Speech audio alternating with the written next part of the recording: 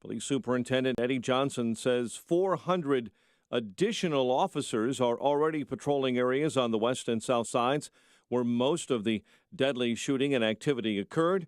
Another 200 will be coming this weekend. Police officers in those affected districts will have their hours extended during afternoon and overnight shifts, which tend to be the most active. We'll also be canceling regular days off for tactical teams, saturation teams, and gang teams. This follows a weekend where over 70 were reportedly shot. Johnson says the hours of officers working in troubled neighborhoods will be extended. An investigation is underway after a body was discovered in a river downtown. Officials say it was a man in his 20s or 30s, but an identity not officially released as of yet. The body called in by someone near the Riverwalk in the Loop yesterday. The body then retrieved from the water near the Clark Street Bridge. Autopsy results are pending for a teen struck and killed by a Metro train. He's been identified as 17-year-old Sincere Ash. He was reported missing Monday after being last seen at Lollapalooza. He was a senior at Lane Tech. Rail officials in northwest Indiana say 2 young children were struck by a train in Portage.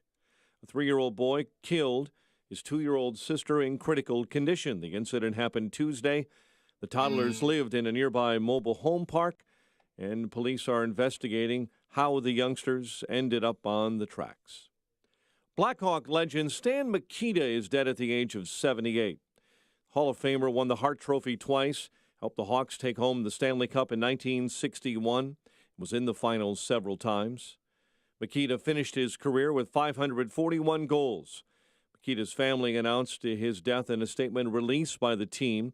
No further details were provided, but he had been in poor health after being diagnosed with Lewy body dementia, progressive disease that causes problems with thinking, movement, behavior, and mood.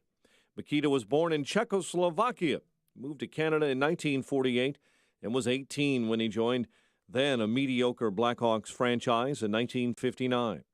He designed that distinctive helmet he donned later in his career, and that curved stick of his, that blade, was curved to an extent previously unthinkable, causing his shot to do tricks and change the way the game was played in the NHL. Stan Mikita, dead at the age of 78. An autopsy by the Cook County Medical Examiner says a Chicago man killed by police in June died from a single shot in the back that entered his spine and lungs.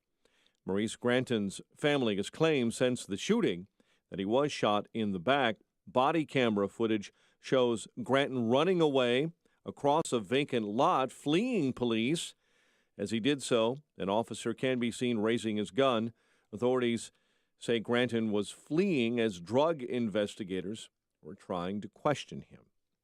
Former White Sox pitcher is expected to plead guilty in a federal drug case later this week. Esteban Loaiza already pleaded not guilty earlier this year to a charge of possession with intent to distribute 44 pounds of cocaine. He is scheduled to appear in a California courtroom Friday afternoon for a change of plea hearing. The Illinois legislature designed a new law to ensure rideshare drivers undergo adequate background checks, and that law is now officially in place. A statement from Illinois Senate Democrats say it took effect this week. It requires those applying to be rideshare drivers provide their full name and social security number, as well as their date of birth. Those type of drivers, ride-sharing company drivers, are now held to the same standard that other licensed transportation officials have been held to. Republican leaders in the Quad Cities and across the state are walking away from a Republican candidate for Congress. Rock Island County Republican Chairman Drew Milkey saying yesterday candidate Bill Faywell's support of conspiracy theories is just too much. Looking for that special college experience for your young gamer? Maybe Bradley University, home to the best gaming program in the country. Princeton Review this week ranked Bradley's game design program as definitely in the top 15 in the country, maybe number one. It's the fourth year in a row that the school in Peoria has made the very important gaming list. Mike Montgomery and 3 relievers combined on a 6-hitter as the Cubs shut out the Royals 5-0 in KC. I think it's a coincidence. Sometimes you just have a team that you do well against, and it happens to be them. But, yeah, it's just one of those things. A team that drafts you, and you always want to pitch good against them. Miguel Andujar's RBI single in the top of the 13th was the difference as the Yankees took down the White Sox 4-3 at Guaranteed Rate Field. The Bulls will play in Mexico City this upcoming season. The NBA announcing Chicago will face the Magic on December 13th. Fire and Philadelphia Union square off in a semifinal match of the U.S. Open Cup tonight. The news, a service of the Positive Coaching Alliance. Got issues with youth or high school sports? Positive Coaching Alliance can help. PCA is a national nonprofit offering more than 1,000 free online resources for youth and high school sports. Coaches and parents visit PCADevZone.org. 508, a check of traffic and weather on the way next on AM 560. President Trump creating some Russia investigation news of his own this week when he... You can talk about the weather, but the weather didn't pull the trigger. If the Democrats get in, they're going to raise your taxes. You're going to have crime all over the place. You're going to have people pouring across the border. We all still share the same objective of making sure that Iran doesn't get deliverable nuclear weapons. What happens next? That's a beauty. Happens here. This is AM 560. The Answer.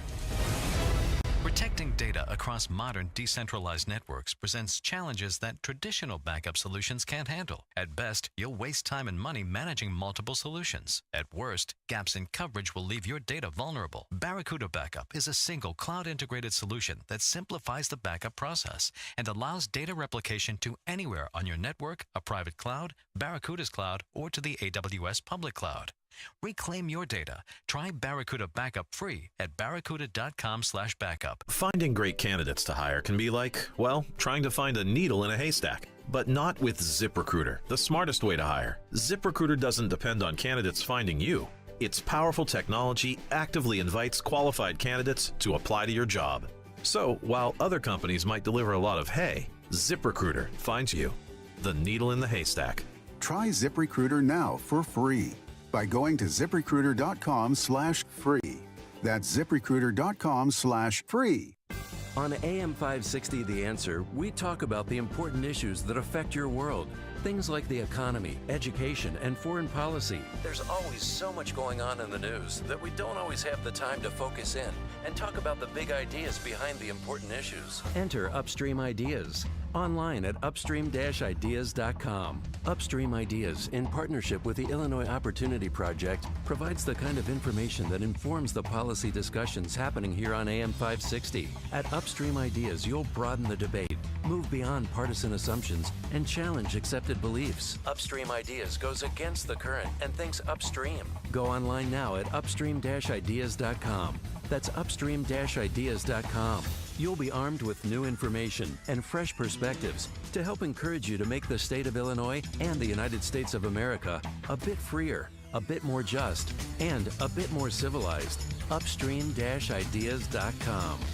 Risk mitigation is an important consideration that smart companies pay attention to in today's complicated business climate. Some of the greatest risks occur when your company hires new employees or when you execute new business financial relationships. When your company hires, leases, or conducts financial transactions, decisions are critical. That's why veteran-owned and operated Global Verification Network is a company you should know. Startups to Fortune 100s trust Global Verification Network, and so should you. They're a background screening and investigative services company dedicated to expert, timely, and affordable background screening services for employment, tenant screening, and business due diligence. Global Verification Network is headquartered in Chicagoland, a federally recognized veteran-owned small business, and never offshores data like many competitors. To request your company's risk analysis without obligation or cost, visit mygvn.com or call 877-695-1179 or online at mygvn.com. Global Verification Network, the risk mitigation experts, 877-695-1179. 511 on AM 560, The Answer. Wow, just saw a video of Adam Engel's robbery of the Yankees last night out in center field. That was tremendous. Go check that video. As Jim Talamonte checks our roads in the Alarm Detection Systems Traffic Center. Good morning, Jim. Good morning, Mike. On Chicago's west side, Lake Street is closed westbound Kildare and Kilbourne. This after a shooting and pin-in crash in that area near Lake and Costner. Northbound traffic is blocked at Kilbourne as well. This, we're told, involves two people being shot. There was a pin-in crash and a vehicle struck an L-track beam. Eastbound Lake Street is open, though. North Lake and Elmhurst, eastbound North Avenue is down to one lane under the Tri-State. We'll probably see some backups there later this morning. This is for what officials call emergency pavement repair work. Eastbound North Avenue is scheduled to be down a single lane under the Tri-State until Friday. Earlier delays have dissipated on the inbound Stevenson, Bishop Ford after road work wrapped up. There's still some morning work on the Veterans Memorial Tollway northbound for the Blaines River Bridge most of the way to Ogden. There's some southbound work in that area as well. Traffic service of Mothers Against Drunk Driving. Victims of drunk and drugged driving, their grief is unique, but you're not alone. MADD is here to help. Call their 24-hour victim helpline, 877-MADD-HELP, or visit madd.org. That's madd.org. Traffic answers when you need them most. I'm Jim Talamonte on AM 560, The Answer. At 5:13 on AM 560, it's time for a dry basement and a healthy home. It's time to call Permaseal, 800-421-SEAL. Chicago's Morning Answer starts next. Your official Chicagoland weather forecast from the 1-hour Heating and Air Conditioning Weather Center. Here is meteorologist Kevin Snyder. Today, patchy fog for the morning, otherwise some clouds, then sunshine. High 84. A starlit sky for tonight with a low 67. Tomorrow, sun mixing with clouds, high 89. I'm Kevin Snyder on AM 560, The Answer. 70 at O'Hare, 70 along the lakefront. Your next news update is at 5:30. Chicago's Morning Answer with Dan and Amy starts now on AM 560, The Answer. This hourly segment is brought to you by Advanced Planning Advisors, bringing you Smart Money Talk with Mike Moylan and Rob Curvin, Saturday mornings at 6. This is Chicago's Morning Answer with Dan Proft and Amy Jacobson on AM 560, The Answer.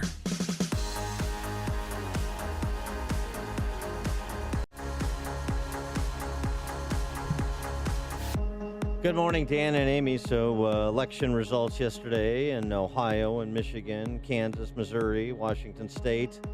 The key being that congressional race in central Ohio, thought to be a bellwether perhaps for November. And in that race, Republican Troy Balderson holds on for a narrow victory. Very narrow. A couple thousand votes. Yeah, but he claimed victory last night. America is on the right path, and we're going to keep it going that way. Over the next 3 months, I'm going to do everything I can to keep America great again. Even, stealing Make America Great Again from President Trump, who was campaigning with him on Saturday.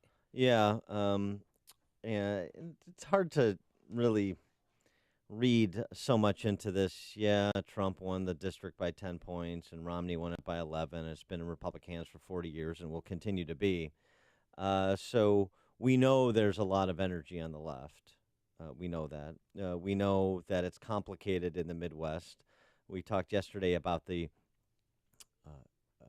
Obama-Trump voters and the Romney-Clinton voters and how they could factor in as swing votes in some of these races where you've got some, I won't say realignment going on, but at least temporary searching for a place to call home permanently for some of these voters who've moved around in the last couple of presidential elections. And that still seems to me to be going on because the flip side of this is with all the energy on the left and the Democrat socialist base of the left, Alexandria Ocasio-Cortez's endorsed candidates? Yeah. All went down. Oh, no. No big upsets here. And, I mean, admittedly, they were all significant underdogs. But Abdul El-Sayed, the Muslim candidate for governor, Democrat nomination for governor in Michigan, was defeated easily by a legislator there. Cori Bush in Missouri's 1st district, she endorsed, lost. Fairuz Saad in Michigan's 11th district, she backed and other sort of net roots, socialist base type activist Democrats lost. So, at the end of the day, the party structure matters too. And there are a whole host of voters who identify as Democrats and identify as Republicans who don't necessarily identify with where the real energy is in the party to which they call home. Right. And that back to that Ohio district, it's, according to CNN and a few other outlets, it's too close to call. So O'Connor's not giving up. He did not deliver a concession speech. As we see division and discord tearing apart our country, we must remember that each and every one of us are God's children, and that all of us need to be treated with dignity and respect. And I think we could use a lot more of that spirit in Washington these days. Thanks for that public service announcement. You lost. You can concede or not concede. Well, no, there's 8,483 outstanding absentee and provisional ballots, much more than his Balderson's 1,754 vote lead. Yeah, 100% reporting, Real Clear Politics. Balderson, 2,000 votes. Balderson wins that race. I want Balderson to win, but That's what's ultimately going to happen. But O'Connor can wait to have all the ballots counted and all that stuff. This is how these races go. It's another interesting race in Missouri. Wesley Bell. This is took out Robert McCulloch. These names probably don't mean anything to you, but in context they do. McCulloch was the St. Louis County prosecutor who didn't bring justice in Ferguson. According to many of the Michael Brown historical revisionists. This is a Ferguson councilman, Wesley Bell, who defeated Robert McCulloch, 28 years as St. Louis County elected prosecutor. So that's sort of an interesting thing, too, in terms of energy, or you have this very controversial event that still is being litigated in the public arena, and it has real-world electoral consequences because this was the first time McCulloch had stood for re-election since the Michael Brown shooting death. It seems so long ago, doesn't it? Yeah, it does, but a few years. Also in Missouri, a blow struck by the unions, a referendum to undo the right-to-work law that was passed by the Missouri legislature, signed by former Governor Eric Greitens, won, going away, 2-1. So the union-backed referendum that would undo, essentially, at least in part, the law that prohibits employees from being forced to join a union or otherwise pay fair share fees to a given workplace's union, was that anti-right-to-work referendum was successful. The big labor outspent the pro-right-to-work forces by a factor of something like 5-1. But it's just interesting that that's still being litigated even against the backdrop of the Janus decision. So they can pass whatever law they want, and they can pass whatever referendum they want, but ultimately it still has to comport with the Supreme Court's decision in Janus, which essentially does unwind fair share fees for public sector union employees. Right to work, obviously, at the statewide level encompasses private sector enterprises as well, so this is more expansive. But on the narrow issue of fair shares in the public sector, the Supreme Court is still the law of the land. One other thing that I thought was interesting, just in the context of elections generally, in Georgia, there's a litigation that has been initiated over some electoral irregularities. So this is they had their primary back in May, but in one precinct in Habersham County, 276 registered voters, 670 ballots cast. So that was an impressive 243% turnout. But normally it's curious if you have more ballots cast than you do registered voters in a particular precinct.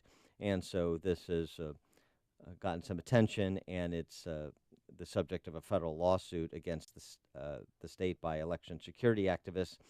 And it just reminds people that, if they don't know, living in Chicago or Chicago metro area, that you can meddle in elections, no Russians required. It's what Chicago is talking about. It's Chicago's Morning Answer with Dan and Amy on AM 560. The Answer.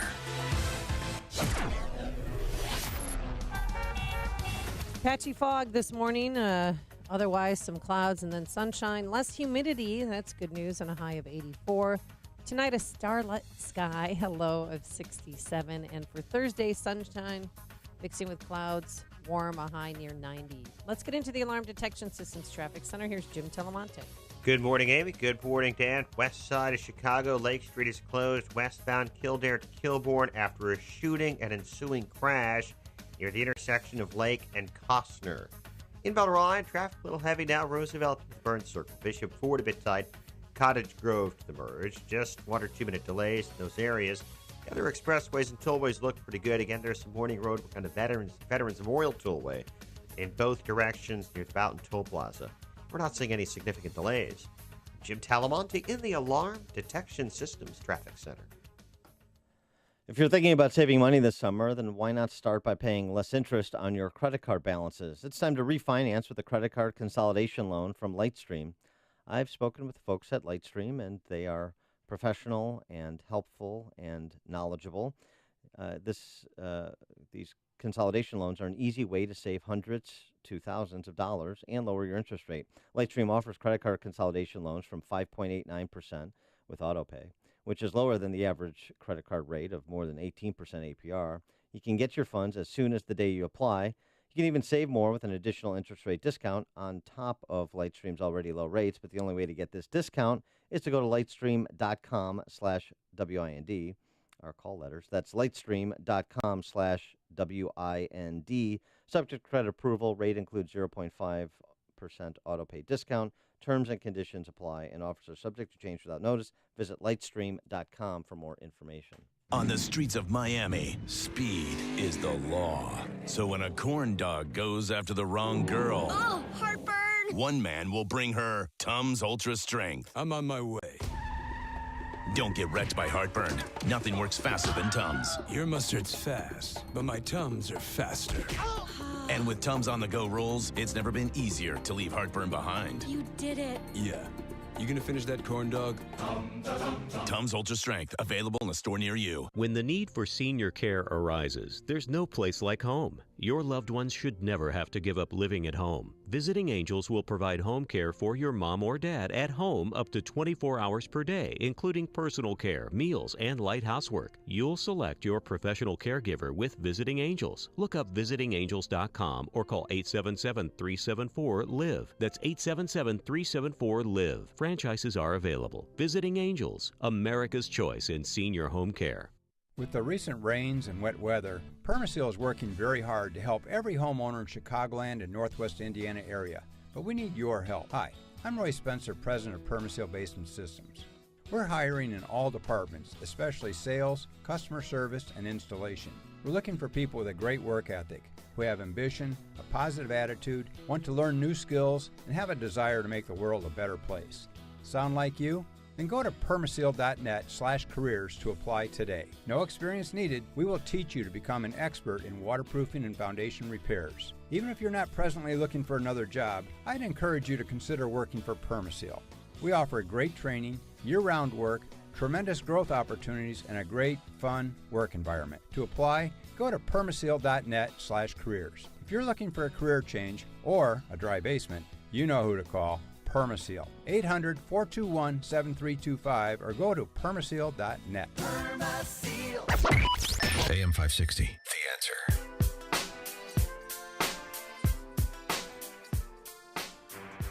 If you're a hardworking, independent-minded, right-leaning, card-carrying carpenter, bricklayer, operating engineer, iron worker, electrician, plumber, first responder, teacher, mechanic, or truck driver, then join the Northwest Side GOP Club and fellow card-carrying union members this Saturday, August 11th, for an indoor-outdoor party, depending on the weather, with live music at the Iron Horse Ale House in Chicago. There's a $10 cover and cash bar. See all the details at Facebook.com/NWSGOP or just visit NWSGOP.com. Are you going to be there, Dan? Maybe. Let's just say you're going to be there. The event will sell out then. I'd like to, keep people guessing. Oh, that's right. It makes them more exciting, more tantalizing. If you don't see him right away, folks, he's in the bathroom. That's right. But he'll be right out. I've got this story, and I think I'm going to need Mike Scott to weigh in on this. Did you see this? What? The Las Vegas Aces. This is a WNBA team. Oh, that's right, because he is the resident That's WNBA right. I'm your fan. correspondent. That's right. Oh, that's right. You're the sideline reporter for the Sky, Chicago Sky. The Las Vegas Aces forfeited their game last Friday. Why? Against the Washington Mystics. Oh boy. Forfeited. They threw a white towel in. Yeah. Well, something like Mick. Yeah. After the players refused to play, citing exhaustion. Huh? Suck it up, ladies. What happened? They complained of fatigue stemming from a 26-hour journey it took for them to get from Nevada to Washington, D.C. There were some flight delays, so it took longer than, of course, it would otherwise take just flying from Nevada to Washington, which is, 5 hours? Maybe that, yeah. So it took 26, so they refused to play. Okay. Yeah. You're paid to play. Did they were in D.C. and they forfeited? So they were in the arena and said, no, we're too tired. Arrived to their hotel less than 4 hours before the game was supposed to begin. Yeah. And they just decided they weren't going to play. That is so cruel to do to the fans. Fan. Okay, Singular. You're assuming there was fans at the game. Oh, no, first there's of always all. fans. Singular. Second, yes. no, Minnesota, Family. they have fans. Yeah. Mm-hmm. Phoenix, they have fans. Chicago, we have fans. A few. No, girls go to those games. Should the boys. Should the Las Vegas Aces be disbanded for forfeiting this game? Yes. Yeah, That's the simple answer. You know what? And don't perpetuate a stereotype that women aren't as strong as men, ladies. If you actually arrive and you're there, play the game. It's an hour and a half of your life. You can go back to the hotel and sleep after that. That's strong. That's good. Yeah. You probably thought, if we're tired, we may, be prone to injuries. No, suck it up, buttercups. Come on. All right, you've heard it here. Because soon your jobs are gonna be replaced by transgender men. We're putting. You're probably right. So they better watch their backs. We're putting the Las Vegas Aces on death watch officially. We have called for their disbandment. That coach should be suspended or fired. She shouldn't let her players decide if they're tired or not. The WNBA president weighed in. Yeah. While not ideal, it was the best available solution to accommodate both our fans and the scheduling changes. What? I don't know why that makes any sense. I don't understand. They don't play that many games. I think it's about, and I'll check, about half the schedule that a regular NBA team and plays. I want to know what the record is too, Mike. Can't tell you that. Yeah. I know Maya Moore dropped in 31 last night. See?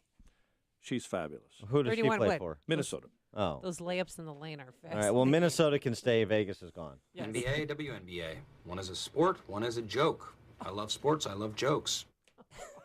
Wow. Too soon. I will cede my time. Coming up on Chicago's Morning Answer. $50 million for an anti-gun violence bureaucracy in the city of Chicago. That's the ticket at 5:38. And one why one male dancer decided to join the cheerleaders on the NFL. You got to hear this. But first, let's go into the newsroom. Here's Mike Scott. We've seen some dense fog develop, especially in the south and western suburbs, and we're talking about a tenth of a mile visibility in spots, so drive with care there. We'll keep our eyes on that, as will Jim Telemonte. 70 degrees at 5:31. The stage is set in the race for a Missouri Senate seat. Incumbent Claire McCaskill easily won the Democrat nomination. McCaskill will face Republican nominee Josh Hawley. Tonight, I issue a challenge to Claire McCaskill. I challenge her to a series of one-on-one debates all over the state of Missouri. Just me and Claire McCaskill.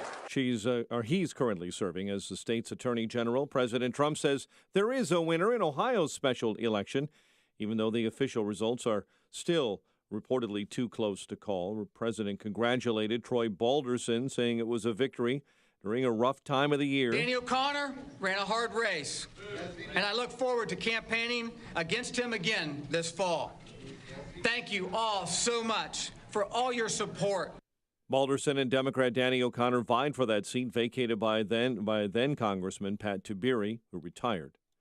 Michigan Attorney General Bill Schuette is the choice for Republicans in the race for governor. They're claiming victory in the primary election about an hour after the polls closed. Schuette will face off against Democratic nominee Gretchen Whitmer. We got a lot of work to do. We need to throw Bill Schuette a big retirement party comes November 6th. Whitmer is an East Lansing attorney. She served in the State House and as Senate Minority Leader in Michigan. The Mendocino Complex fire in California, now well over 292,000 acres burned, 34% containment. The largest wildfire in California history. You have an inversion layer that's over the lake, and a good portion of the fire to the south. With that inversion is it basically is holding the heat in. Once that breaks, we will be utilizing a lot more aircraft because their visibility will be increased. CAL FIRE Battalion Chief Jeremy Ron says the steep terrain in the Mendocino National Forest is also making it difficult. President Trump keeping abreast of the monster wildfires in California, saying in a statement he's thankful for firefighters and their bravery in battling the flames. A tropical storm warning issued for the Big Island of Hawaii as Hurricane Hector approaches. The powerful Category storm will not make a direct hit, according to forecasters on the Big Island. New measures to fight violence have been announced for Chicago. Superintendent Eddie Johnson says 400 additional officers are already patrolling areas on the west and south sides. Another 200 will be added by the coming weekend. Autopsy results are still pending for the teen struck and killed by a Metra train, identified as 17-year-old Sincere Ash. He was a rising senior at Lane Tech College Prep High School. Blackhawk legend Stan Mikita is dead at the age of 78. The Hall of Famer won the Hart Trophy twice and helped the Hawks take home the Stanley Cup in 1961. Mikita has been in poor health for some time after being diagnosed with Lewy body dementia. Cubs shut out the Royals 5-0 in KC. Yankees took down the White Sox 4-3 in 13 innings, and the Bulls will play in Mexico City this upcoming season against the Magic on December 13. The news service of Compassion International, sponsoring a child with compassion, the most effective way to end extreme child poverty. Release a child from poverty when you become a Compassion sponsor. Choose your child now at compassion.com/radio and do your part to release a child from poverty today.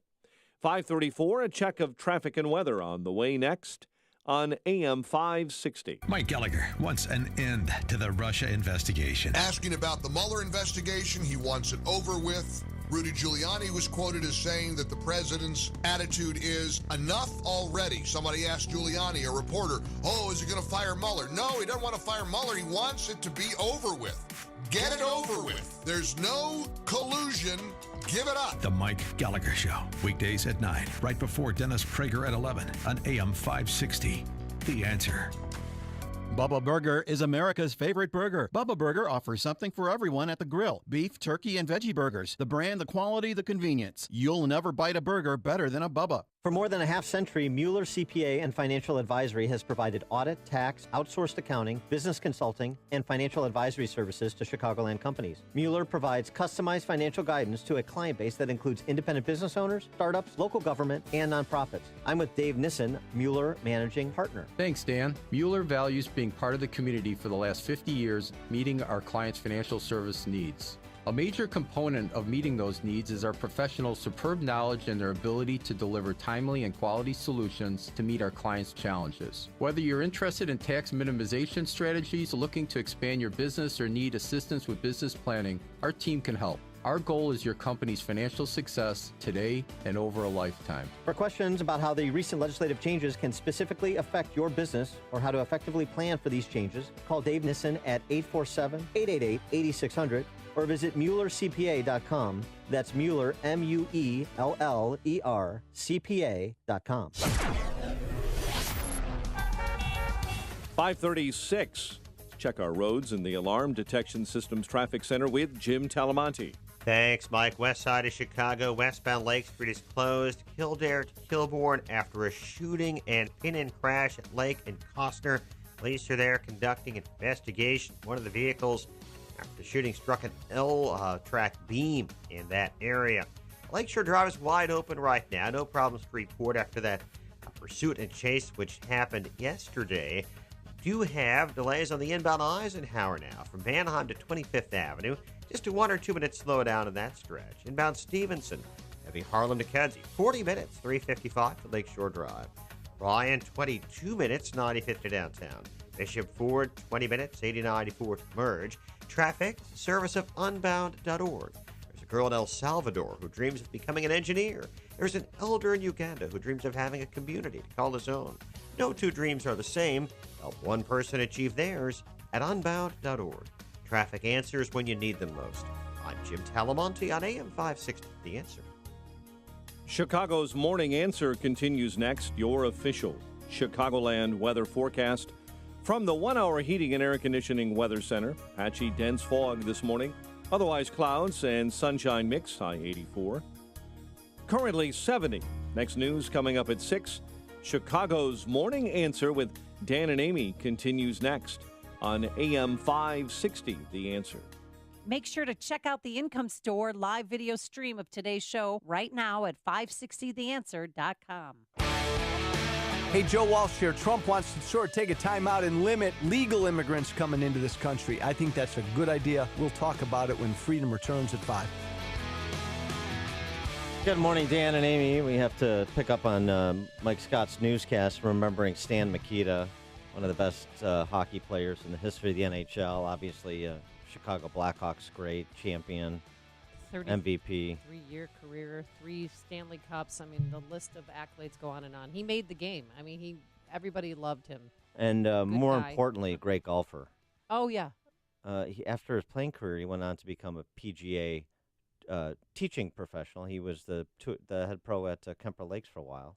Oh, that's right. And also successful in business. I mean, he's really a great life lived, and it was tragic. You remember a couple of years ago when the story came out where his family said because of the Lewy body dementia that he had been afflicted with, he didn't remember anything. He didn't remember any of his playing days. Didn't remember playing hockey. And Bobby Hall said yesterday to CBS News that at the end, I mean, it was so bad he didn't remember his wife's name. He didn't know. When his grandkids came to see him, he thought strangers were in the room.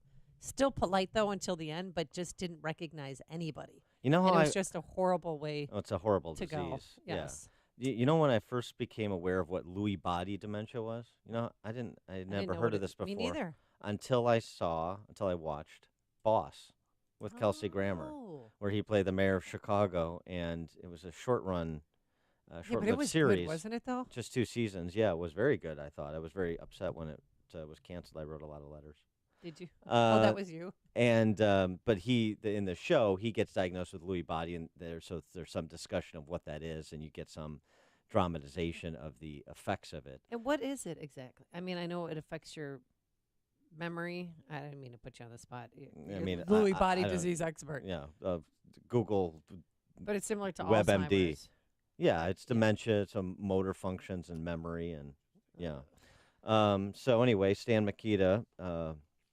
Rest in peace. Great Chicagoan, great Blackhawk, great golfer.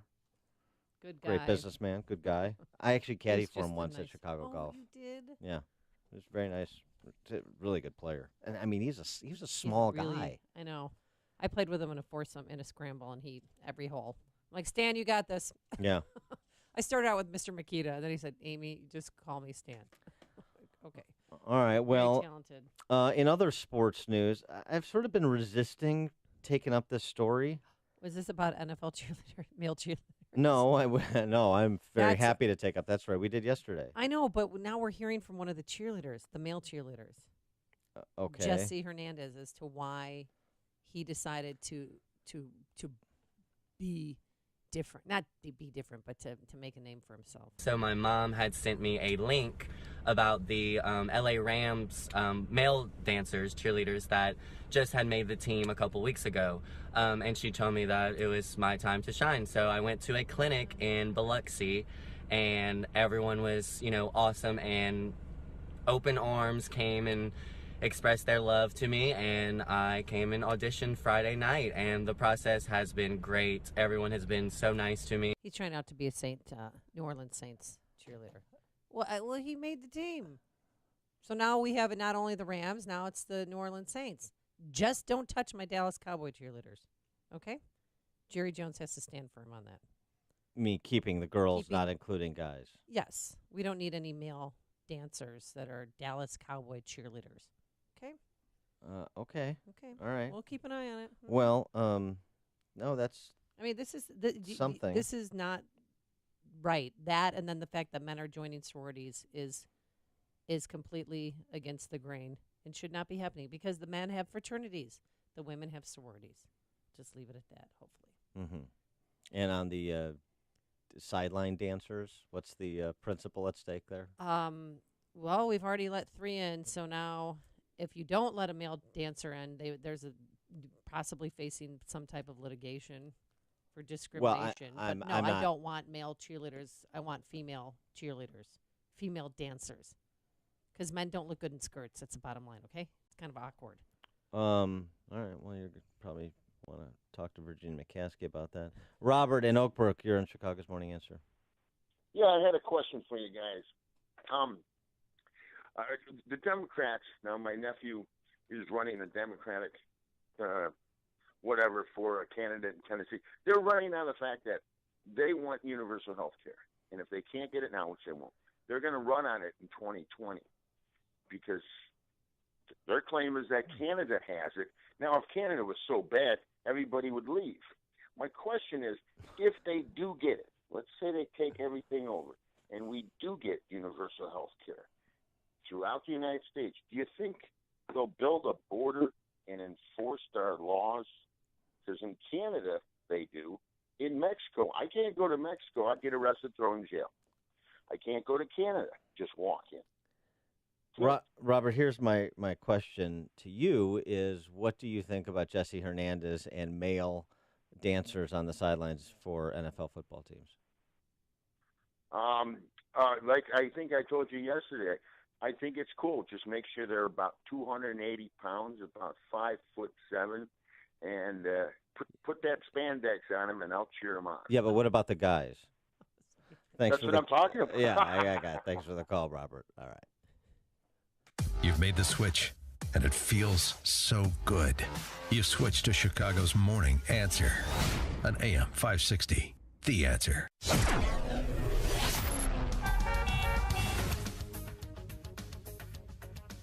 Coming up next, also, CrossFit's allowing trans athletes to compete in their annual tournament. But first, here's your forecast. Today, patchy fog this morning, otherwise cloud, sun, less humidity, a high of 84. Tonight, a starlit sky, low 67. And for Thursday, we're going to have plenty of sunshine, a few high clouds, a little bit warmer, a high near 90. Any high travel times? Let's get the latest in the alarm detection systems traffic centaur. Here is the one and only Jim Telemonte. Well, thanks, Amy. Right now, things are fairly routine on the expressways and tollways. We do have slow traffic on the inbound Eisenhower, Manheim to Austin, and Damon to the Burn Circle. 35 minutes, 390 to downtown Stevenson. Looking at 40 minutes, 355 to Lakeshore Drive. The Ryan, 22 minutes, 95 to downtown. Bishop Ford, 20 minutes, 8094 to the Merge. Tri-State getting heavy now northbound. The Reagan tollway to the Eisenhower. Also, a little bit heavy on the outbound Ryan, 87th to 95th, with some road work. Should be wrapping up soon. There's a major closure on the west side, or a major incident, actually. The closure is of westbound Lake Street, Kildare to Kilbourne, after a shooting and major wreck at Lake Street in Costner. This involves multiple catastrophic injuries. The police are there conducting an investigation. They'll be there for some time. I'm Jim Talamonte in the Alarm Detection Systems Traffic Center. Just noting, Bobby Hull still alive. We were talking about Stan Mikita's unfortunate passing. Yep. Rahm Emanuel had him killed off a few championships ago. Bobby Hull was looking down on the Chicago Blackhawks celebrating their Stanley Cup victory. And Bobby Hull was wondering what he was talking about. Big fan, big hockey fan, that tiny dancer. The rapid evolution of technology and industrial robotic automation systems offers a multitude of solutions that give manufacturers a competitive advantage, from ergonomics, quality control, and the need to meet increased production goals while improving the lives of everybody on the factory floor. floor, industrial robotic automation can mean increased profitability and higher quality jobs. Matrix Industrial Automation has built a reputation as an industry leader in developing, building, and installing a wide range of turnkey robotic automation systems.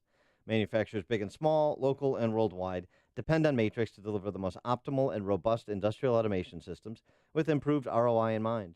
Nearly 2 decades of experience and hundreds of installed systems is why Matrix Industrial Automation, headquartered in Bartlett, Illinois, are the industrial automation experts. For information or to schedule a free automation consultation, visit matrixindustrialautomation.com or call 847-841-8260. That's matrixindustrialautomation.com. On AM 560 The Answer, we talk about the important issues that affect your world. Things like the economy, education, and foreign policy. There's always so much going on in the news that we don't always have the time to focus in and talk about the big ideas behind the important issues. Enter Upstream Ideas online at upstream-ideas.com. Upstream Ideas, in partnership with the Illinois Opportunity Project, provides the kind of information that informs the policy discussions happening here on AM 560. At Upstream Ideas, you'll broaden the debate, move beyond partisan assumptions, and challenge accepted beliefs. Upstream Ideas goes against the current and thinks upstream. Go online now at upstream-ideas.com. That's upstream-ideas.com. You'll be armed with new information and fresh perspectives to help encourage you to make the state of Illinois and the United States of America a bit freer, a bit more just, and a bit more civilized. Upstream-ideas.com. Ever wonder why Europeans seem to speak so many languages? Maybe it's because they use Babbel, the #1 selling language learning app in Europe. Babbel's award-winning technology gets you speaking right away, whether you're learning Spanish, French, or German. And best of all, you'll remember what you've learned. I always thought I was bad at languages, but after using Babbel, I can tell you I was just taught the wrong way. Using Babbel's 10 to 15-minute lessons, you can be speaking confidently in your new language within weeks. I was amazed that I could start having real-life conversations right away. It was so fast. Now I'm speaking Spanish. Woohoo! No wonder Babbel is the #1 selling language learning app in Europe. Try it for yourself and see why Babbel is the quick way to get conversational in a new language, like Spanish, French, or more. You can try Babbel for free. Go to Babbel.com or download the app and try it for free. That's Babbel, Babbel.com, or download the app to try it for free. That's Babbel.com. Sometimes when it rains, it pours right into your basement. This is Gus from Chicagoland Waterproofing. My mission is to identify why your home is taking on water and fix it. I want you to sleep at night during a rainstorm and not worry about your basement filling up with water. Like our client Kim from Mount Prospect. We had chronic basement flooding and no one could figure out why. During a huge storm, water was pouring in through the window wells of our finished basement and we had to bail out 6 inches of water. We got a bunch of estimates, but Gus's was the most reasonable, plus he knew exactly what the problem was. He put in a full basement drain tile system and an additional sub pump with a backup battery. Chicagoland Waterproofing gave us peace of mind. I like to say, in Gus we trust. From simple sump pumps to complex storm drainage and crack foundation solutions, Chicagoland Waterproofing's work comes with a lifetime warranty. Plus, a fully licensed plumber is always on staff. Request your estimate today at ChicagolandWaterproofingPros.com or call 847-296-3500. AM 560, The Answer. Dan and Amy, we're talking about, remembering Stan Mikita, and then unfortunately, sorry about this, Stan Mikita, that somehow morphed into talking about male dancers on the sidelines in NFL games. Those two things should not be in the same topic area. David and McCook, you're on Chicago's Morning Answer. Hey, good morning, guys. I got a question for you, Dan. I was going to apply at Hooters. Yeah. I was wondering if you'd go apply at Tilted Kilt at the same time. I don't have the legs for it, but I appreciate that, David. Remember when there was men? Oh, right. That time. Yeah. Applied at Hooters. Right. And Hooters, rather than allow themselves to be defiled by having male waitresses. Yeah, nobody wants to see hairy legs. They fought back with these full-page ads with exactly that, some beefy guy with a mustache in a Hooters girl outfit, and ultimately won, and good for them. Because, if you have a theme restaurant that you want to do something on that sort. Right, and the left always talks about safe spaces and stuff. There's no more safe space than a sorority where you don't need men to infiltrate And we also, no one wants, and the NFL has an image problem right now. The last thing I think they need is male cheerleaders on the sidelines. And if there are teams, which there are two, the New Orleans Saints and the LA Rams, I doubt that they're going to have cutaway shots and show the male cheerleaders or dancers, as you call them, in their spandex shorts and pom-poms, because that's what they're going to have to dance with. Mm-hmm. Do you think they're going to show them? I don't know, but there's also no more safer place than a Hooters. I know that. So that's the important thing. I look forward to, I'm sure, as do the 3,000 fans that show up for LA Rams games, look forward to the new diversity on the sidelines. Connect with Dan and Amy using the AM 560 mobile app. Download it today at 560theanswer.com/mobile. Protecting data across modern decentralized networks presents challenges that traditional backup solutions can't handle. At best, you'll waste time and money managing multiple solutions. At worst, gaps in coverage will leave your data vulnerable. Barracuda Backup is a single cloud-integrated solution that simplifies the backup process and allows data replication to anywhere on your network, a private cloud, Barracuda's cloud, or to the AWS public cloud. Reclaim your data. Try Barracuda Backup free at barracuda.com/backup. Finding great candidates to hire can be like, well, trying to find a needle in a haystack. But not with ZipRecruiter, the smartest way to hire. ZipRecruiter doesn't depend on candidates finding you. Its powerful technology actively invites qualified candidates to apply to your job. So, while other companies might deliver a lot of hay, ZipRecruiter finds you, the needle in the haystack. Try ZipRecruiter now for free by going to ZipRecruiter.com/free. That's ZipRecruiter.com/free. If you're aged 59 and a half or older with a 401k plan and still working, stop what you're doing and call Arlington Capital Management at 855-471-5796. They'll help you actively manage your 401k, show you strategies to avoid major declines, and capitalize on opportunities. There are benefits with age, and this is one of them. At 59 and a half, you're entitled to new opportunities in the investment world that can dramatically improve your results and even lower your fees. Call 855-471-5796 now and take the first step toward getting more out of your retirement assets. The team at Arlington Capital Management proactively explores the market, our economy, and all of the variables that offset your investments. Call 855-471-5796 now for a complimentary consultation. That's 855-471-5796 or visit arlington-capital.com. You worked hard to accumulate your nest egg. Now, it's time to put your money to work for you. Love a great deal? Then mark your calendar for Saturday, August 18th, because Schrank's Smoke & Gun is having a garage sale. You'll find firearm accessories, shooting supplies, gun parts, ammo, and reloading components at amazing prices. Plus, you'll find in-store discounts on regular merchandise all day long. Schrank's has the largest selection of new and used firearms in Lake County, where generations of customers appreciate the family atmosphere and expert staff. You'll even find an on-site gunsmith for firearm repairs. Cigar lovers will find their favorites in Schrank's humidors, along with a broad selection of pipe tobacco.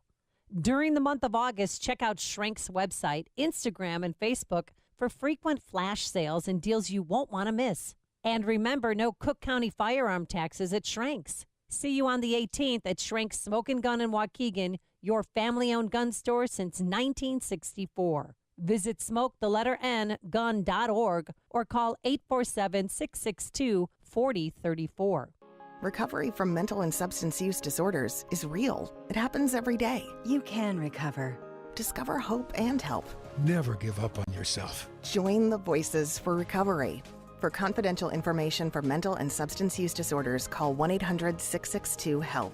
Brought to you by the U.S. Department of Health and Human Services. For more than a half century, Mueller CPA and Financial Advisory has provided audit, tax, outsourced accounting, business consulting, and financial advisory services to Chicagoland companies. Mueller provides customized financial guidance to a client base that includes independent business owners, startups, local government, and nonprofits. I'm with Dave Nissen, Mueller Managing Partner. Thanks, Dan. Mueller values being part of the community for the last 50 years, meeting our clients' financial service needs.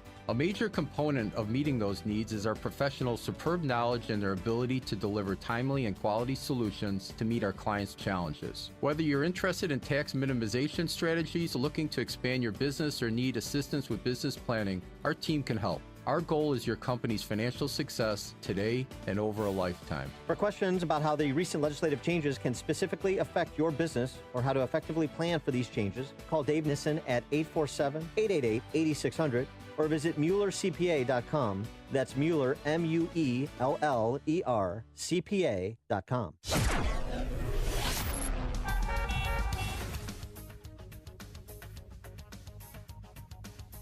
Checking traffic in the Alarm Detection Systems Traffic Center on AM 560. The Answer, Kennedy inbound. We're seeing delays now.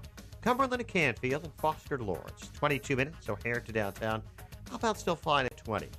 Edith looks good. Eisenhower inbound delays. Mannheim to Harlem and Damon to the Burn Circle. 38 minutes. 390 to downtown. Outbound 30. Mount Stevenson delays start at Harlem. It is 48 minutes. 355 to Lakeshore Drive. Outbound 37. Ryan, 25 minutes, 95th to downtown, outbound 16. Bishop Ford, got a 5-minute delay from Stony Island Peter to the Ryan. Northbound Tri-State Heavy Plainfield Road to 47th. After the Reagan Tollway to the Eisenhower, the other tollways look good. No delays to report in Northwest Indiana. Traffic serves a Positive Coaching Alliance. Got issues with youth or high school sports? Positive Coaching Alliance can help. PCA offers more than 1,000 free online resources for youth, high school coaches, parents, students, and administrators. Visit PCADevZone.org. Traffic answers when you need them most. I'm Jim Talamonte on AM 560. The Answer. Chicago's Morning Answer continues next. Your official Chicagoland weather forecast comes from the 1-hour heating and air conditioning weather center with meteorologist Kevin Snyder. Patchy fog in outlying areas for the morning.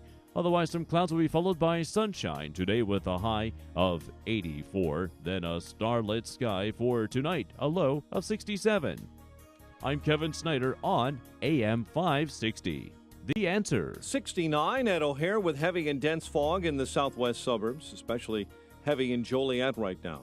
The news, a service of Unbound.org. Around the world, there are young people who dream of continuing their education but face a difficult decision. Continue or drop out to help support their families. In a single moment, you can help them write a news story. See Potential Not Poverty at unbound.org. 5:59, here are the stories we're following this morning on AM 560. The Answer. New measures to fight violence announced for the city of Chicago.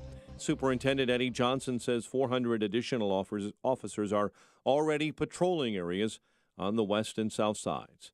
Rail officials in northwest Indiana say 2 young children were struck by a train yesterday in Portage. A 3-year-old boy killed. His 2-year-old sister is in critical condition. Blackhawk legend Stan Mikita is dead at the age of 78. Mikita's family announcing his death yesterday. He had been in poor health after being diagnosed with Lewy body dementia. Cubs shut out the Royals 5-0 in Kansas City, while the Yankees took down the White Sox in 13-4-3. WIND Chicago News Time, 6 o'clock.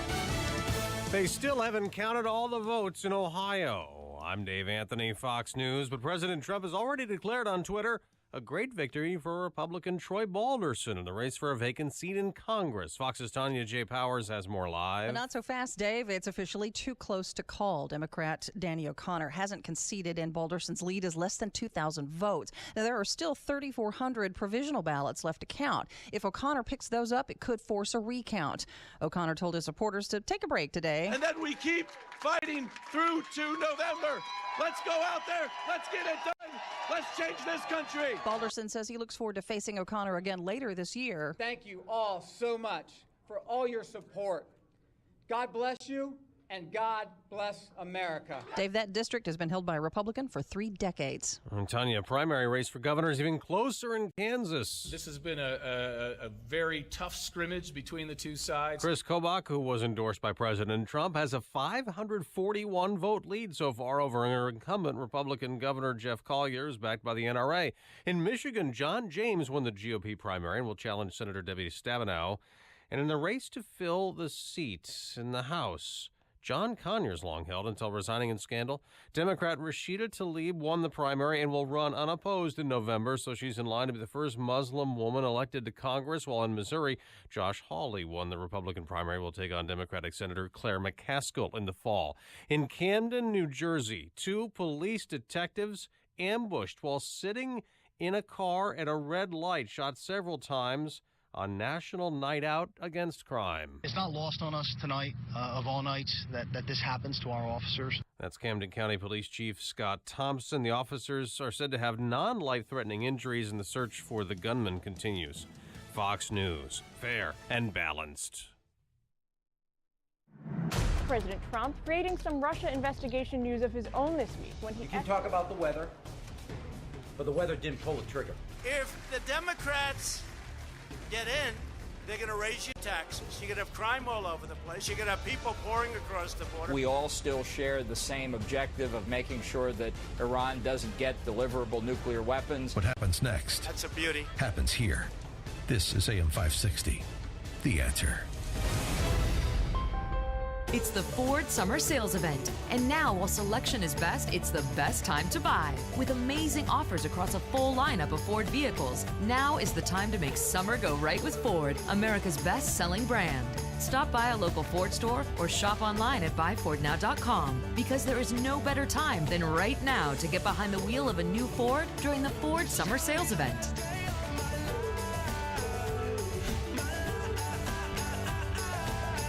Ford Summer Sales Event is here. Right now, get 0% APR financing for 72 months plus $1,000 Ford credit bonus cash on a great lineup of Ford SUVs. Best-selling claim based on 2017 calendar year sales. Not all buyers qualify for Ford credit financing. 72 months at $1,389 per month for $1,000 finance regardless of down payment. Not available on Expedition. For all offers, take new retail delivery from authorized Ford dealer stock by 8/31/18. See dealer or go to buyfordnow.com for qualifications and details. Listen to AM 560 on your mobile device. Now available on iHeartRadio. Online at iHeartRadio.com. This is Chicago's Morning Answer with Dan Proft and Amy Jacobson on AM 560. The Answer.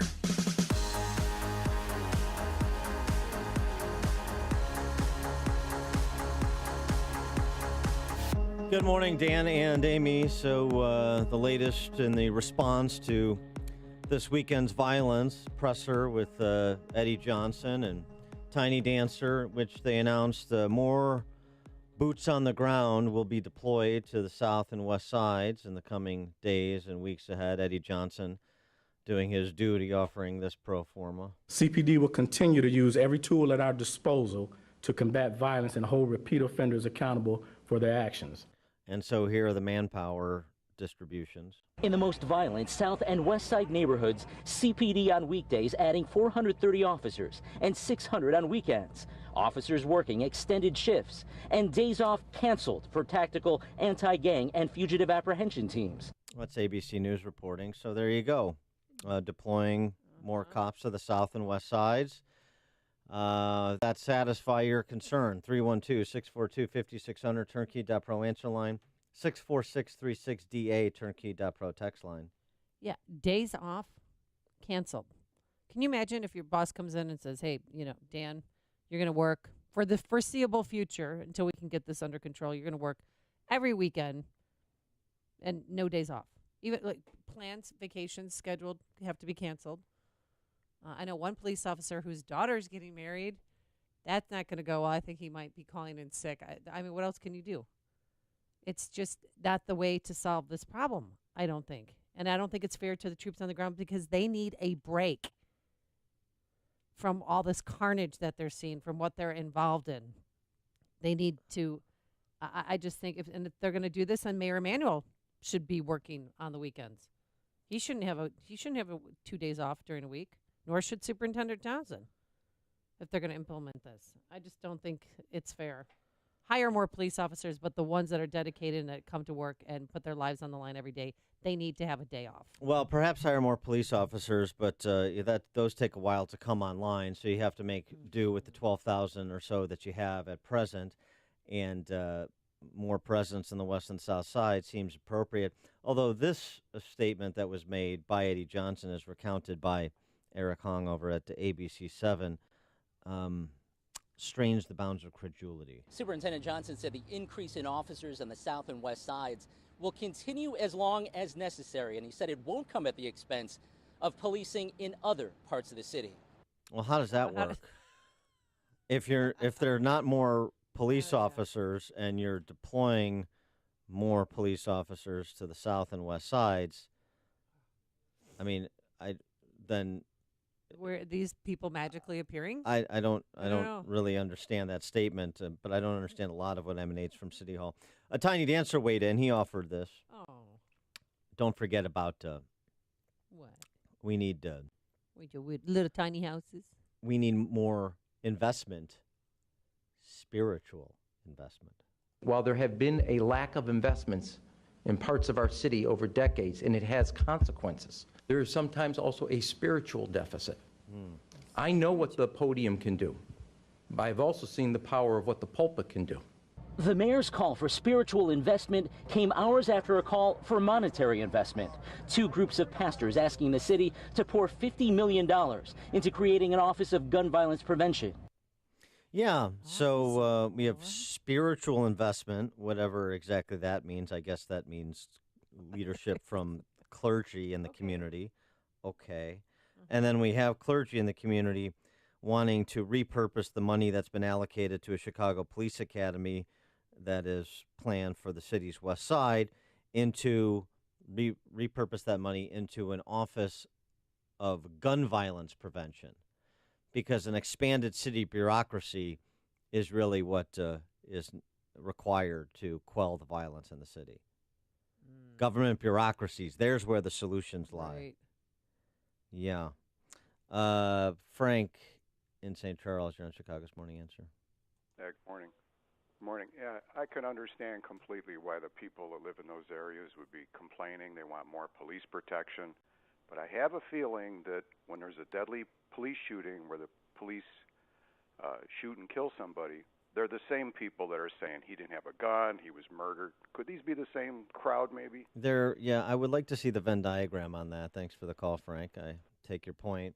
And then there's this that really hasn't been discussed much over the last 3 days, as everybody has been wringing their hands over the violence this weekend. Yale University study, 6-year Yale University study, blacks are 128 times more likely than whites to get shot in Chicago.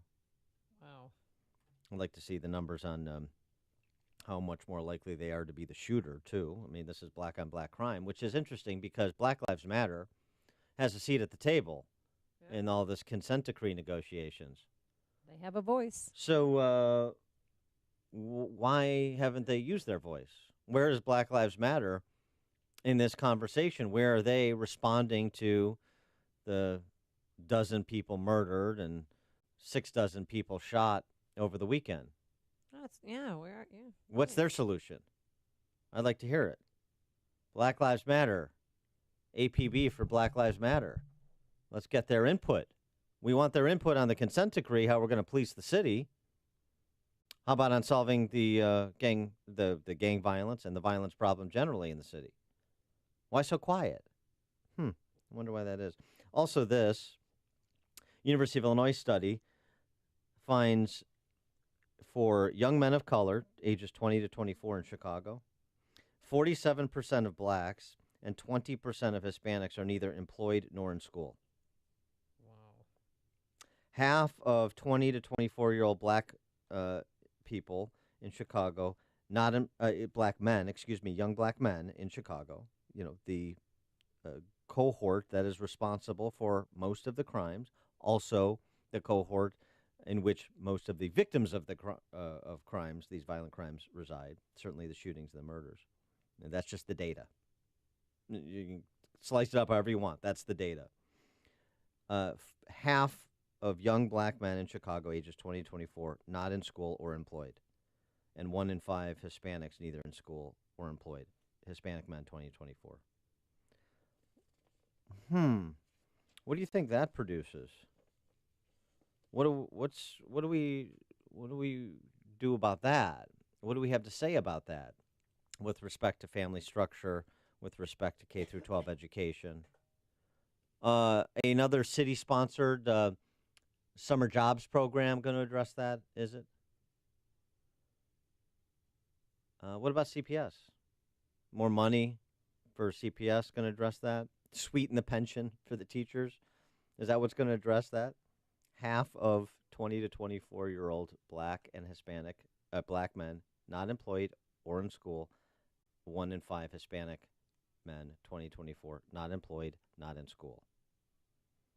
And it'd be interesting to do even a deeper dive to do a skill sets test. You know, they're 20 to 24, so ostensibly they're out of high school. How many graduated? And let's see what kind of skills they came out of CPS schools with. Wouldn't that be interesting? And so perhaps maybe these individuals who are disproportionately marginalized in terms of their ability to succeed in civil society leads them down the primrose path of violence. Does anybody want to have that conversation?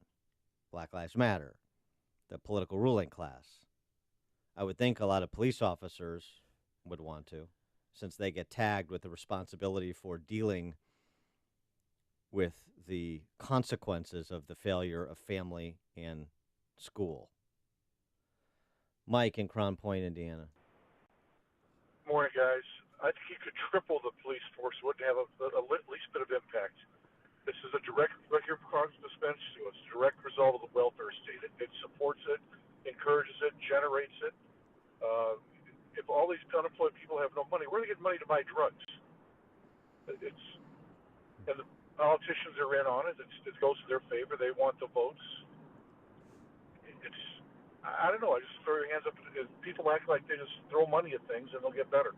Yeah, that's for sure. Thanks for the call, Mike. Tom in Deer Park.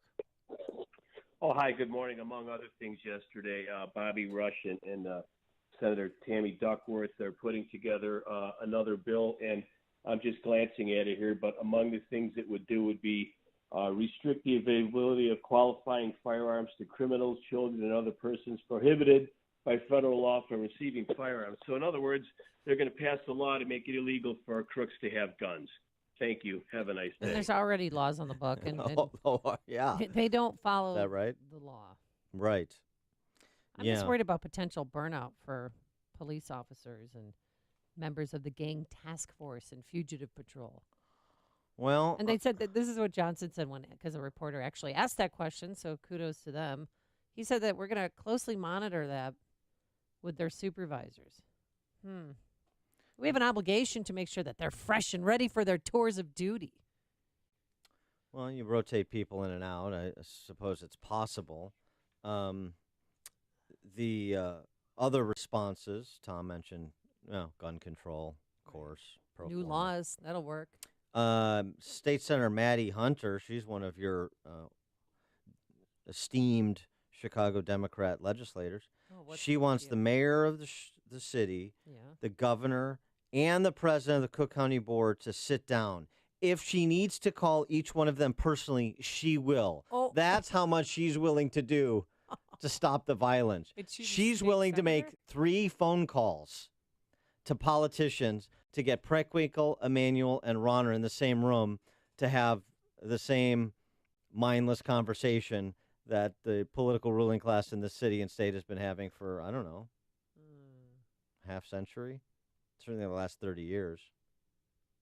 Wow. Fingers don't get tired. She's so, I mean, that is really brave. Take charge. That's so impressive, Senator Maddie Hunter. Make sure you call her office if you're a Maddie Hunter constituent, even if you're not, and thank her. Thank her for her bravery. Thank her for her vision. Thank her for this commitment to the children. Thank her for being such an idea incubator. You 3 politicians get in a room and talk. I'll, drive you there. Wow. So impressive.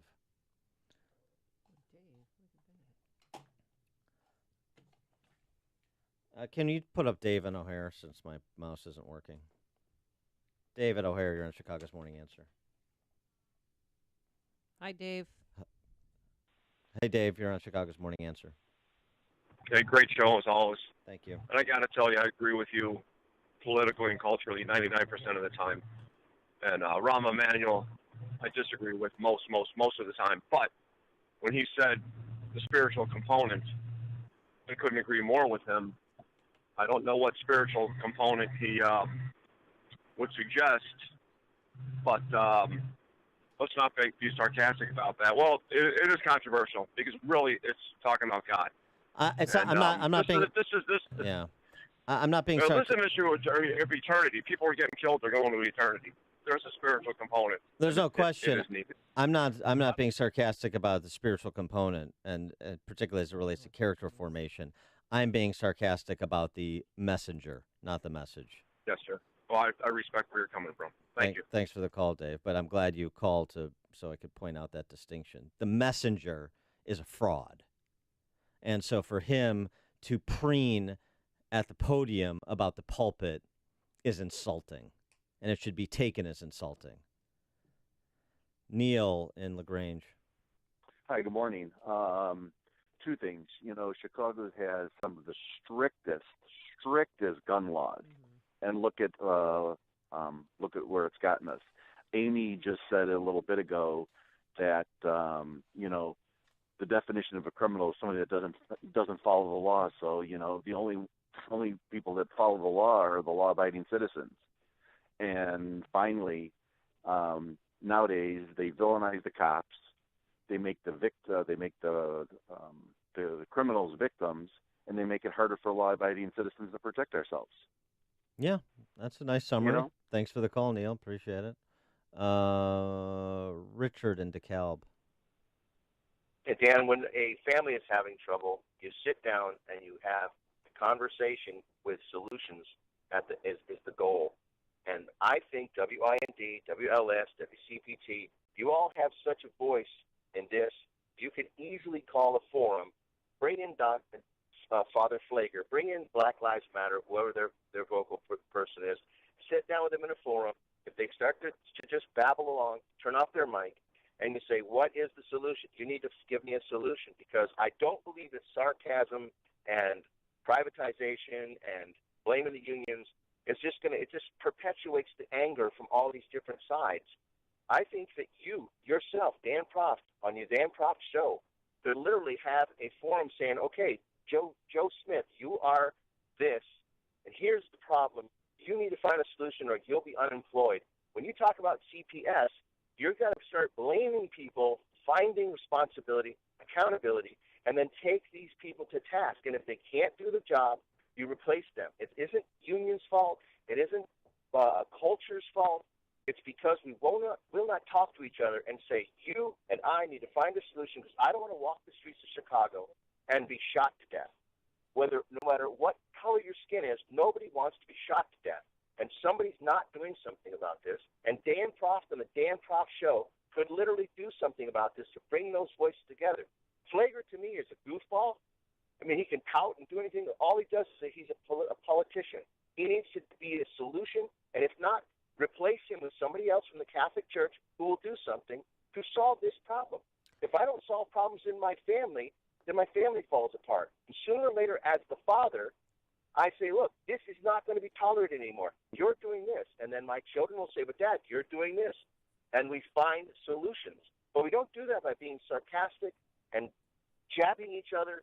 That does nothing but furthers the problems, Dan. Well, okay. I appreciate the call and the idea, Richard. Thank you for that. And I don't disagree with you. I mean, I'd be happy to participate in any such forum. I'm happy for 560 to sponsor such forums, Chicago's Morning Answer, to bring people on and we can talk to them. And as we try to do, as we do, and we try to get more people that are willing to have the conversation. I think you have to highlight to people, though, when you have false prophets presenting themselves. You mentioned a couple of the names who I would put in that category. But here's a solution. I mean, you mentioned in your household, the father, as the father, I step in. Well, right. One of the issues is the lack of fathers in these households with respect to forming these young men. But the other thing is, it's not a government bureaucracy. I mean, I'm sure the pastors are all well-intended, and as I agree with you that nobody wants to be shot or see anybody else shot, unless you're, the shooter, I guess. But generally speaking, civilized people don't. So why don't we look to programs, institutions that are proving up? Why don't we scale models that we know work? They're all over the city. They get no profile, very little profile, because they're not headed by a politician. They're not camera-friendly. They could be faith-based, and it could be not. It could be not a person of color that's leading them, so it's not interesting. I'll give you one example. You want to understand how to do character formation with young men, boys, two men, and I don't mean the boy band. Boys to men. Turning boys into men. ABC. Go talk to Glenn Wilkie at the Midtown Educational Foundation. Go, as I did a few weeks back, and see their summer day programs for men. They've got similar programs for girls, and they do it they recruit from all over the city, some of the toughest neighborhoods. The boys program is in Bucktown, so it's a long commute for a lot of kids from the south and west sides, but they come anyway. I mean, those are the ones with parents involved. And they take the same approach like Northridge Prep does in Niles with respect to family sits down, and we talk to the family in addition to the prospective student. Same thing with the Midtown Educational Foundation. And they've got coaches, and they do sports, and they do classroom work, and they break out in disciplines. And they have volunteers, some egghead from University of Chicago is teaching the kids physics, that sort of thing. And it's working. That sounds wonderful. Yeah, it's working. But there's 500 kids in their day program. And we have how many? 350,000 kids in CPS schools? So rather than playing this game of where does the money go, like another $50 million here or there is going to fundamentally alter the course of the city and the course of the lives of the families who are most affected. It's not run through the same meat grinder that has been run through for 50 years. Why don't we talk about programs that have proven results over a long period of time, where the kids go on to college or work and come back, and then they participate in the program to pay it forward. There are schools that do it. There are private nonprofits that do it. The government doesn't do it. So as soon as people in power want to have that conversation, not about I've got all the solutions or you've got all the solutions, but here's something that is working. And if you want to invest in results, then look at what's working and scale it. So when that happens, then maybe we'll get somewhere. Until then, it's going to be listening to the mind-numbing pablum and propaganda from City Hall and from, storefront pastors and from the idiot savants in our political class, and we're going to get nowhere, and more people will die. Let's say on more or less the same trajectory. And yes, in the short term, more cops, I would have done this long ago. I mean, putting 300, 400 more cops in the west and south sides, what is that? It's a mission of failure. Why didn't you do it before? The endemic violence on the south and west sides just came to the attention of Tiny Dancer and Eddie Johnson. Where have they been?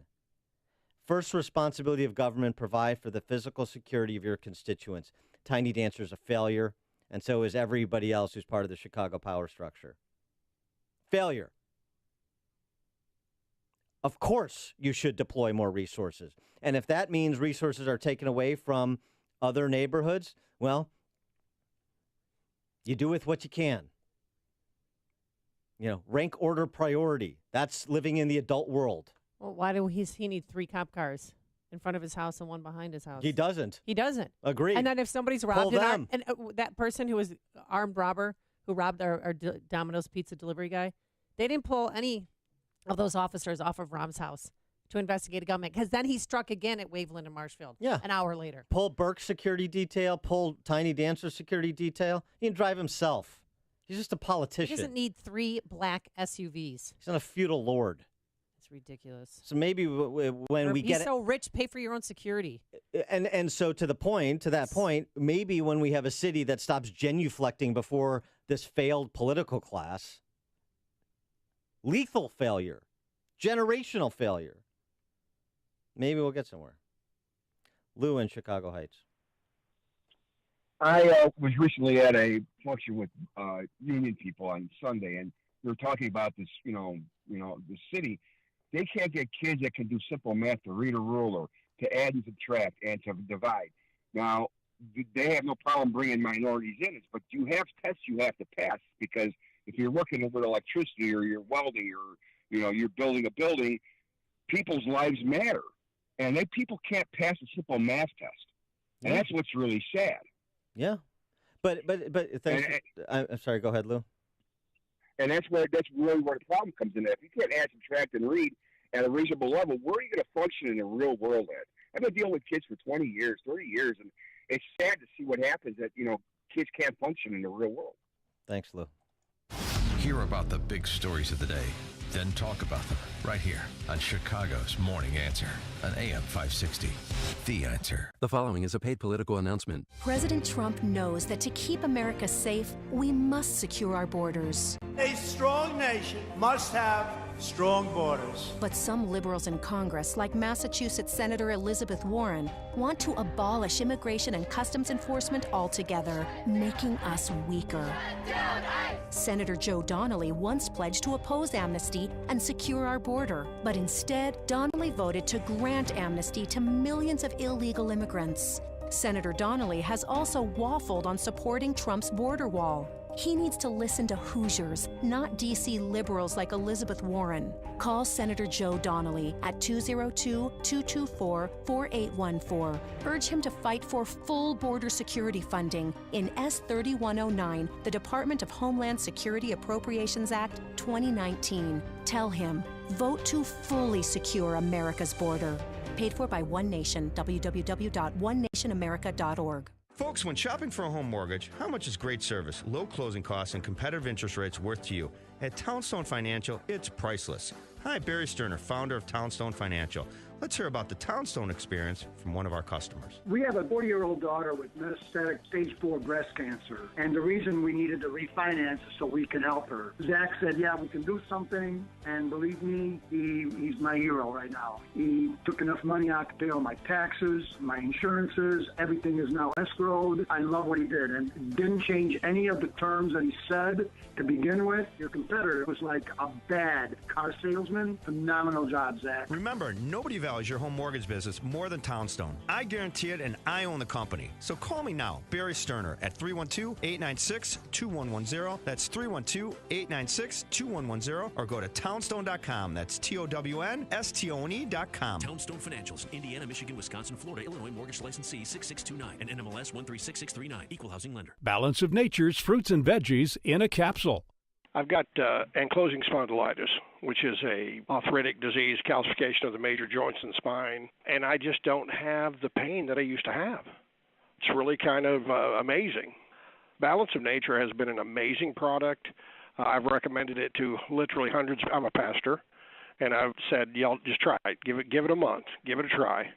And so hopefully they have. But it's an amazing product, and the neatest thing is when you first open up that bottle, and you can smell the fruits and vegetables. Every time I open one, I just get a big kick out of that. When you call, use discount code CHICAGO, and we'll take 35% off your first preferred set of fruits and veggies and have them shipped to you free.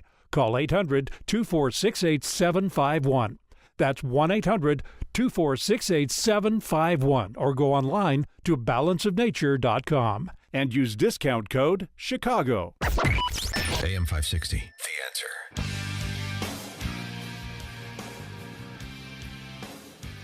Coming up on Chicago's Morning Answer. Some Ohio State fans rally for Urban Meyer during his administrative leave. Is Urban Meyer a victim or a antagonist in the Me Too movement? We'll discuss at 6:36. And later, a serial cat killer on the loose. We'll explain, but first, into the newsroom we go. Here is Mike Scott. Some heavy, dense fog in the southwest suburbs, 70 degrees. President Trump declaring a winner in Ohio's special election, even though results are officially too close to call. The president congratulated Republican Troy Balderson, calling it a victory in a tough time of the year. Balderson last night gave credit to the country's top Republicans after declaring victory last night. I'd like to thank President Trump. Mr. President, coming to town, I'd also like to take the time to thank Vice President Pence. Balderson and Democrat Danny O'Connor vied for a seat vacated by Congressman Pat Tiberi. The margin between them is thin, with provisional ballots left to count.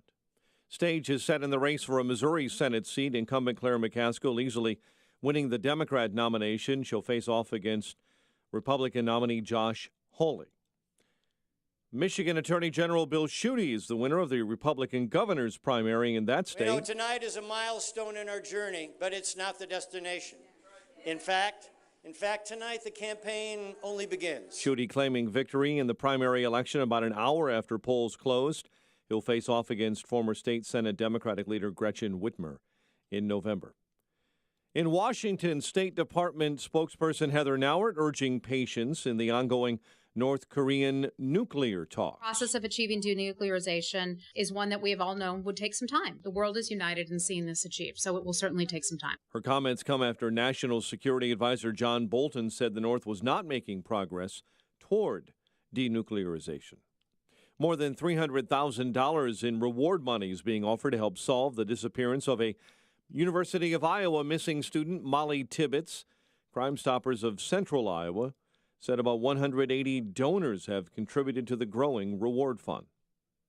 Weather is finally working with fire crews in Northern California. They're making progress this morning against the Mendocino complex fire.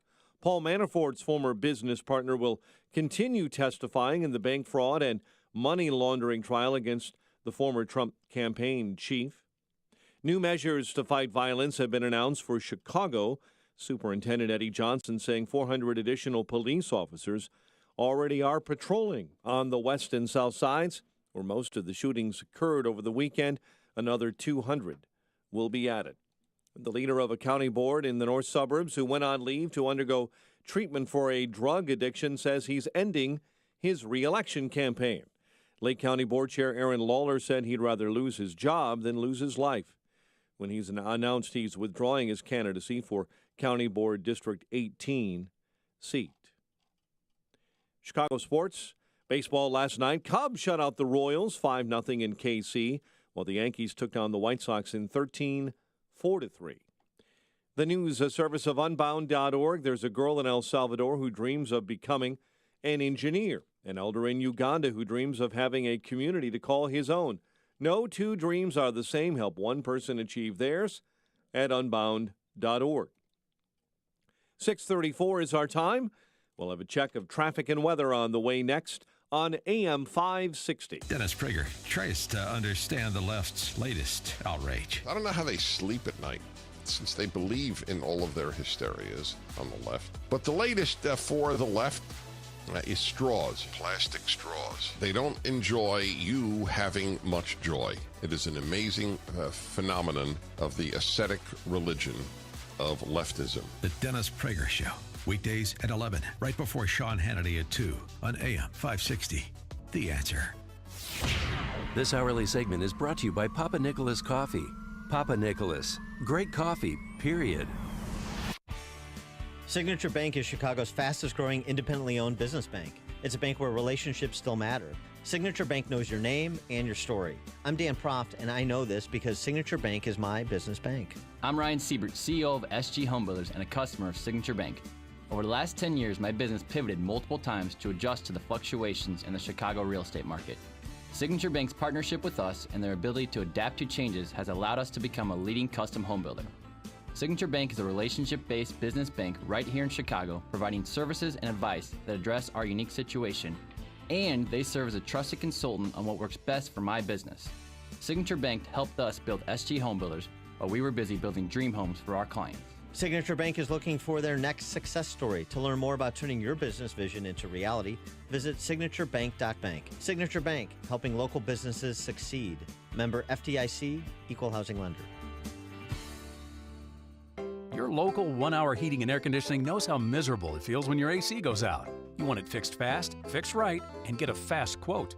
Unlike some companies, we don't give you a quote until we actually see what the problem is. Then we'll give you our straightforward price and always stand by our work. Right now, get savings on any AC repair. Call 855-1-HOUR. Your comfort is just a call away. Call 1 Hour. Terms and conditions may apply. Call for details. Independently owned and operated. Licensed in the respective state or county. Finding great candidates to hire can be like, well, trying to find a needle in a haystack. But not with ZipRecruiter, the smartest way to hire. ZipRecruiter doesn't depend on candidates finding you. Its powerful technology actively invites qualified candidates to apply to your job. So, while other companies might deliver a lot of hay, ZipRecruiter finds you, the needle in the haystack. Try ZipRecruiter now for free by going to ZipRecruiter.com/free. That's ZipRecruiter.com/free. 6:37. Let's get an update on the roads.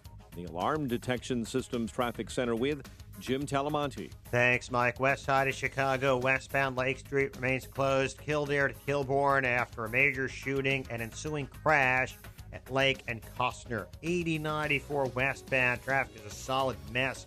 Check that. 8094 eastbound is a solid mess from Torrance Avenue in Lansing all the way to Indianapolis Boulevard. Crash there blocking 2 left lanes. Edensburg. Lanes are eastbound from the Tri-State to Waukegan Road. And the Edens is 22 minutes. Lake Cook to Montrose outbound 20. Kennedy 32 minutes. O'Hare to downtown outbound 25. Eisenhower now 50 minutes. 390 to downtown outbound 38. Stevenson looking at 50 minutes. 355 to Lakeshore Drive outbound 45. Crash at Cicero on the right side. Ryan 34 minutes. 95th to downtown northbound Tri-State. Bottled up 95th to 47th and from the Reagan Tollway to the Eisenhower. Traffic is the service of mothers against drunk driving. Victims of drunk and drugged driving. Their grief is unique. You're not alone. MAD is here to help. Call their helpline, 877-MAD-HELP. MAD.org. That's MADD.org. Traffic answers when you need them most. I'm Jim Talamonte on AM 560. The Answer. Chicago's Morning Answer continues next. Your official Chicagoland weather forecast.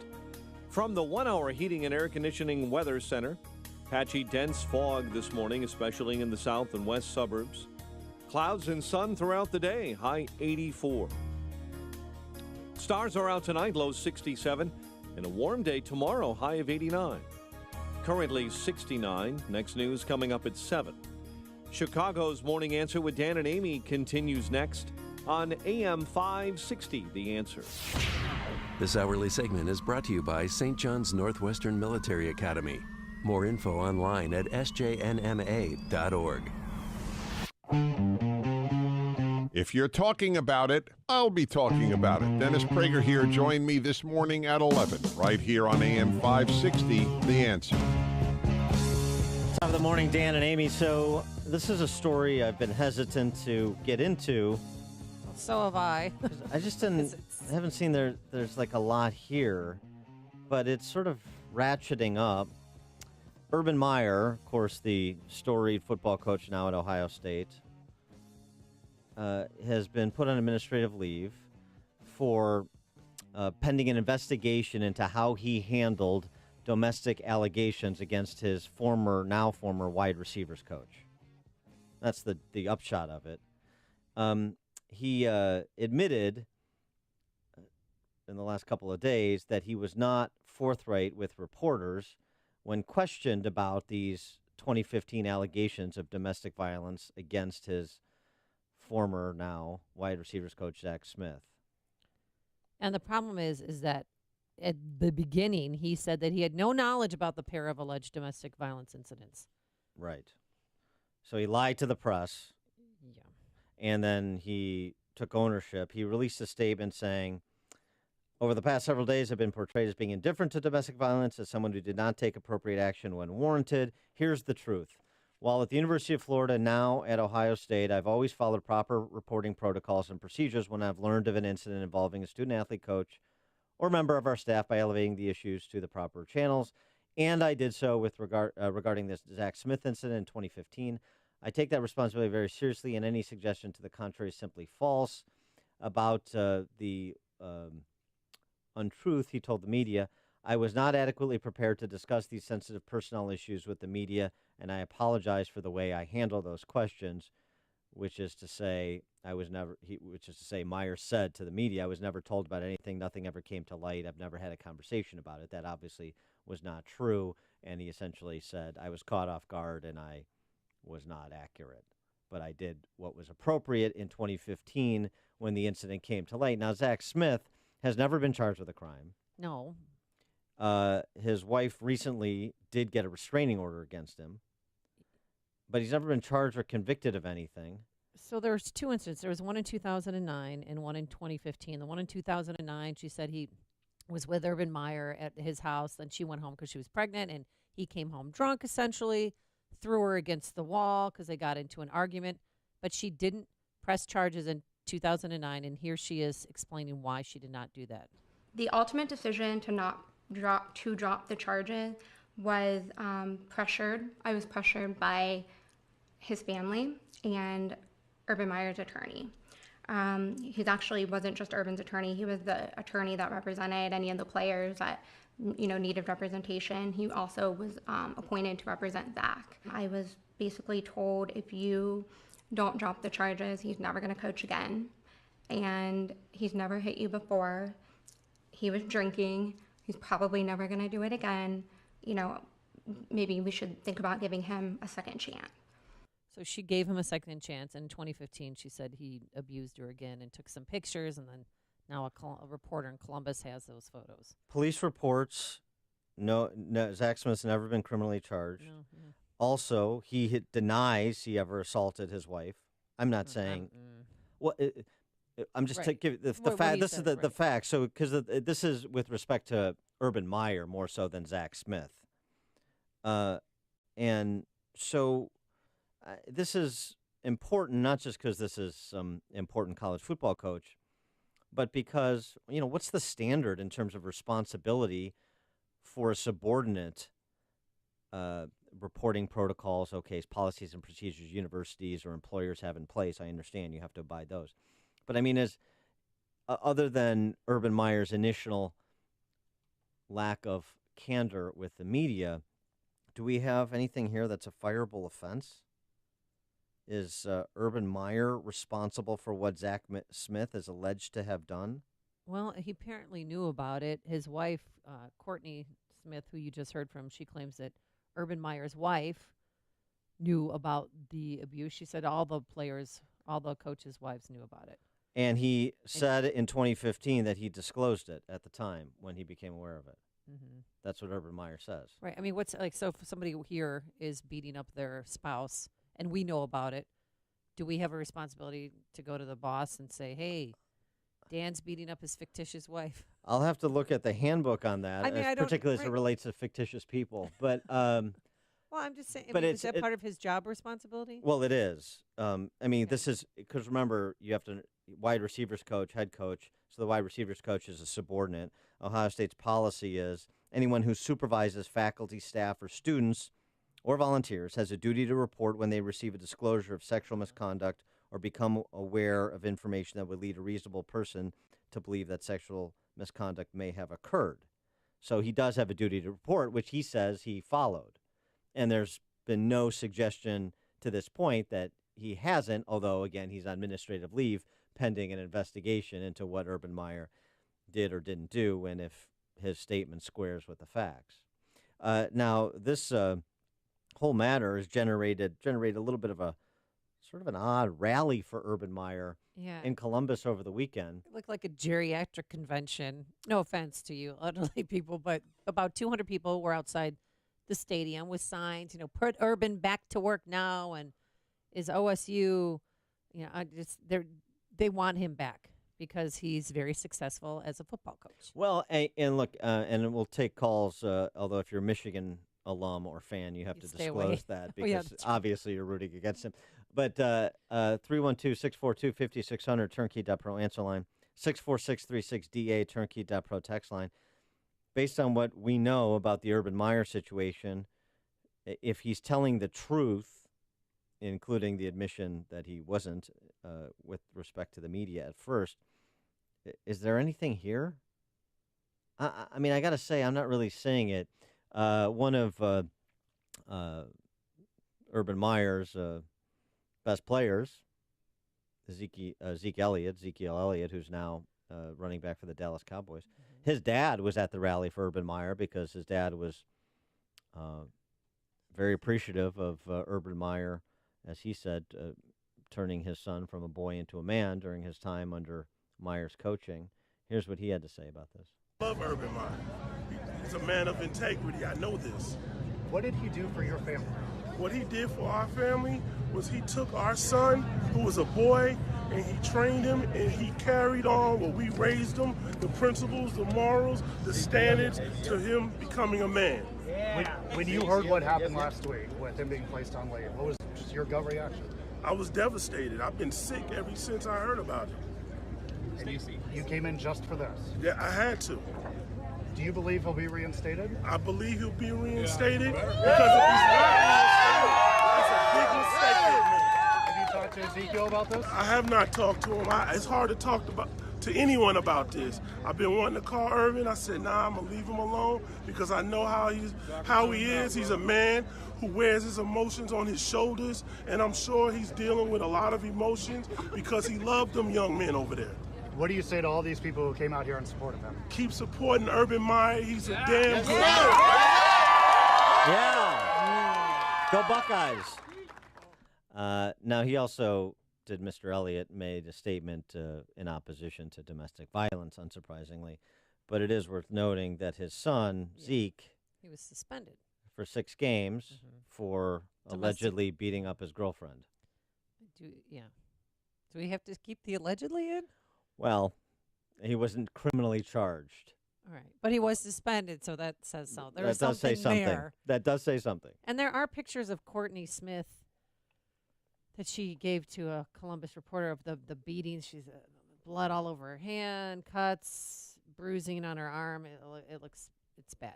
Zach I Smith. don't think she did that to herself, but yeah, Zach Smith said any injuries his wife may have suffered were the result of him defending himself. Yeah.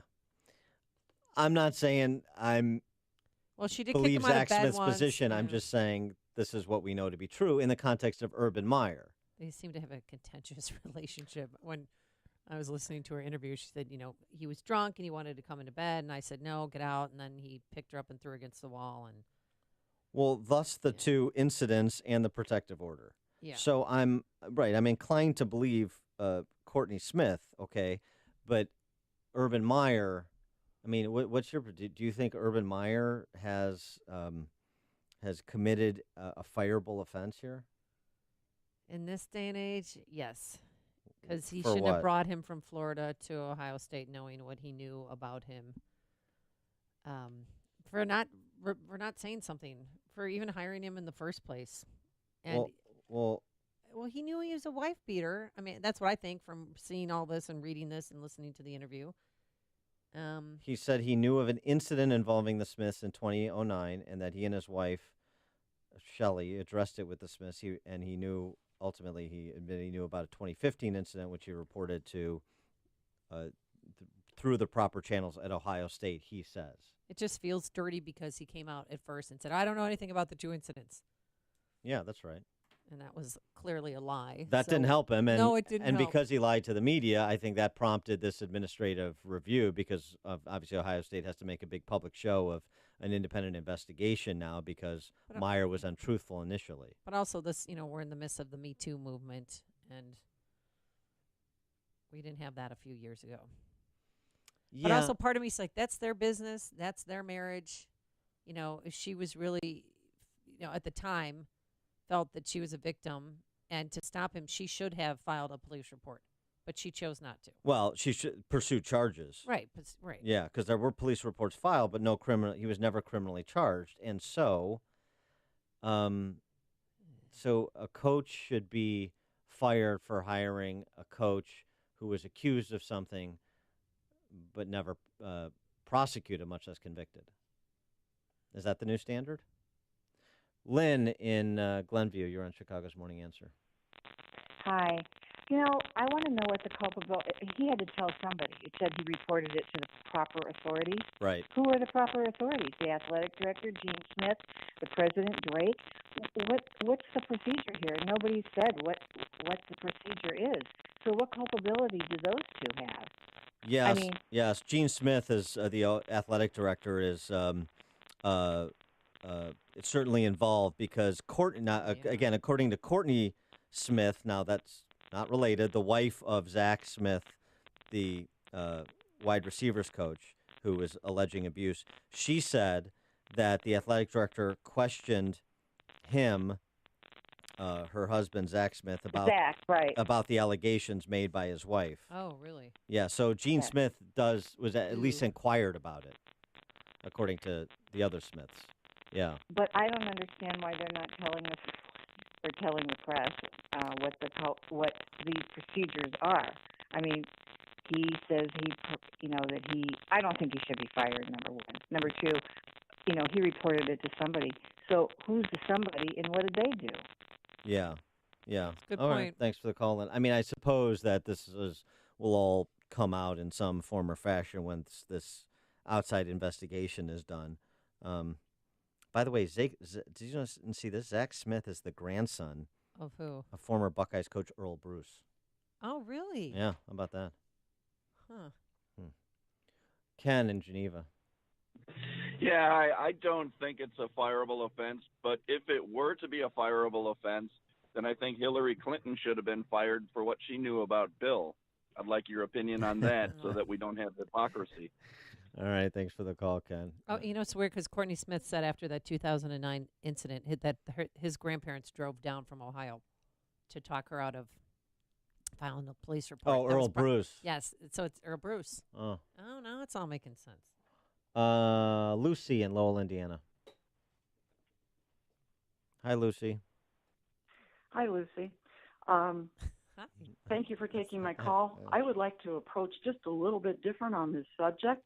I don't like the road that Amy is going down on this one.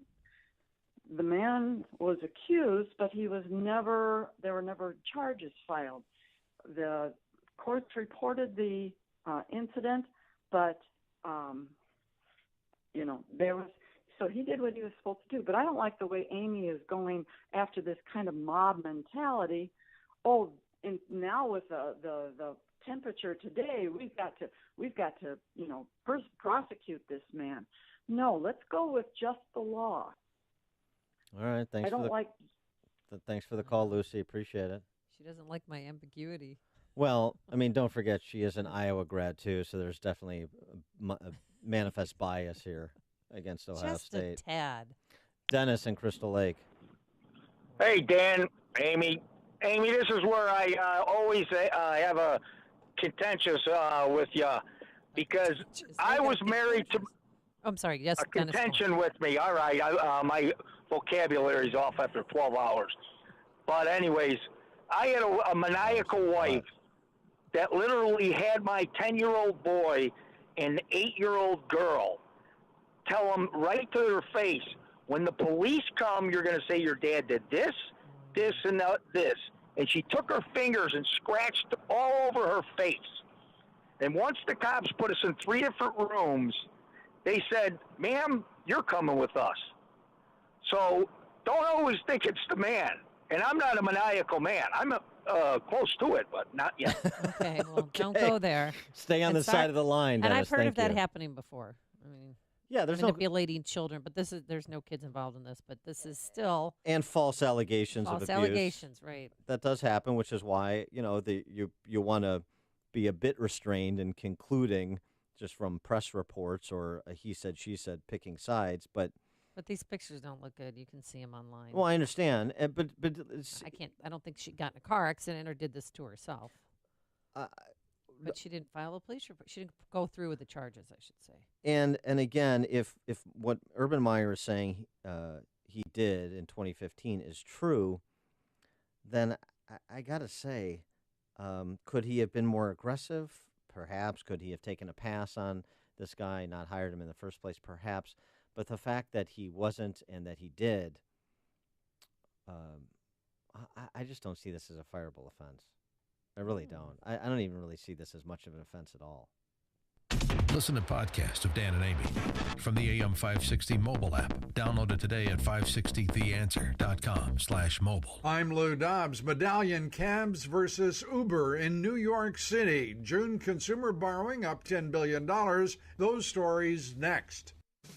The future looks bright for conservatives with thousands in tax cuts, a booming economy, low unemployment, and the president's brilliant nomination of Brett Kavanaugh as Supreme Court Justice. Support this bright future and switch to Patriot Mobile's supreme cell phone service. Patriot Mobile is the nation's only conservative cell phone company and supports causes you believe in. Vote with your dollars on issues that you care about, like protecting your rights and the Constitution's originality, all by just paying your Patriot Mobile cell phone bill. While supplies last, enjoy a new Motorola E4 or an E4 Plus smartphone for only $4 a month. Save over 40% on a terrific water-resistant phone, perfect for the summer, and help bring about conservative change. Switch today by calling 1-800-A-PATRIOT or go to patriotmobile.com. Again, that's 1-800-A-PATRIOT or patriotmobile.com. Switch today and start making conservative change happen every time you use your cell phone. New York City's ubiquitous yellow cab drivers may be given a lifeline if the city council approves a plan to constrain the number of Uber drivers. Local politicians considering first-in-the-nation restrictions on Uber, Lyft, and other ride-hailing services. Yellow cabs have complained their incomes have been hurt by the competition from nearly 100,000 privately owned Uber vehicles. The Federal Reserve reporting consumers boosting their borrowing in June by just over $10 billion. That is the slowest pace in 3 months. Credit card debt actually fell slightly. Please join me for Lou Dobbs tonight, 7 and 11 Eastern on the Fox Business Network. This is the Lou Dobbs Financial Report. Recovery from mental and substance use disorders is real. It happens every day. You can recover. Discover hope and help. Never give up on yourself. Join the Voices for Recovery. For confidential information for mental and substance use disorders, call 1-800-662-HELP. Brought to you by the U.S. Department of Health and Human Services. Hey guys, Ken here from the Business Accelerator podcast, Today's Growth. If you had to choose a vehicle to take you up the rocky side of a mountain, would you choose a Ferrari or a Jeep? The Ferrari's faster, cooler, maybe even sexier, but if you have to get to the top, the Jeep's a better bet. I think we can agree getting to the top is not about the driver, it's the vehicle. Have you noticed people often pick their financial vehicle like they pick their cars? Washington Post shared that only 1 out of 4 people choose a job that uses their college degree. Why? Simple. Something more immediate, maybe cooler, maybe even sexier came along first. Shouldn't the main deciding factors for revenue generation be production or output?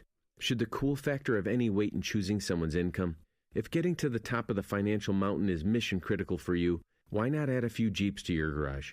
Could your household or business use an additional revenue model that makes it to the top every time? If so, you have to see the Jeeps lined up at IncomeStore.com. That's IncomeStore.com.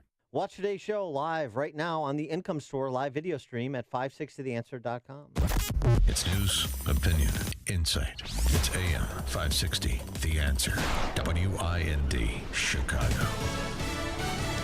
2 races in 2 states are too close to call. I'm Dave Anthony, Fox News, and they involve 2 Republicans backed by President Trump, who declared victory for Troy Balderson in Ohio. Danny O'Connor ran a hard race, and I look forward to campaigning against him again this fall. Well, the 2 will square off again in November, but this race to fill a vacant seat now in Congress is too close to call. Balderson leads by less than 2,000 votes. More absentee and provisional ballots still left to count.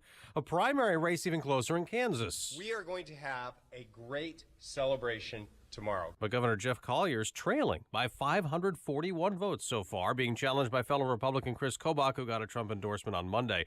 In Michigan, a kind of odd election story. 2 votes for the same seat in Congress. Fox's Tanya J. Powers explains live. A former Michigan State Representative Rashida Tlaib could become the first Muslim woman elected to Congress. She leads the race for the Democratic nomination for the House seat long held by John Conyers. She defeated 5 other candidates, including Conyers' great-nephew. Now, she'll run unopposed in November. But in the race to serve the remainder of Conyers' unexpired term, it's too close to call. Now, in a U.S. Senate race, John James, a military veteran and businessman who won the Republican nomination, will face incumbent Debbie Stabenow in November. President Trump calls James a potential Republican star, Dave. Tanya, there's a manhunt in Camden, New Jersey for whoever ambushed two police detectives last night. Fortunately, these two detectives are going to survive. They were just both shot in the arm and the hand. It's a man and a woman, undercover cops, undercover car, and a guy at a red light just starts blasting at them through their windshield. That's Steve Keeley with Fox 29 TV. In Chicago, 400 additional police officers are out on patrol. Another 200 will be added this weekend after last weekend's wave of shootings that left 12 people dead, more than 70 injured. The simple fact is the police department can't do it alone. Superintendent Eddie Johnson asking for the community's cooperation. Fox News, fair and balanced. Some heavy, dense fog this morning, 70 degrees at 7:02 on AM 560. The Answer. Good morning, everyone. I'm Mike Scott. There will be new measures to fight violence in the city of Chicago. Police Superintendent Eddie Johnson says 400 additional officers are already patrolling on the west and south sides. Another 200 will be added by the coming weekend. We'll be working closely with our federal partners, including the U.S. Attorney's Office, who has committed himself to prosecuting gun offenders federally. Police will also be canceling days off for tactical, anti-gang, and fugitive apprehension teams. The leader of the county board, one of the county boards in suburban Chicago, who went on leave to undergo treatment for a drug addiction, says he's ending his re-election campaign. Lake County Board Chair Aaron Lawler says he'd rather lose his job than lose his life. His words when he announced he's withdrawing his candidacy for County Board District 18. Shortly afterward, the Lake County State's Attorney said allegations that Lawler may have been using his county credit card for personal purchases were under investigation. Illinois Attorney General Lisa Madigan looking into the charitable foundation belonging to a Chicago candidate for mayor, Willie Wilson. She has asked for tax documents from his foundation after he gave away more than $300,000 in cash and checks to those living in Cook County. Wilson released a statement yesterday calling Madigan's questioning politically motivated and was pushed by Mayor Emanuel and 4 other Chicago aldermen.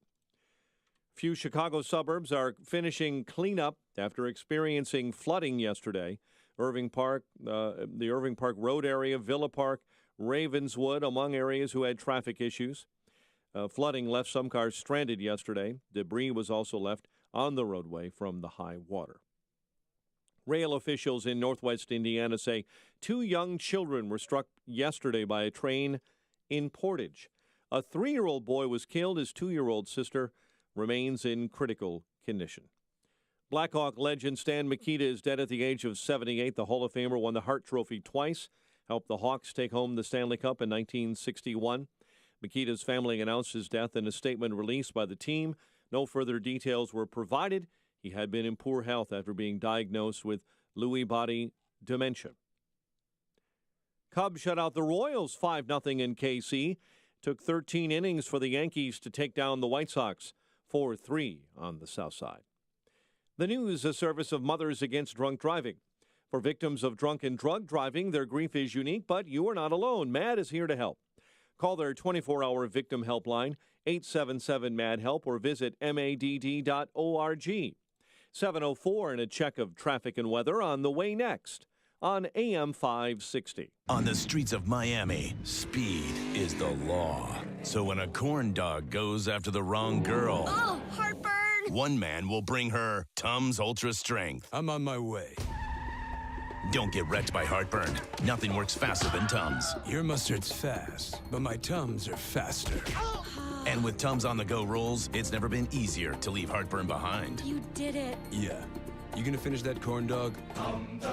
Tums Ultra Strength, available in a store near you. When the need for senior care arises, there's no place like home. Your loved ones should never have to give up living at home. Visiting Angels will provide home care for your mom or dad at home up to 24 hours per day, including personal care, meals, and light housework. You'll select your professional caregiver with Visiting Angels. Look up visitingangels.com or call 877-374-LIVE. That's 877-374-LIVE. Franchises are available. Visiting Angels, America's choice in senior home care. It's the Ford Summer Sales Event. And now, while selection is best, it's the best time to buy. With amazing offers across a full lineup of Ford vehicles, now is the time to make summer go right with Ford, America's best-selling brand. Stop by a local Ford store or shop online at buyfordnow.com, because there is no better time than right now to get behind the wheel of a new Ford during the Ford Summer Sales Event.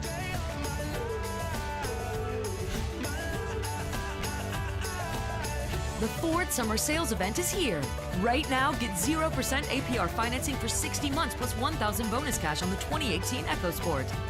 Best-selling claim based on 2017 calendar year sales. Not all buyers will qualify for Ford credit financing. 60 months at $1,667 per month for $1,000 finance regardless of down payment. For all offers, take new retail delivery from an authorized Ford dealer stock by 8/31/18. See dealer or go to buyfordnow.com for qualifications and details.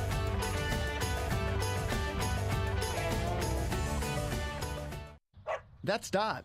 She's here to greet me after a long day. She's the only one who wants to be near me when I'm sick. She's my best friend. Thanks to folks like South Suburban Humane Society, Dot went from living on the street to a dog that wears clothes. Yep, I'm that guy. So how did I get so lucky? Before I met Dot, I spent time at South Suburban. Giving to a nonprofit isn't always about giving money or donating food and supplies, although that's appreciated too. South Suburban Pets just want your love. We encourage you to come by the facility, take a dog for a walk, play with Dot's cat friends, or even foster a pet to keep your flexibility.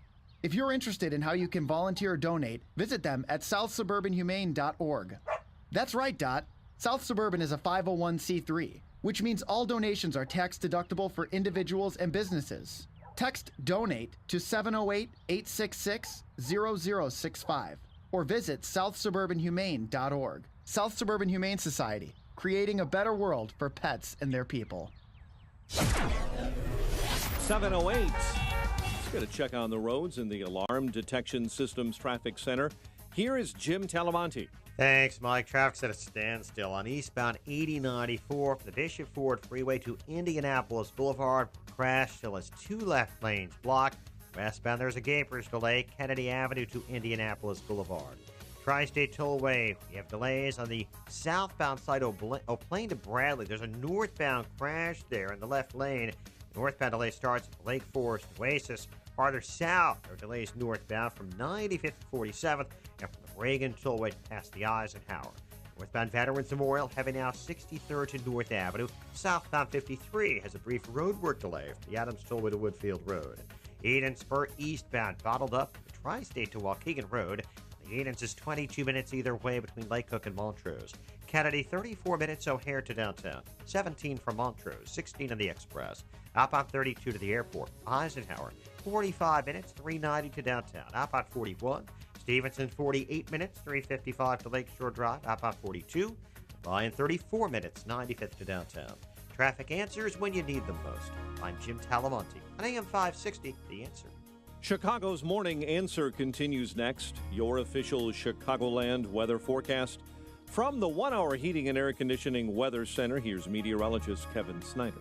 Today, patchy fog for the morning, otherwise some clouds, then sunshine. High 84. A starlit sky for tonight with a low 67. Tomorrow, sun mixing with clouds, high 89. I'm Kevin Snyder on AM 560. The Answer. 69 at O'Hare, 72 along the lakefront. Your next news update is at 7:30. Chicago's Morning Answer with Dan and Amy continues next on AM 560, The Answer. This hourly segment is brought to you by Real Estate Revealed with Randy Barcella, Sunday mornings starting at 8. This is Chicago's Morning Answer with Dan Proft and Amy Jacobson on AM 560, The Answer.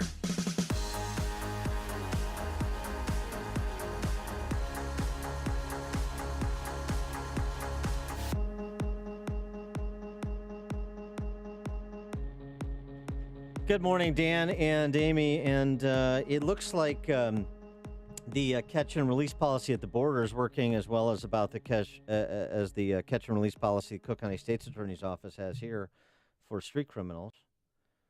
AP reporting on the Yuma sector, San Luis, Arizona. More than 120% spike in the number of families and unaccompanied children caught at the border over the last year. So far this fiscal year, agents in the Yuma sector have apprehended nearly 10,000 families and 4,500 unaccompanied children. 7 years ago, they arrested 98, and there were 222 unaccompanied children. 98 to 10,000, 222 to 4,500 in 7 years.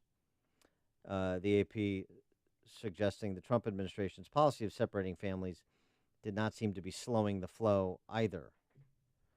They have been apprehending an average of 30 families per day in June, when the uproar over the policy was at its peak, which was an increase from the month before.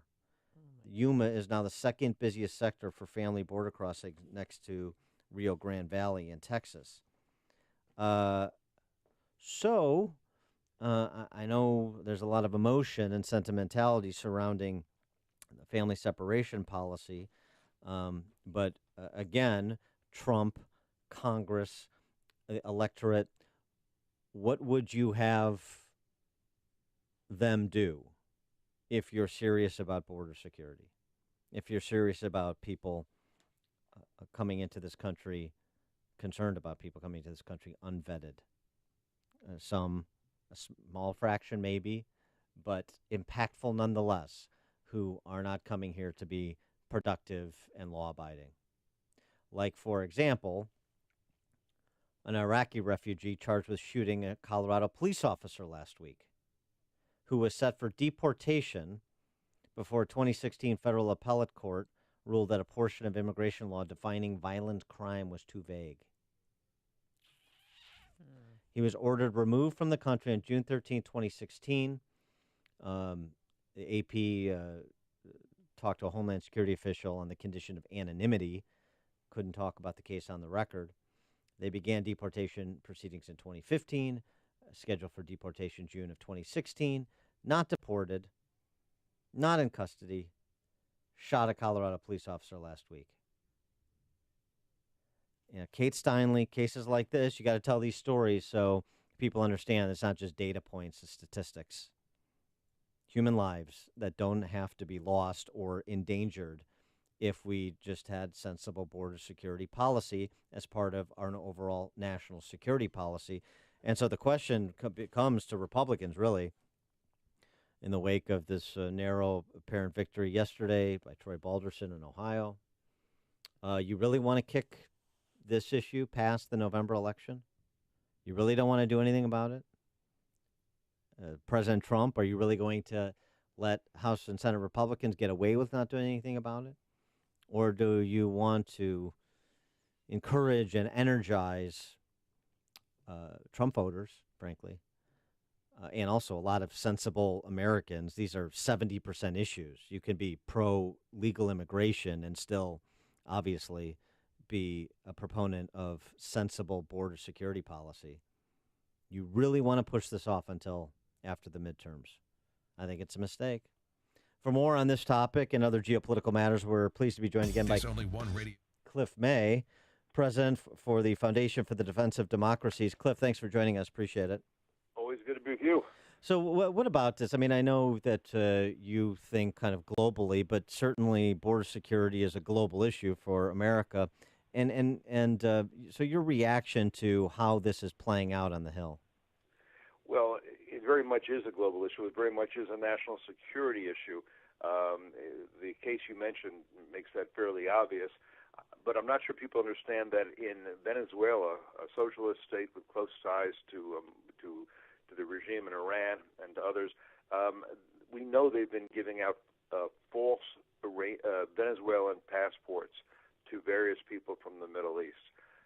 So we also know that they've been doing other things to support terrorists, including terrorists who might come to the United States. It's very important that we know who's crossing our border and for what reasons, and not be allowing terrorists to come in. And frankly, we need an immigration system, and I think most Americans do agree with this, that is fair, that is good for the United States, that allows people to come here and to immigrate into this country if they can contribute to it and believe in its ideals, but our border should not be essentially broken screen doors kind of shaking on their hinges. Anybody should not be able to come here and simply claim all the rights and entitlements that Americans have. There are tens of millions of people who would like to. It'll break our back if we allow that to happen. We need a system to vet and to clear and to bring in people we want to bring in, and to say to some, sorry, we'll help you as much as we can in your own countries. Now, the Trump administration is weighing citizen limits for legal immigrants, so they want to make legal status or citizenship tougher if anyone in the household used, say, any public assistance program such as Obamacare or was on food stamps. The president could do this all by himself. It does not need congressional approval. What are your thoughts on that? That's a domestic policy which I haven't given a lot of thought, but it doesn't strike me as necessarily unfair. One problem we have is that we have a welfare state, and if people are coming in here to take advantage of the welfare state, if people are coming in here and are being told by various groups, as soon as you get inside the United States, you have the right to welfare, you have the right to health care, you have the right to housing care, you have the right to food stamps, you have the right to education. Again, this is going to be quite a burden on taxpayers. I think it is correct for members of Congress to say, how many immigrants do we want to take every year? What kind of immigrants do we want to take? And what is the impact on the welfare state and on those who are paying taxes? And there needs to be serious study of those who have been coming in to see what percentage remain dependent on taxpayers for 5 years, 10 years, 20 years.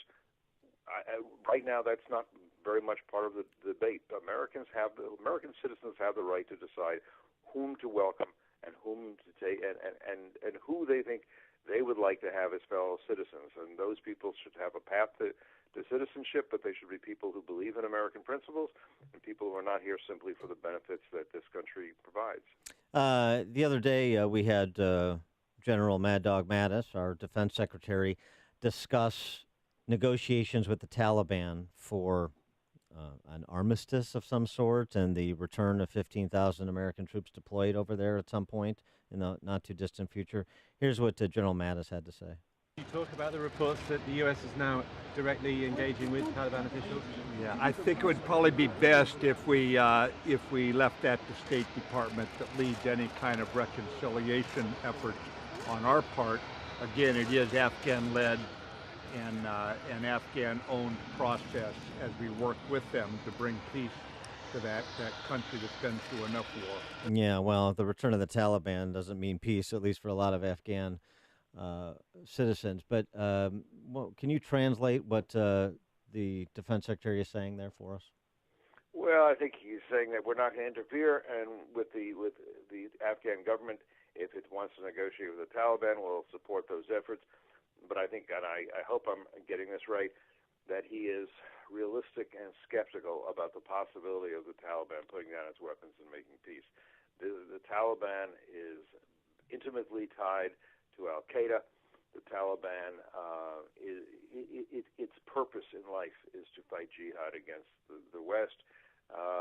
There's no such thing as a good Taliban.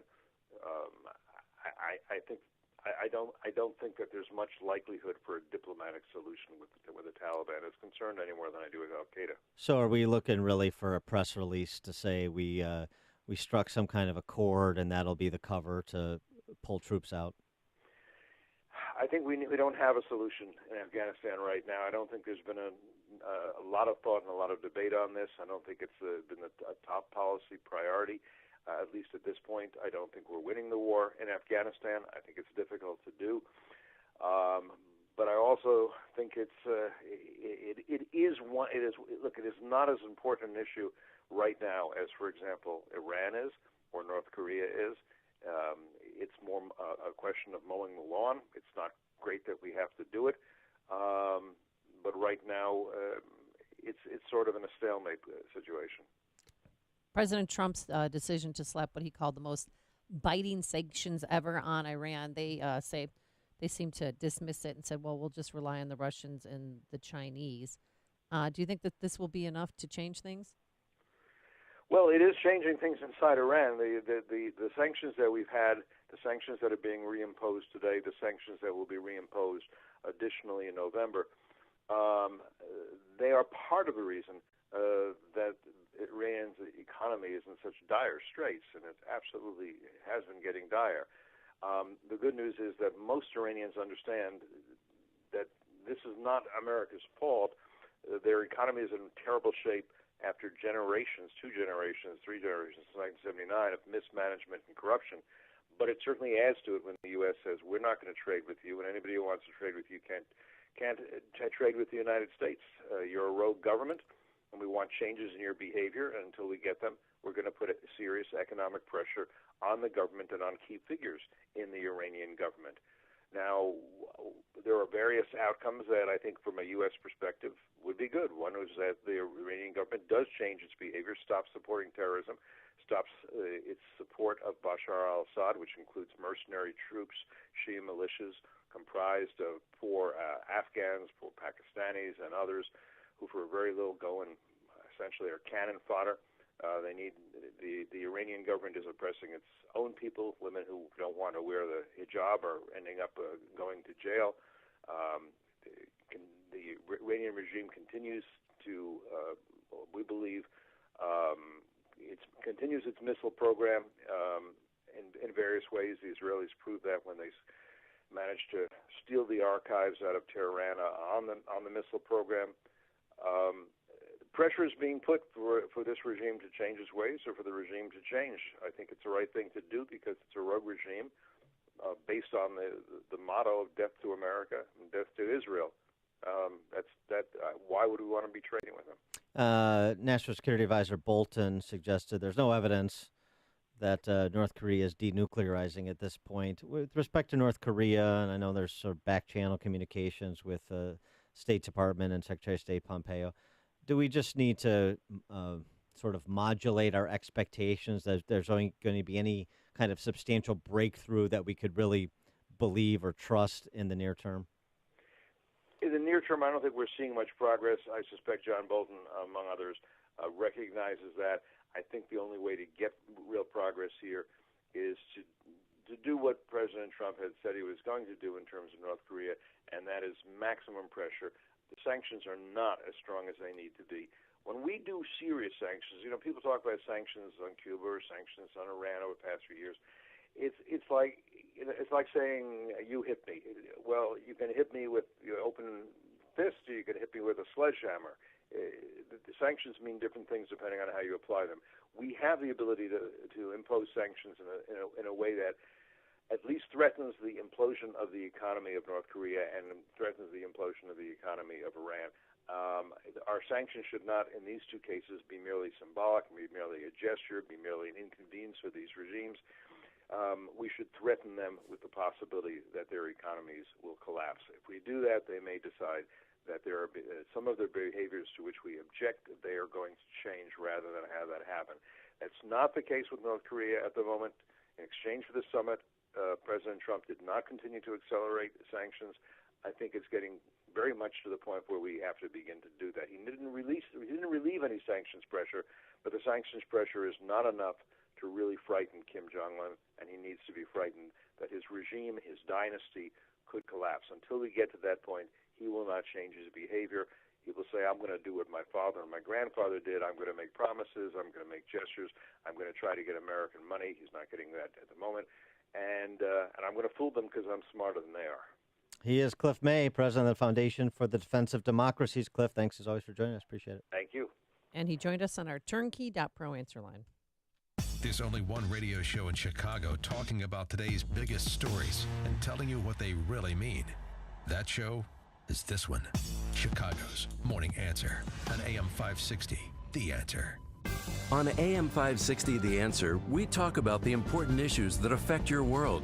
Things like the economy, education, and foreign policy. There's always so much going on in the news that we don't always have the time to focus in and talk about the big ideas behind the important issues. Enter Upstream Ideas online at upstream-ideas.com. Upstream Ideas, in partnership with the Illinois Opportunity Project, provides the kind of information that informs the policy discussions happening here on AM 560. At Upstream Ideas, you'll broaden the debate, move beyond partisan assumptions, and challenge accepted beliefs. Upstream Ideas goes against the current and thinks upstream. Go online now at upstream-ideas.com. That's upstream-ideas.com.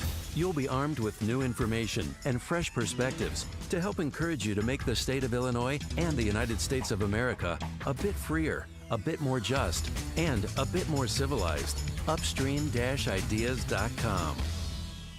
Hey, you already know how much I love My Pillow, their pillows, their mattress toppers, travel pillows, and I love the pet beds. And the same incredible form-fitting feel that they use in the pillows that's made in America and machine washable can be your favorite pet bed as well. And from now through August 23rd, you can win a My Pillow pet bed by entering our Dog Days of Summer contest. Here's what you do. Go to 560theanswer.com/dog. Submit a picture of your dog, then tell your friends, family, and social network to vote for your dog. The dog who receives the most votes will win a pet bed from My Pillow. You can also vote for my dog Bunky or Dan's dog Hayek. And if one of our dogs wins, then we get to decide who to give the prize to. So go to 560theanswer.com/dog to submit a picture of your dog or to vote for your favorite dog. And don't forget that in August, you can purchase a My Pillow mattress topper and receive 2 standard My Pillows for free. Also, you can get 50% off the My Pillow 4-pack, which includes 2 My Pillows and 2 Go Anywhere pillows. And when you use the promo code Amy, you get 30% off everything else at MyPillow.com, including those dog beds. MyPillow.com, promo code Amy. Are you tired of working for someone else making them rich? Do you have a positive attitude and an entrepreneur mindset? And are you willing to take real risk? Then you're in luck. The NV Real Estate Company has been perfecting the art of wholesaling properties for cash. And when you call now, they'll send you a free copy of their new kit, The Hidden Treasures in Wholesaling Property. In this kit, you'll see their wholesaling formula for locating, evaluating, and flipping properties for profit in any area. You'll also learn how to potentially access discounted real estate and find the right funding partners for that property to wholesale. Call 1-800-587-0182 now to get your free wholesaling kit. Call 800-587-0182 now and get free admission to live training in your area, which includes a free meal, a free smartwatch, and free USB drive loaded with his training information. Call 800-587-0182. That's 800-587-0182 now and get your free kit today. My name is Lauren Sullivan, and I was diagnosed with multiple sclerosis 9 years ago, and I was severely disabled. And about 6 years ago, my mother had found Balance of Nature, so we decided to give it a try because at that point, nothing was helping. I was skeptical at first, but over time I realized I had more energy levels. I was sleeping better, which was huge, and my hair looked better, my skin looked better, my nails looked better, and then I was able to weed off some of those medications. And I know, had I not found Balance of Nature, I would not be living the quality of life that I am now. When you call, use discount code CHICAGO, and we'll take 35% off your first preferred set of fruits and veggies and have them shipped to you free. Call 800-246-8751. That's 1-800-246-8751, or go online to balanceofnature.com and use discount code CHICAGO. Thinking about life insurance? What if you could make one free phone call and learn your best price from nearly a dozen highly rated, price-competitive companies? Well, that's exactly what happens when you call SelectQuote Life. For example, George is 40. He was getting sky-high quotes from other companies because he takes meds to control his blood pressure. But when I shopped around, I found him a 10-year, $500,000 policy for under $25 a month. I'm SelectQuote agent Dan Savino. And believe me, if SelectQuote isn't shopping for your life insurance, you're probably paying too much. For your free quote, call 800-613-2712. That's 800-613-2712. 800-613-2712. Or go to SelectQuote.com. Since 1985, we shop, you save. Get full details on the example policy at SelectQuote.com/commercials. Or price could vary depending on your health, issuing company, and other factors. Not available in all states. Your local 1-hour heating and air conditioning knows how miserable it feels when your AC goes out. You want it fixed fast, fixed right, and get a fast quote. Unlike some companies, we don't give you a quote until we actually see what the problem is. Then we'll give you our straightforward price and always stand by our work. Right now, get savings on any AC repair. Call 855-1-HOUR. Your comfort is just a call away. Call 1 hour. Terms and conditions may apply. Call for details. Independently owned and operated. Licensed in the respective state or county. AM 560, The Answer. I can't believe Hike only has 5 votes in that dog contest. Well, this one dog called Rookie Blue from the South Side, 65 votes. 65. He's winning right now. I mean, Hayek has more votes than Bunky, but that's not the standard. Well, you go to 560theanswer.com and you'll see where you could click on enter a picture of your dog. And please, just dog. Somebody submitted a picture of their cat and their dog. It's actually a cute picture, but dogs only for now. We'll get to the cats later. And vote for Hayek. Coming up at 7:37, we'll talk Trumponomics with Steve Moore, Wall Street Journal columnist, CNN chief economist. And later, the key to a long, happy life. But first, let's get into the newsroom. Here's Mike Scott. Heavy dense fog, 69 degrees. Votes still being counted this morning in big races that by some margins are too close to call after election day, primary election day yesterday. Republicans, however, do claim victory in Ohio 12, where Troy Balderson leads Democrat Danny O'Connor by about 2,000 votes. It's time to get to work. Over the next 3 months, I'm going to do everything I can to keep America great again. Officially, the race is not over, and no matter who wins, ultimately, Balderson and O'Connor will face off again in the November midterms. In Kansas, Republican Governor Jeff Collier is neck and neck with Secretary of State Chris Kobach for the GOP nomination. Missouri Attorney General Josh Hawley looking forward to taking on Senator Claire McCaskill for her seat in November. Tonight, I issue a challenge to Claire McCaskill. I challenge her to a series of one-on-one debates all over the state of Missouri. Just me and Claire McCaskill. With the backing of President Trump, John James has secured the Republican nomination in the U.S. Senate race in Michigan. The African-American combat vet will take on incumbent Debbie Stabenow in November. New measures to fight violence have been announced for the city of Chicago. Police Superintendent Eddie Johnson says already 400 additional officers are patrolling key areas on the west and south sides. Another 200 will be coming by the weekend. The leader of the county board in Lake County went on leave to undergo treatment for a drug addiction.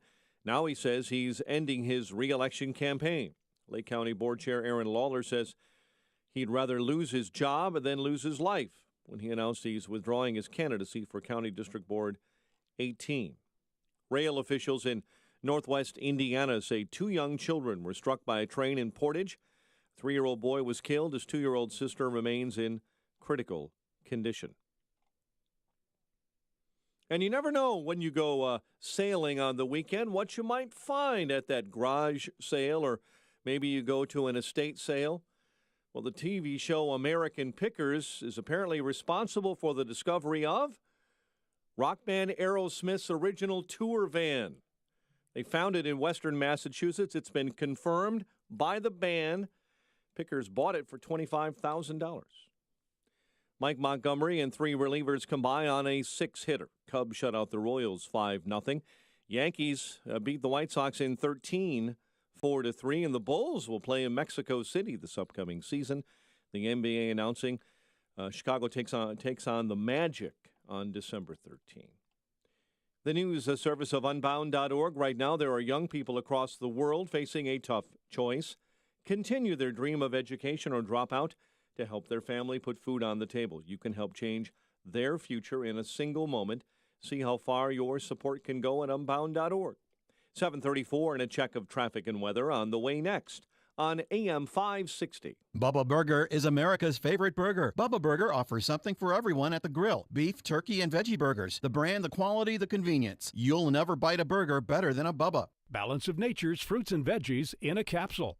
Thousands of doctors, health specialists, and professionals recommend Balance of Nature as a way of improving their health. Listen to a few unsolicited success stories from doctors that use Balance of Nature as well. Scientific research has shown that many cancers and lifestyle diseases can be prevented with a diet rich in fruits and vegetables. This prevention comes from the phytochemicals in the plants. I take Balance of Nature because I know, I've seen it in my lab, and I know that it works. I've seen the immune response increase, I've seen your DNA repair capacity increase, and I've seen DNA protection. And that, to me, as a scientist, rings so true. When you call, use discount code Chicago, and we'll take 35% off your first month's order and ship it to you free. Call 800-2468-751. That's 1-800-2468-751. Or go online to balanceofnature.com and use discount code Chicago. For more than a half century, Mueller CPA and Financial Advisory has provided audit, tax, outsourced accounting, business consulting, and financial advisory services to Chicagoland companies. Mueller provides customized financial guidance to a client base that includes independent business owners, startups, local government, and nonprofits. I'm with Dave Nissen, Mueller Managing Partner. Thanks, Dan. Mueller values being part of the community for the last 50 years, meeting our clients' financial service needs. A major component of meeting those needs is our professionals' superb knowledge and their ability to deliver timely and quality solutions to meet our clients' challenges. Whether you're interested in tax minimization strategies, looking to expand your business, or need assistance with business planning, our team can help. Our goal is your company's financial success today and over a lifetime. For questions about how the recent legislative changes can specifically affect your business or how to effectively plan for these changes, call Dave Nissen at 847-888-8600 or visit MuellerCPA.com. That's Mueller, Mueller, CPA.com. I'm Jay Farner, CEO of Quicken Loans. Buying a home should be one of life's best experiences, but today's fluctuating interest rates can leave you with unexpected higher payments, and that can turn a great experience into an anxious one. At Quicken Loans, we've created a new way to protect you from unpredictable interest rates. It's called the power buying process. We check your income, assets, and credit to provide you with a verified approval, which can give you the strength of a cash buyer. Once verified, you qualify for our exclusive Rate Shield approval. First, we lock your interest rate for up to 90 days while you find your new home. Then, once you've found your new home, if rates have gone up, your rate stays locked. But if rates have gone down, your rate drops, and you get to keep that new lower rate. Either way, you win. Call us today at 800-QUICKEN or go to rocketmortgage.com. Rate Shield approval only valid on certain 30-year fixed-rate loans. Call for cost information and conditions. Equal housing lender. Licensed in all 50 states. NMLS number 3030. Additional conditions or exclusions may apply. 7:38 and a check of the roads in the Alarm Detection Systems Traffic Center. Here's Jim. Thanks, Mike. Southbound Tri-State has major delays from Washington Street to Bradley Road. There was an earlier northbound crash. The northbound delays are from 95th to 47th and from the Reagan Tollway to the Eisenhower. Veterans Memorial, heavy northbound 63rd and North Avenue, southbound 53 tight. The Adams Tollway to Woodfield Road, that's due to bridge work. Eastbound Edensburg is heavy from the Tri-State to Waukegan Road, and the inbound Edens itself is clear. Outbound, got about a 6-minute delay from Montrose to Niles Center. Kennedy, 34 minutes, O'Hare to downtown. Outbound 40, Eisenhower, 40 minutes, 390 to downtown. Just 27 from Manheim. Outbound 40 minutes to 390. Stevenson, 52 minutes, 355 to Lakeshore Drive. Outbound 38. Ryan, 35 minutes, 95th to downtown. All clear on I-57 and the Bishop Ford. Traffic service of unbound.org. There's a girl in El Salvador who dreams of becoming an engineer. An elder in Uganda who dreams of having a community to call his own. No two dreams are the same. Help one person achieve theirs at unbound.org. Traffic answers when you need them most. I'm Jim Talamonte on AM 560, The Answer. Chicago's Morning Answer continues next. Your official Chicagoland weather forecast from the 1 Hour Heating and Air Conditioning Weather Center. Patchy and heavy dense fog in the south and western suburbs. Clouds and sunshine throughout most of the day. High 84. 67 overnight. 69 right now at O'Hare. Next news coming up at 8. Chicago's Morning Answer with Dan and Amy continues next on AM 560, The Answer. Listen to AM 560 on your mobile device. Now available on iHeartRadio. Online at iHeartRadio.com.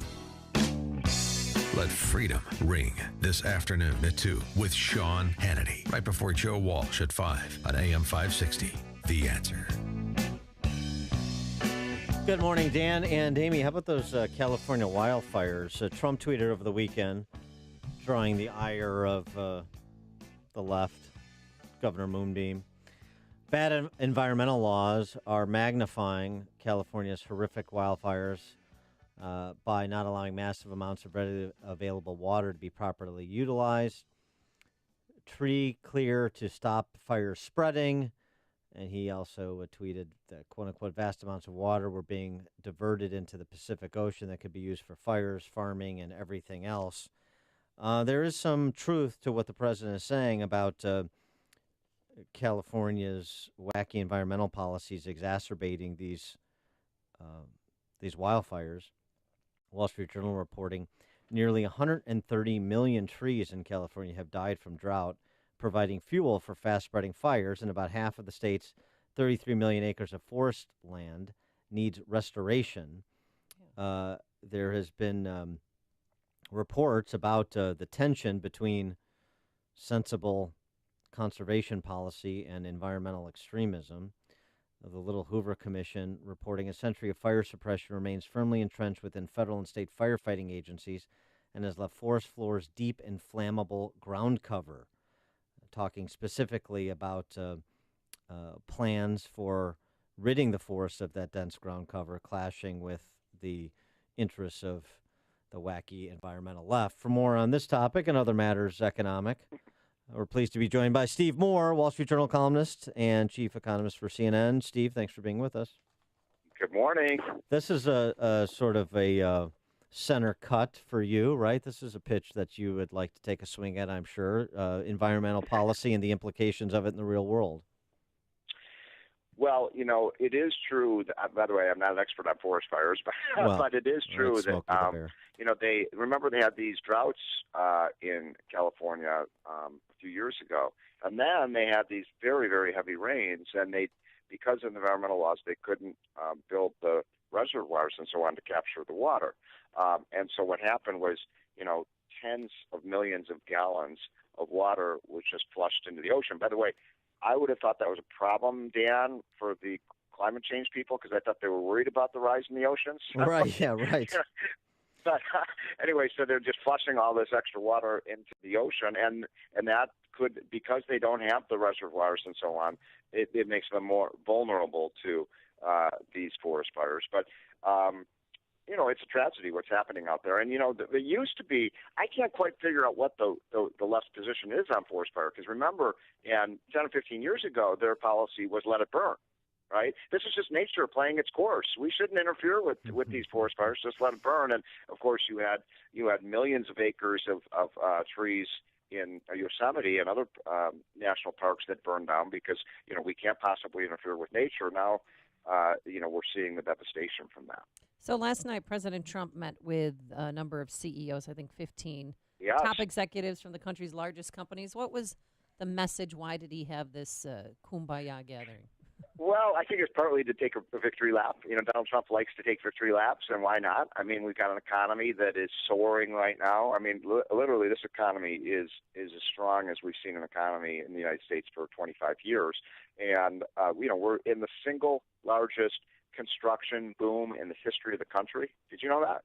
No. Never before have we had construction like what's going on today. Do you have how is it going in Chicago? I mean, I was there a couple months ago. I saw cranes all over the place. Well, yeah, we have 7 cranes up right now. We're building a lot of rental units no one is going to rent. Yeah. Well, we'll see about that. But but it's happening everywhere. It's happening in Nashville. I was in Boston last week. It's happening in Los Angeles. It's happening in Pittsburgh. I mean, all over the country, everywhere I go, it's just this building boom, and there's optimism out there. So, Amy, to answer your questions, why did he have this meeting with these CEOs? It's because he wanted to kind of crow about how well they're doing. Plus, he likes to take the advice of major CEOs. Now, the thing that made me a little bit nervous about that meeting was, remember, he had this business council a couple of years ago with people like Schwartzman and some of the tech people, the tech leaders.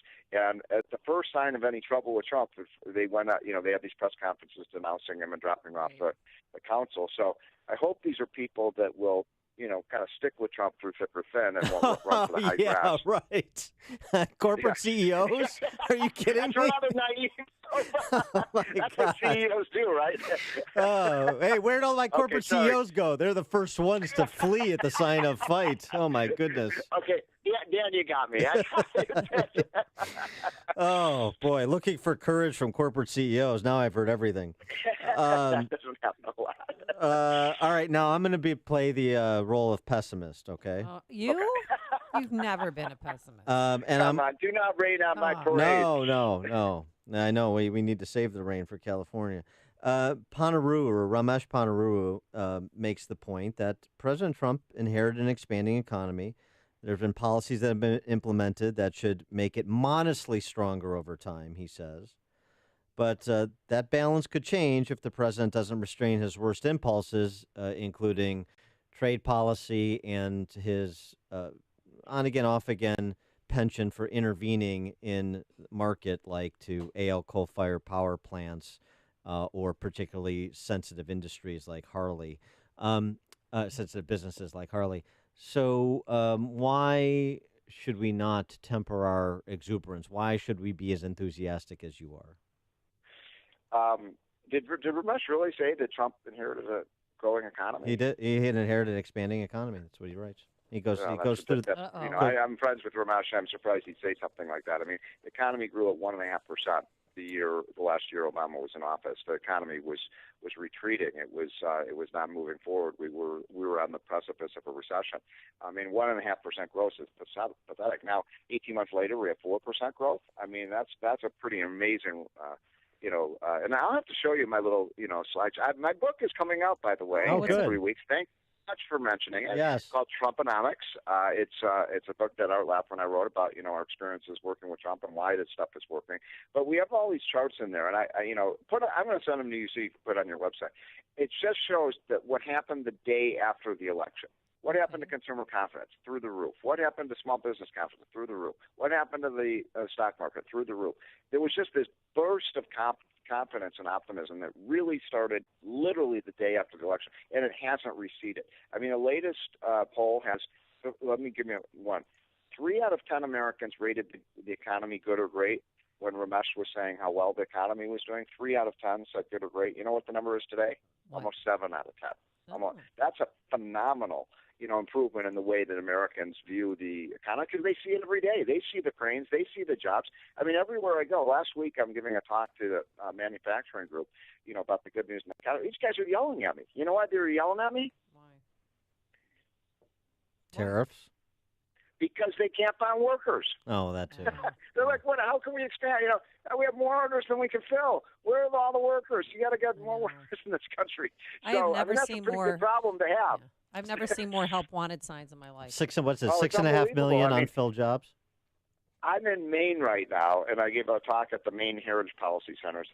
Believe it or not, Maine has a conservative policy center. Anyway, a bunch of the businessmen and women came to this thing. And there's one guy, he runs go-kart tracks. Do you still have go-kart tracks in Chicago? They had one when I was a kid. Yeah, the one in Palatine on Rand Road closed down, so I'm out. I know of no go-kart tracks.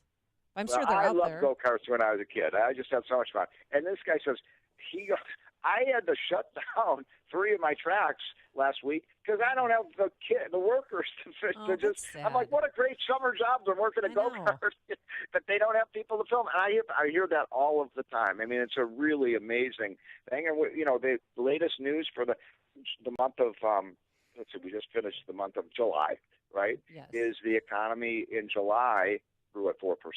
So this isn't receding. If anything, it's picking up. The only thing that's holding back things, we need more workers. We need to get these teenagers off their butts and out there working. I know. There's so many teenagers sitting at home playing Fortnite and not out there. That's what my kids are doing. I cannot get them off the damn. We talk about all these addictions.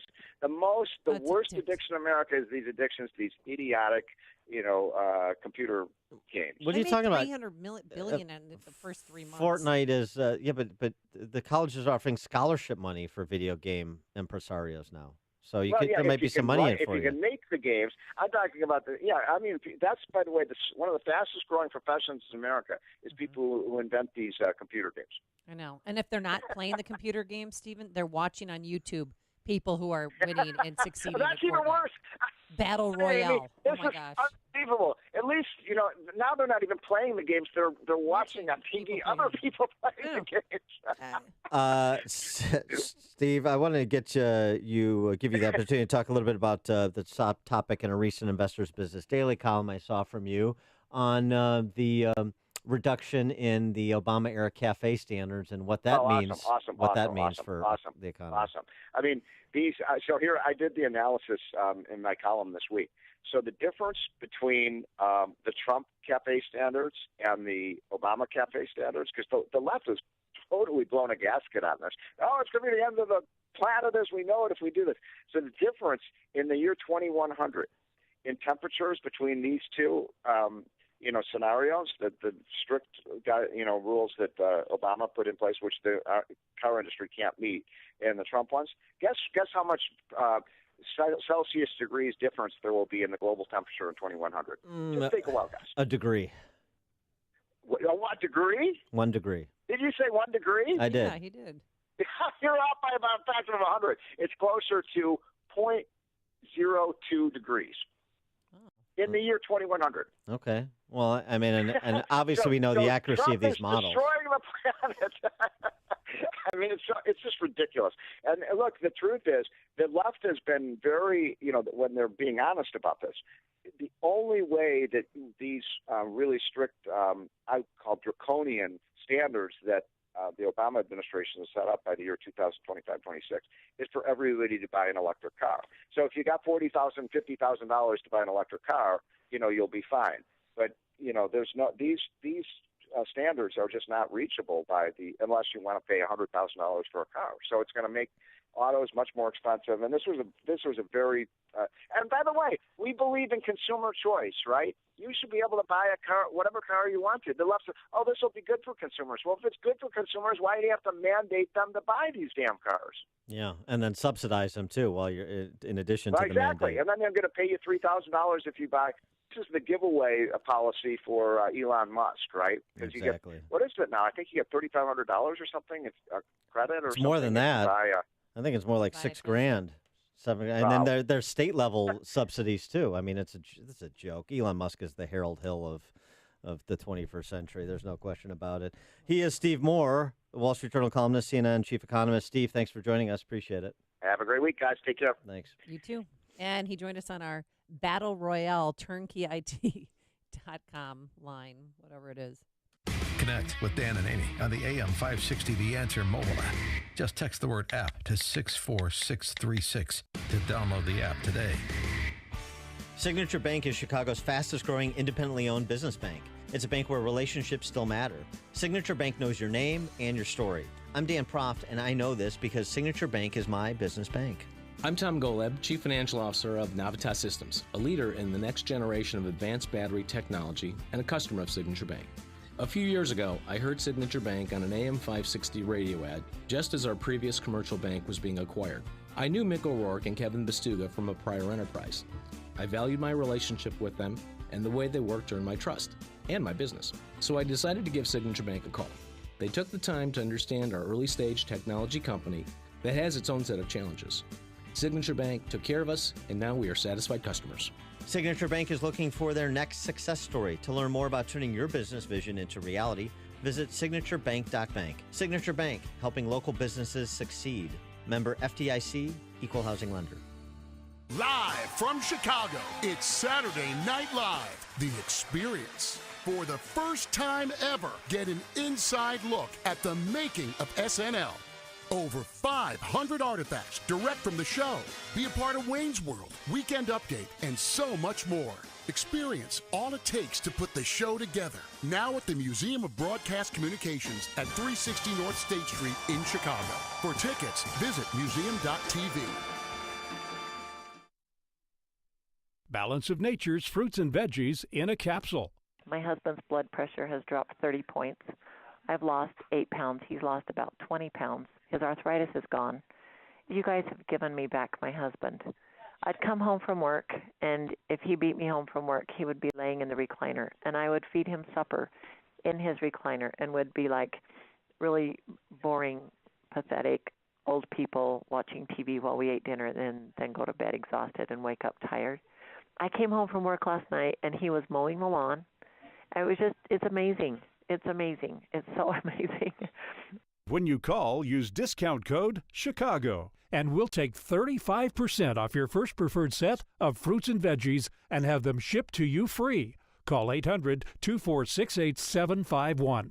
That's 1-800-246-8751, or go online to balanceofnature.com and use discount code Chicago. This is Dan Proft with 60 Seconds of Sanity for Upstream-Ideas.com. Sarah Sanders refused to oblige CNN's Jim Acosta's demand to remove the enemy of the people moniker President Trump has bestowed upon the D.C. press corps. I guess the Secret Service protection Sanders now requires and the calls from that same press corps' fellow travelers to subject her to a lifetime of public harassment has Sanders not particularly interested in what Acosta thinks he deserves. Is the D.C. press corps a protector of the people? Is it a professional fourth estate acting as a check on the ruling class? Those descriptions don't seem to fit either, do they? Not all the members of the press corps are enemies to all of the people, but the great majority are devotees of every big government gambit launched since the New Deal. They cheer the economically illiterate agitprop of a millennial bartender and the communist virtue signaling of a backup quarterback. They want to force men into your daughter's locker room, Howard Zinn into her classroom, and religion out of her life. They call for our discourse to be elevated while welcoming a racist simp to the New York Times editorial board. They champion policies and policymakers who oppose free minds and interfere in free markets. Maybe the word to describe such people is not enemy, but I know it's not friend either. When our health insurance renewal notice arrived last fall, my wife and I made the decision to drop our plan. With the monthly premiums and deductible, we'd have to pay $30,000 just to use it. So we did our homework and switched to MediShare.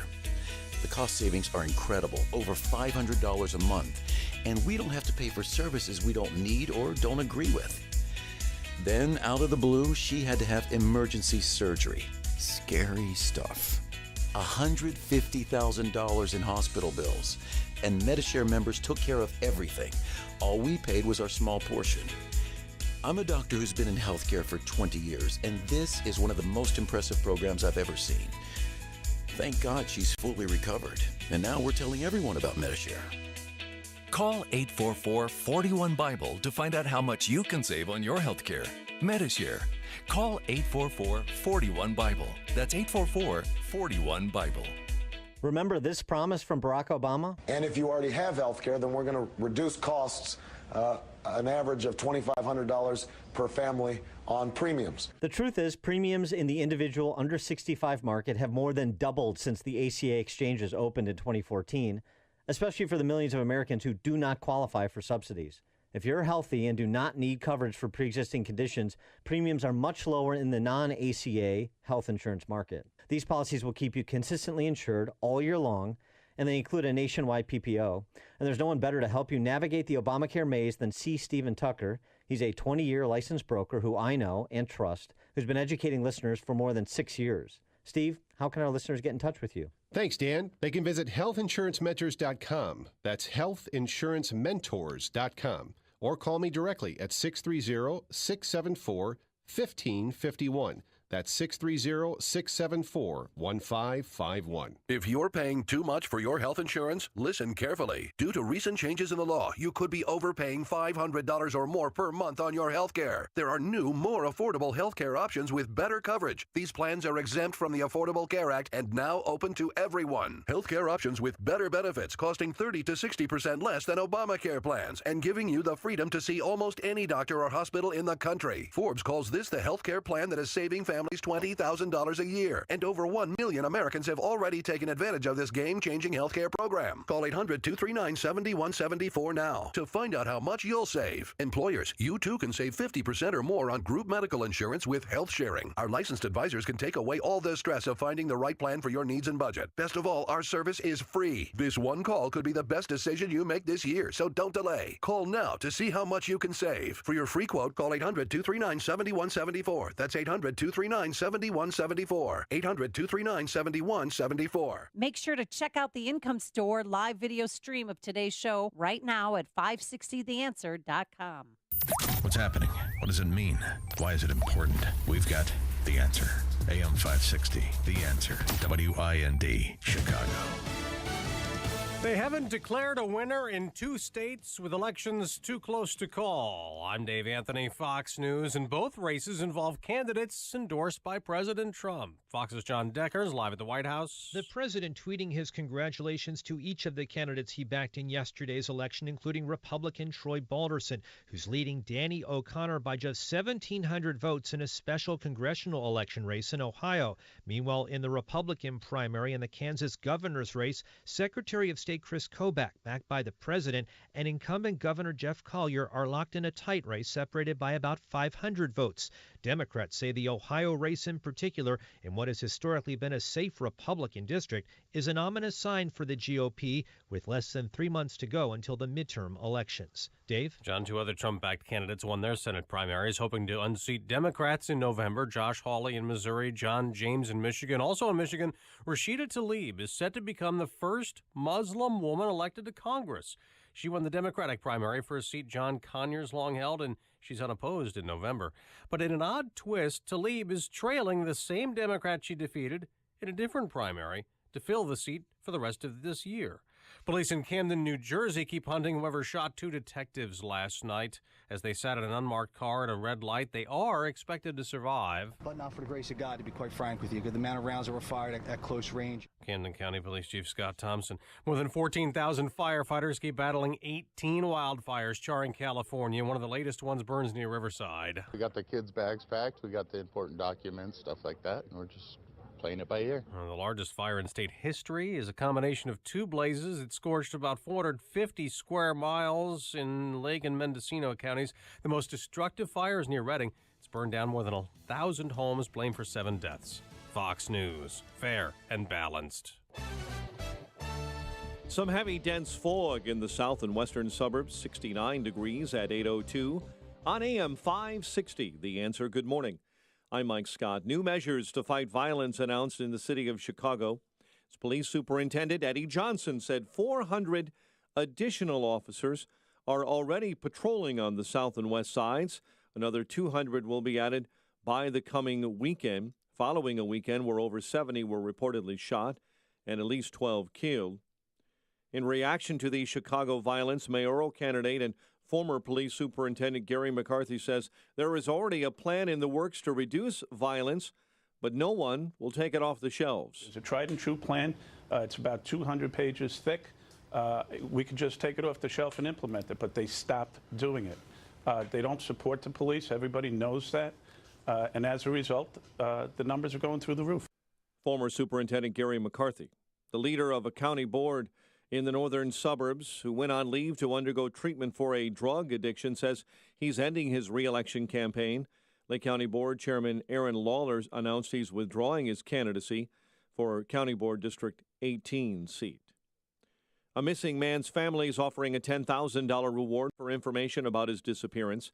A landlord who owns multiple properties in Inglewood has been missing for several days. His white vehicle was located behind an abandoned Southside home yesterday. The search for the 76-year-old continues. Blackhawk legend Stan Mikita is dead at the age of 78. The Hall of Famer won the Hart Trophy twice and helped the Hawks take home the Stanley Cup in 1961. Chicago sports. Cubs shut out Kansas City 5-0. Yankees took down the White Sox at guaranteed rate 4-3 and 13. 8:03, time for the AM 560 Business Beat. From the Fox Business Network, here's Ginny Casola. From the Fox Business Network, Walt Disney's earnings offer a picture of the best of times and the worst of times for the company. Its overall business was better than expected, but it continues to lose more ESPN cable subscribers. Chief Executive Robert Iger is optimistic about the company's acquisition of 21st Century Fox's entertainment unit and its Disney-branded streaming service. CVS is reporting a stronger than expected quarter. The pharmacy chain is also planning to offer a nationwide service that will let you diagnose medical conditions with a smartphone app. USA Today says the video visit service will cost $59 and will be available in coming months. And luxury fashion company Michael Kors is reporting a better than expected quarter. It was helped by its Jimmy Choo shoes unit. The Dow was up 126 yesterday. NASDAQ gained 23. S&P was up 8. With the Fox Business Report, I'm Ginny Cosola. 8:04, a check of traffic and weather on the way next on AM 560. President Trump creating some Russia investigation news of his own this week when he... You can talk about the weather. but the weather didn't pull the trigger. If the Democrats get in, they're going to raise your taxes. You're going to have crime all over the place. You're going to have people pouring across the border. We all still share the same objective of making sure that Iran doesn't get deliverable nuclear weapons. What happens next? That's a beauty. Happens here. This is AM 560. The Answer. It's the Ford Summer Sales Event. And now, while selection is best, it's the best time to buy. With amazing offers across a full lineup of Ford vehicles, now is the time to make summer go right with Ford, America's best-selling brand. Stop by a local Ford store or shop online at buyfordnow.com, because there is no better time than right now to get behind the wheel of a new Ford during the Ford Summer Sales Event.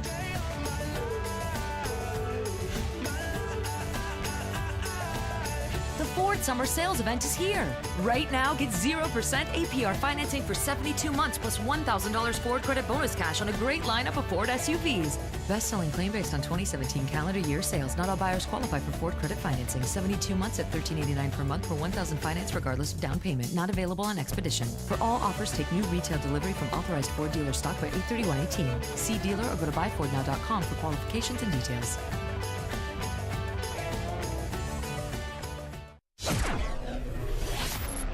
.06.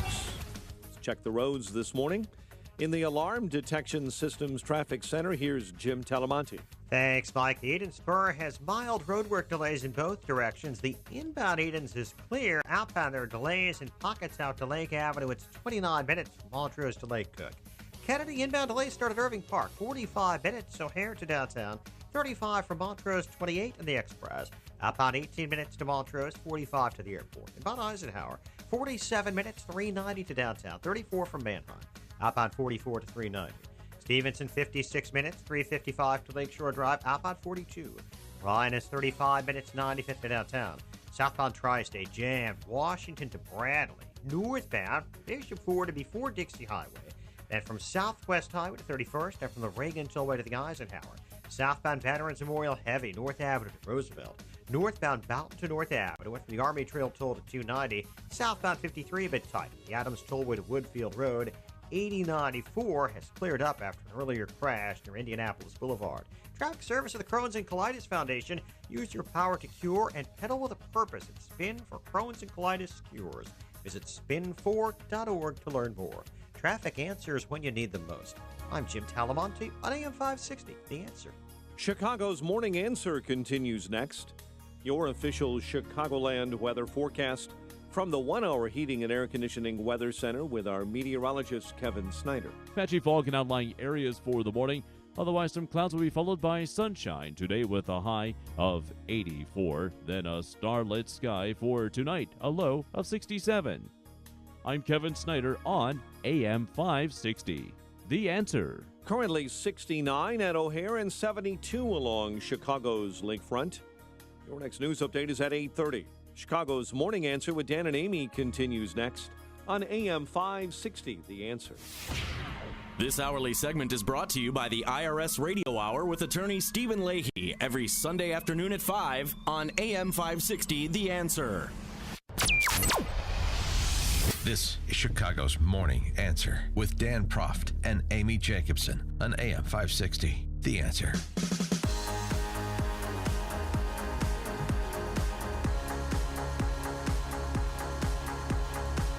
Top of the morning, Dan and Amy. So where are we at with Chicago violence and the reaction and response to this weekend's carnage? Let me see. As of yesterday, Tiny Dancer wants the clergy to take the lead. Clergy members want more money from Tiny Dancer, expand a city bureaucracy. Black Lives Matter doesn't say anything about this. They're too busy chanting pigs in a blanket fry 'em like bacon. Cook County State Attorney Kim Foxx catches and releases criminals.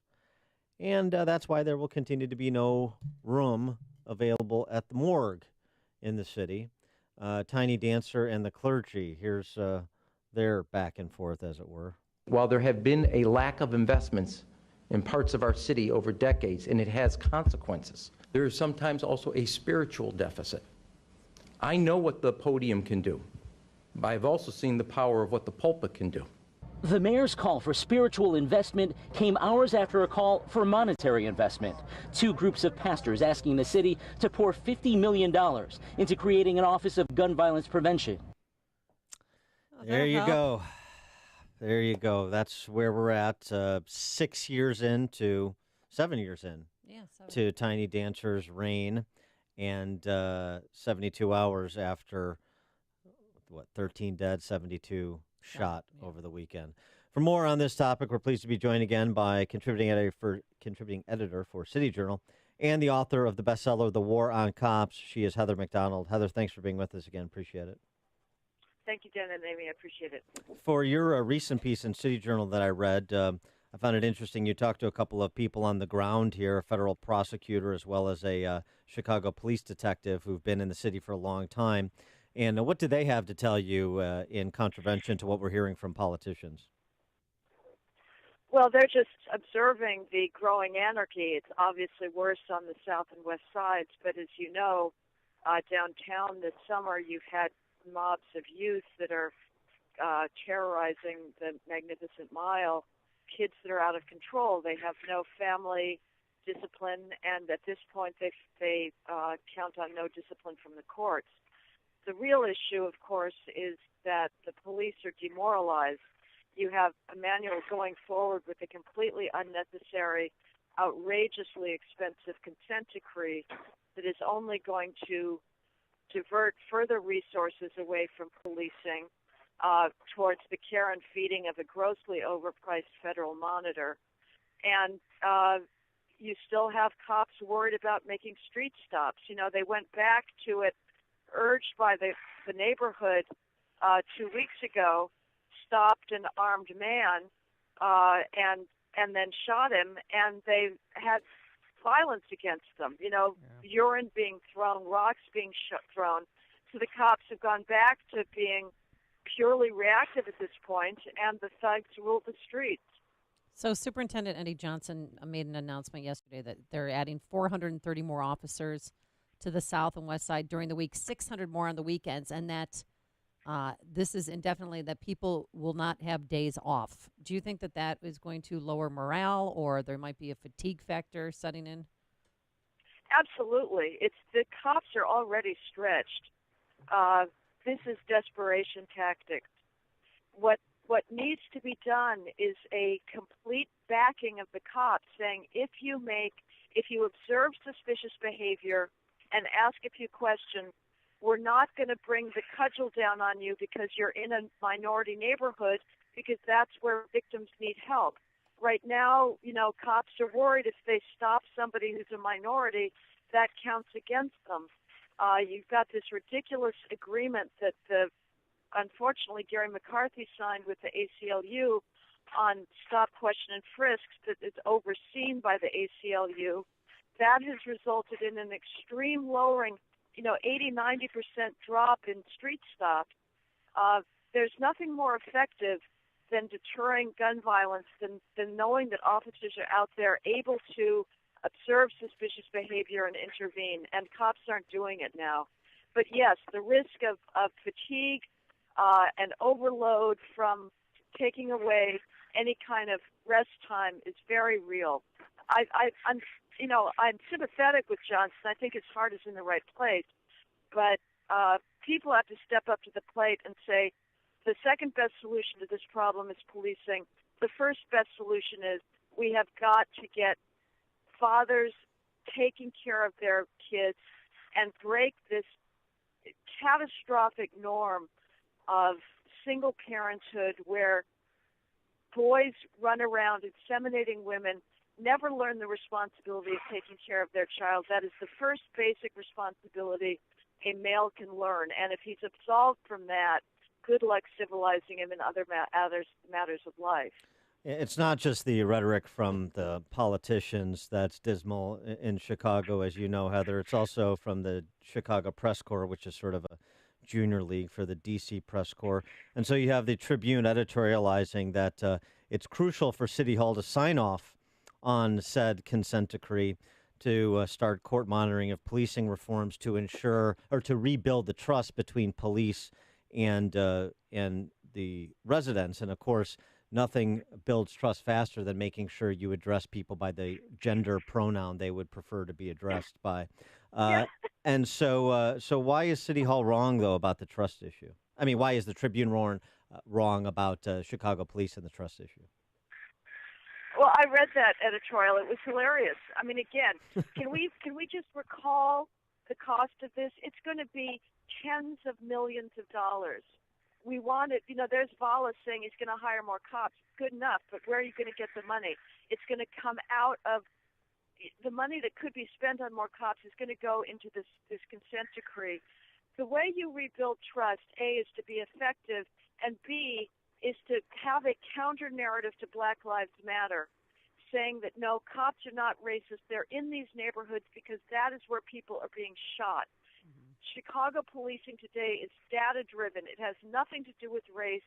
It's based on incidents of victimization. And the only way you're going to get racially equal policing across the city where every neighborhood has identical rates of police is to ignore crime in black neighborhoods. That's where cops are needed, and that's where they're going to be deployed. But when you have a press corps that is not willing to say that the vast, vast majority of officers are out there doing the right thing, they're working in social conditions that the editorialists at the Chicago Tribune are clueless about. The degree of anarchy that they see in these homes, the despair of seeing these kids go through shooting again and again, the fact we're all talking about, they're not clearing murders because of lack of trust.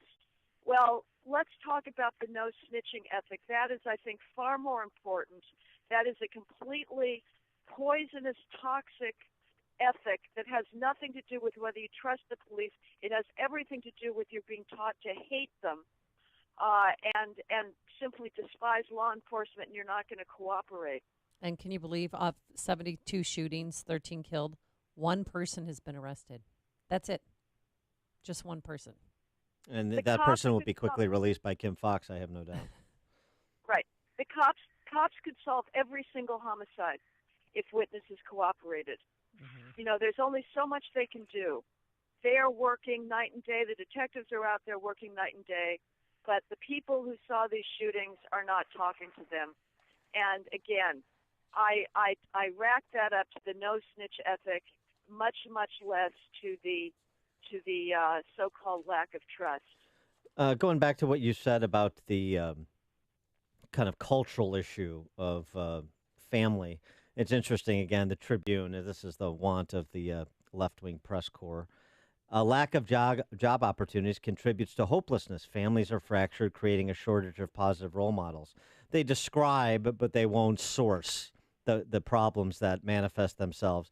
And we find, University of Illinois study, 20 to 24-year-old black men in Chicago, 47% are neither employed nor in school.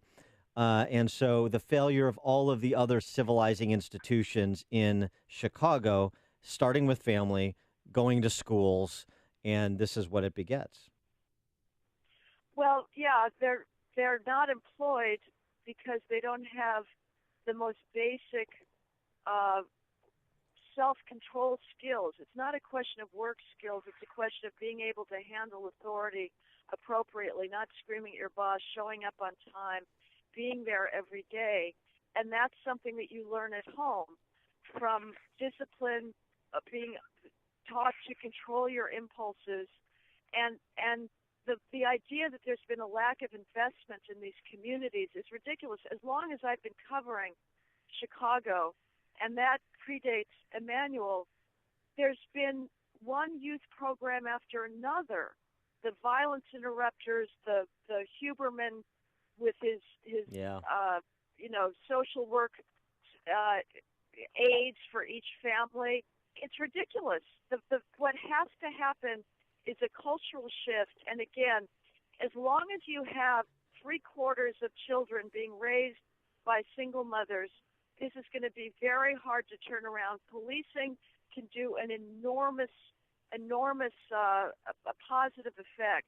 But the ultimate root cause here is the family breakdown, because you cannot have a civilization where men are free radicals and they're not expected to marry the mother of their children and be responsible.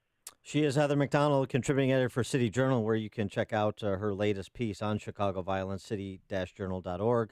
Also, again, best-selling author of The War on Cops. Heather, thanks as always for joining us. Appreciate it. Thank you, Dan and Amy. I appreciate it. Always a pleasure. And she joined us on our turnkey.pro answer line. You're listening to Chicago's Morning Answer with Dan Proft and Amy Jacobson on AM 560. The Answer. Coming up on Chicago's Morning Answer, we'll take your phone calls. 312-642-5600. Police officers, those who are going to have no days off for the foreseeable future, you're the first in line. Maybe you like the overtime, maybe you don't. 312-642-5600. Forecast for today, let's see. We're going to some patchy fog, otherwise some clouds. Some sun will peek through here. A high of 84 degrees, less humidity, so that's good. You have to dry out your basement. Tonight, a starlit sky, low 67. And for tomorrow, Thursday, plenty of sunshine, warmer weather, a high of 89 degrees. Let's get into the Alarm Detection Systems Traffic Center. Here is Jim Telemonte. Dan and Amy, as if police weren't busy enough, they have Lake Street still blocked off on the west side of Chicago, westbound Kildare to Kilbourne after a major shooting and ensuing crash at Lake Street and Costner. The Edens Expressway is fine inbound. Outbound, you've got 7 minutes worth of delays between Montrose and Lake Avenue. The Spur has delays in both directions due to construction. Kennedy, from O'Hare to downtown, it's 45 minutes, a little quicker than the Express. Outbound 45 as well. Eisenhower, 47 minutes, 390 to downtown. Outbound 44. Stevenson, 56 minutes, 355 to the drive. Outbound 42. Ryan, 34 minutes, 95 to downtown. Southbound Tri-State heavy 21 to Bradley Road. Northbound Southwest Highway to 31st, and from the Reagan Tollway to the Eisenhower. But Adams Tollway now heavy Beecham to 53. Southbound 53 has bridge work delay. The Adams Tollway to Woodfield Road. I'm Jim Talamonte in the Alarm Detection Systems Traffic Center. Pain drugs are addictive and have side effects. Get off the drugs and get rid of the pain. You don't need to live with chronic pain. Let's repeat that. You do not have to live in pain. Chronic pain is the worst from an accident or pain that just develops. Dr. Ken Candido is one of the most respected and successful pain doctors in the world. Dr. Candido will work to find the source of your chronic pain and fix it. He teaches pain management around the world and has been voted one of Chicago's best pain doctors several times. Okay, you get it. He's the pain doctor you need. Dr. Candido of Chicago Anesthesia and Pain Specialists will help you get off the pain medication and all of its side effects. You can get your life back. Drugs mask the pain, find the source, and fix it. Call Dr. Ken Candido. Make an appointment with a cutting-edge, respected, and successful pain physician. Go to mypainchicago.com. mypainchicago.com. Thousands have been helped with their chronic pain. You can be the next one. Get the phone number and all the info at mypainchicago.com. Did you know that your sump pump is the heart of your basement waterproofing system? Hi, I'm Roy Spencer, president of Permaseal. You know how many sump pumps fail? That's right, all of them. It isn't a matter of if, but rather when your pump will fail. Unfortunately, you may not realize there's a problem until your basement is flooded and you've incurred thousands of dollars in damages. At Permaseal, we make it easy to have your sump system evaluated and a reliable pump and battery backup system installed. Call Permaseal today at 800-421-SEAL to schedule your free inspection. We've received many calls from happy customers whose basement and belongings were protected during this past rainy season. But don't take our word for it. Check out our reviews with the Better Business Bureau. You'll see that many of your friends and neighbors are part of the Permaseal family. Get the peace of mind that comes with a dry basement and a healthy home. You know who to call. Permaseal. 800-421-SEAL or visit permaseal.net. Hey, if you're looking to secure financing on a new home or refinance your existing mortgage, God bless you, then you need to do what I did and call Team Hochberg. Ted, Army veteran who served multiple tours in Iraq. Upon returning home, Ted struggled with PTSD and reintegrating into civilian life. Ted lived in a multiple veteran home before being introduced to Rags of Honor, which is a Chicago-based silk screening company who hires homeless and chronically unemployed veterans. Ted was a machine operator, got promoted to director of digital marketing, and recently left Rags of Honor after securing a higher-paying job. Help employ homeless veterans like Ted. Go to ragsofhonor.us and purchase their silk screening clothing. Use promo code Team Hochberg to save 50% off the second item purchased. Now, if you're a veteran securing a VA loan, call Team Hochberg, a lender who respects your service and proudly supports veterans. Call him at 312-751-1333. Team Hochberg helped me and thousands of AM 560 listeners, but hey, they can't help you if you don't call. 312-751-1333 or visit am560david.com. Pearl Mortgage, equal housing lender, Illinois residential mortgage licensee 4358, NMLS 19186. When you purchase an alarm system, you do it for one reason above all others. You need to know something about the people or property under your care. Knowing that what matters most will be looked after by professionals when you can't be there is a comforting feeling. At Alarm Detection Systems, we've learned a great deal from our decades of service. We know how to treat customers on the phone. We know that installing quality security products using certified technicians is the only way to go. We know that same-day service and local monitoring will provide the safety and peace of mind you're looking for. You no longer have to wonder if your home or business is protected by your alarm system. Know that it is. At home or on the go, the information you seek is right in your hands. It's good to be in the know. Visit adsalarm.com or call 630-844-6300. That's 630-844-6300 or online at adsalarm.com. Alarm license number 127000143. Balance of Nature's fruits and veggies in a capsule. I've got ankylosing spondylitis, which is a arthritic disease, calcification of the major joints and spine, and I just don't have the pain that I used to have. It's really kind of amazing. Balance of Nature has been an amazing product. I've recommended it to literally hundreds. I'm a pastor, and I've said, y'all just try it. Give it a month. Give it a try. And so hopefully they have. But it's an amazing product, and the neatest thing is when you first open up that bottle, and you can smell the fruits and vegetables. Every time I open one, I just get a big kick out of that. When you call, use discount code CHICAGO, and we'll take 35% off your first preferred set of fruits and veggies and have them shipped to you free. Call 800-246-8751. That's 1-800-246-8751, or go online to balanceofnature.com and use discount code CHICAGO. AM 560, The Answer. Dan and Amy talking about Chicago violence, and take some calls in response to our interview with Heather McDonald from the Manhattan Institute. Matt in Fox River Grove, you're on Chicago's Morning Answer. Hi, good morning. Thanks for taking my call. I think where we really need to spend money is on educating these young girls in those places about the value of family and traditional marriage. You know, I adopted two kids from the South Side. One was from 55th and Hermitage, and I was in a conversation with a group of people one time saying, you know, my son would never have had a chance with the guns, the gangs, and the drugs in that area. And this young lady spoke up, and she said, it's not the guns, the gangs, and the drugs. It's the lack of family. She said, I grew up 2 blocks from 55th and Hermitage, and she said, my dad was home every night. Him and my mom made sure that me and my sister were home every night. They took care of our schoolwork, and both her and me and my sister got college degrees. And I thought that blew me away. Yeah. And that's exactly it. We really need to start focusing on the family and traditional marriage and educating these people on the value of that. Thanks for the call, Matt. Well said. And I would just add one thing, too, because all the rhetoric you get on TV and from the pundit class and, of course, the politicians, these fortune cookie automatons,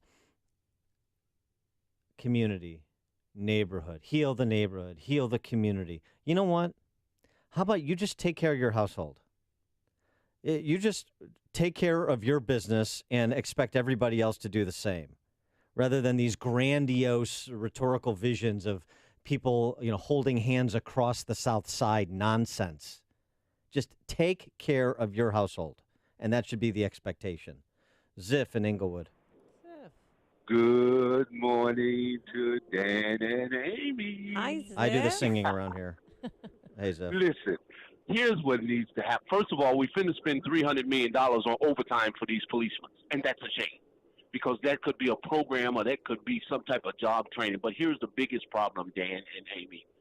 Guys like me who went away to prison years ago, we got to go back out there and get our teenage sons, because those are the ones who have the guns. So I need to go back and find little Zip, find out what he's doing, reconcile, tell him I'm sorry, I didn't take care of my responsibility. Can we work it out? Those are the shooters, Dan and Amy. All right. That's my commentary. All right. That's a good one, Ziff. Thanks for the call. Appreciate it. Little Ziff out there. Little Ziff. Your dad's coming for you. And he's bringing hell with him. Phyllis in Chicago. Hi, Phyllis. Yes, I would like to say I worked for CPS for 36 years. And Mr. Vallis, Mr. Chico, and Mr. Daly removed an option to these kids. They removed vocational ed, and all of a sudden, miraculously, everybody is going to go through a 4-year college program. One of my African-American colleagues who passed that summer, unfortunately, was a shop teacher.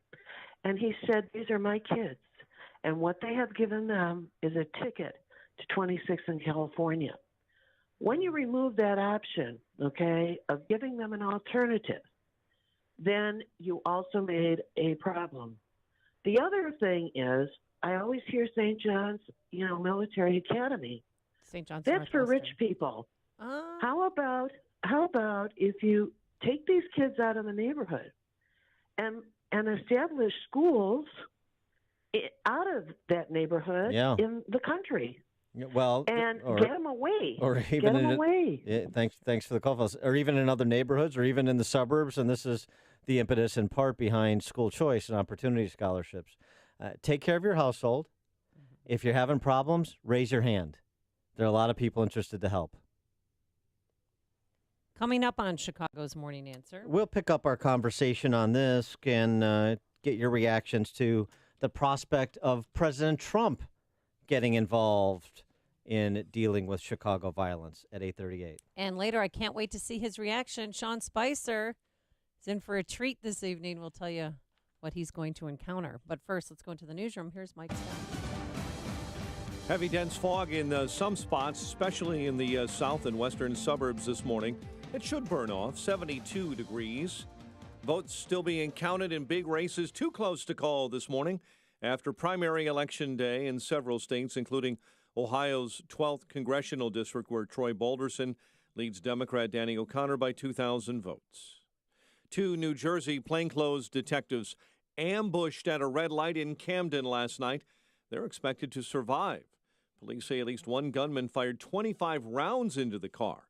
One of those detectives was able to fire back. Both wound up in the hospital with non-life-threatening injuries. Wildfires forming in the Mendocino complex in Northern California have burned over 292,000 acres. This morning, CAL FIRE officials say the fire will not be out until at least September 1st. Paul Manafort's former business partner will continue testifying in the bank fraud and money laundering trial against the former Trump campaign chief. Rick Gates admitted he stole money yesterday from Manafort.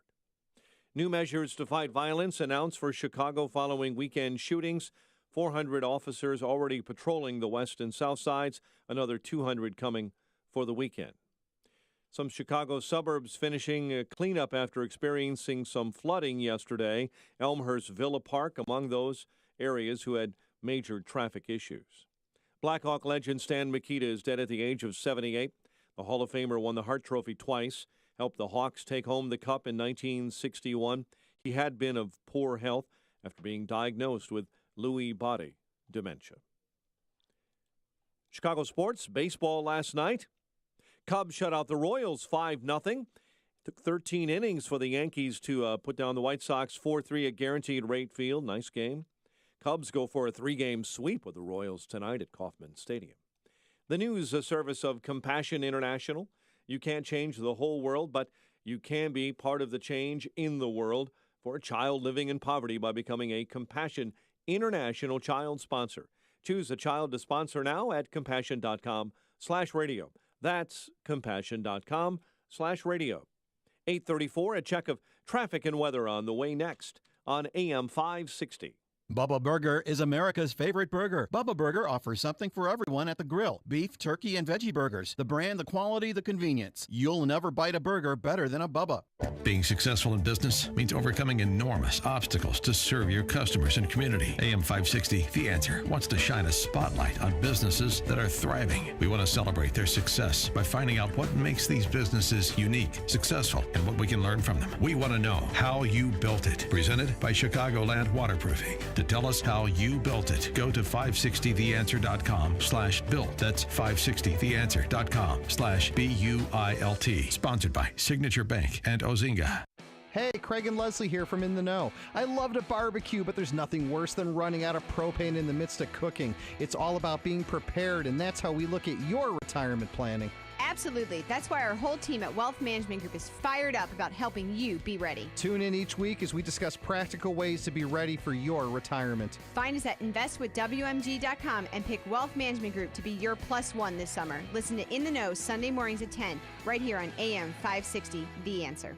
The following is a paid political announcement. President Trump knows that to keep America safe, we must secure our borders. A strong nation must have strong borders. But some liberals in Congress, like Massachusetts Senator Elizabeth Warren, want to abolish immigration and customs enforcement altogether, making us weaker.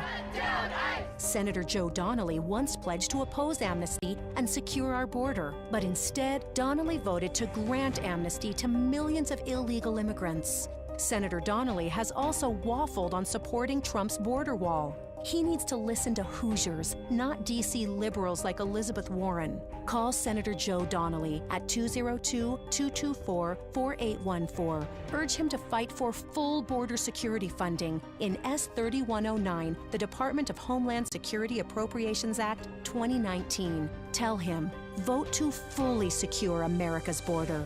Paid for by One Nation, www.onenationamerica.org. Looking to secure financing on a new home? Then you need to call Team Hochberg. Stephanie, account manager, contacted her credit union to get pre-qualified for a mortgage. Bad move. The credit union's alleged mortgage expert informed Stephanie she couldn't purchase a home without a cosigner. Wrong. Stephanie's grandfather would cosign, but she wanted to do it herself. After hearing hundreds of our ads, Stephanie called for a free consultation. An experienced Team Hochberg mortgage professional answered Stephanie's questions and helped her secure a mortgage without a cosigner. Let's review. The inexperienced mortgage professional at Stephanie's credit union stated she needed a cosigner to purchase a home, and Team Hochberg secured her a mortgage without a cosigner. When securing a mortgage, you could either get terrible advice at your credit union, or you could call Team Hochberg at 312-751-1333. Team Hochberg has helped thousands of AM 560 listeners, but we can't help if you don't call 312-751-1333 or visit am560david.com. Pearl Mortgage, an equal housing lender, Illinois residential mortgage licensee 4358 and MLS 19186. 8:37. Let's get a check of the roads in the Alarm Detection Systems Traffic Center. Here is Jim Talamonte. Thanks, Mike. Southbound 53, traffic slow. The Adams Tollway to Woodfield Road, ongoing bridge work. This has the eastbound Adams Tollway backed up to around Beecham.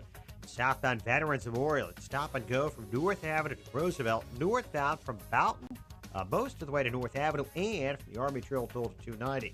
Tri-State southbound delays are from around 21 to Bradley Road. Northbound, it's heavy 87th to 31st, and from the Reagan Tollway to the Eisenhower. Cadence is 19 minutes. Lake Hook to Montrose, outbound 26. Spur has delays both ways. Kennedy inbound delays start at Addison, 42 minutes. O'Hare to downtown. 30 from Montrose, 32 in the Express. Outbound 38 to the airport. But Eisenhower jammed. York to the Tri-State now. Then more delays kick in at First Avenue. 59 minutes, 390 to downtown. 32 from Manheim. Outbound 39 to 390. Stevenson, 57 minutes, 355 to Lakeshore Drive. Outbound 42. Ryan, 34 minutes, 95th to downtown. Traffic answers when you need them most. I'm Jim Talamonte, AM 560, The Answer. Chicago's Morning Answer continues next. Your official Chicagoland weather forecast from the 1-hour Heating and Air Conditioning Weather Center. Patchy, heavy, dense fog still hanging around Michigan City, southwest and western suburbs, with visibilities at about 0.3 of a mile. When that fog breaks, we'll have clouds and sunshine. High of 84. Starlit sky overnight, low 67. 72 at O'Hare. Next news at 9. Chicago's Morning Answer with Dan and Amy continues next on AM 560, The Answer. This hourly segment is brought to you by The Lou Bridges Show. Tune in on Saturday mornings at 8 to learn how you might fight foreclosure and keep your home. Hey, Joe Walsh here. Trump wants to sort of take a time out and limit legal immigrants coming into this country. I think that's a good idea. We'll talk about it when Freedom returns at 5. Dan and Amy, so the announcement yesterday that the Chicago Police Department is going to add 430 officers in the most violent South and West Side neighborhoods during the week and 600 officers on the weekend. And despite that substantial addition of manpower to those regions of the city, you had this curious statement from Police Superintendent Eddie Johnson, as reported by Eric Hong of ABC 7 News. Superintendent Johnson said the increase in officers on the south and west sides will continue as long as necessary, and he said it won't come at the expense of policing in other parts of the city. Where are these people going to come from? I don't... Like, you have your fictitious family, and now we have these fictitious officers. There's been no new hires mentioned that right. I'm aware of. So where are they going to... So obviously they're being taken from other places to be deployed to the south and west sides. Now... Well, we also are learning that they are canceling days off for gang teams and fugitive patrol. Okay, Yeah, right. yeah. And this is, by the way, not enough for some people. Our friend Steve Cortez, former Trump Hispanic Advisory Council and CNN contributor, he writes in Real Clear Politics a plea to President Trump. President Trump, please help save Chicago. For the near term, our city needs military troops to guard streets in the most dangerous areas. Soldiers have historically been deployed after riots to achieve calm, and Chicago's current riot is merely a slow motion one. Well, should President Trump get involved? 312-642-5600, turnkey.pro answer line, 64636DA, turnkey.pro text line. or should Governor Ronner get involved, because he is the one who can deploy the Illinois National Guard? Yesterday, both Johnson and Mayor Emanuel were emphatic, saying, no, we do not need the National Guard, because reporters asked them repeatedly, is now the time? And if not now, when? When the body counts, 100 are shot in a weekend? Well, we know that nobody is in charge in Chicago and Illinois. Because Governor Ronner told us he's not in charge. Correct. So that was a lovely moment. If the two wine club buddies aren't going to do anything, then should President Trump get involved? Do you think they drink red or white wine? Well, Those two are different so cute. tastings. They're like a little bosom by the Jeff and Mutt. Depends if they're having the filet or the fish. And since I'm being catty, did you see Mayor Emanuel at that press conference yesterday? A suggestion: step on a milk crate or get a booster chair. I mean, he barely, because that's a big lectern with the Chicago Police Department seal. Seriously, he could barely see over the top of it. Yeah. Hello, I'm over here. He's seen what podiums can do. He's seen what pulpits can do. Hide him. In the most violent South and West. While there have been a lack of investments in parts of our city over decades, and it has consequences, there is sometimes also a spiritual deficit.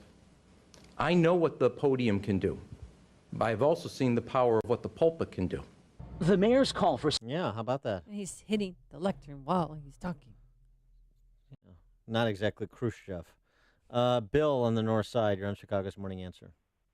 Hey, good morning, Dan. Good morning, Amy.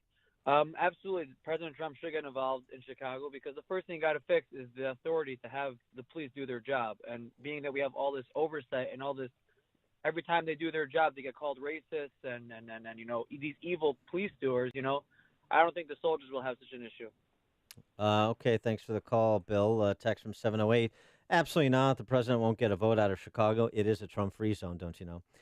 Build a wall around the south and west sides. Well, that's essentially what they were suggesting they had done up until this point, right? When Eddie Johnson was doing his George Kennan impersonation earlier in the week, saying the violence is contained to 4 of the city's 22 police districts, as if that somehow makes it defensible. This is going to be like The Wire, where we just create sort of open air drug markets, like you have police guarding the border, the integrity of neighborhoods that are just going to be open air shooting galleries and drug markets. The police are going to act as security for the gangbangers and the drug dealers in these neighborhoods. Is that what we're supposed to do? It's absurd. By the way, I've said before, I'll say again, federal troops to do domestic policing. I totally disagree with Steve Cortez. Like him, totally disagree. Don't believe the National Guard is required. Do not want military policing the city of Chicago, and for all kinds of reasons. But here's one I haven't really mentioned before. What?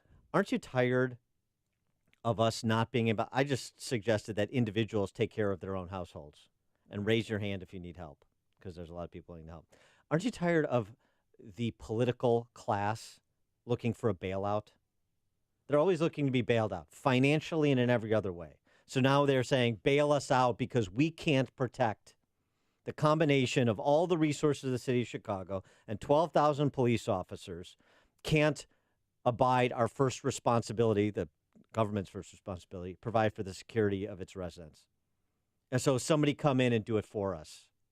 No. Do it yourself. That's what we're supposed to impart on kids. Learn a little independence and self-accountability.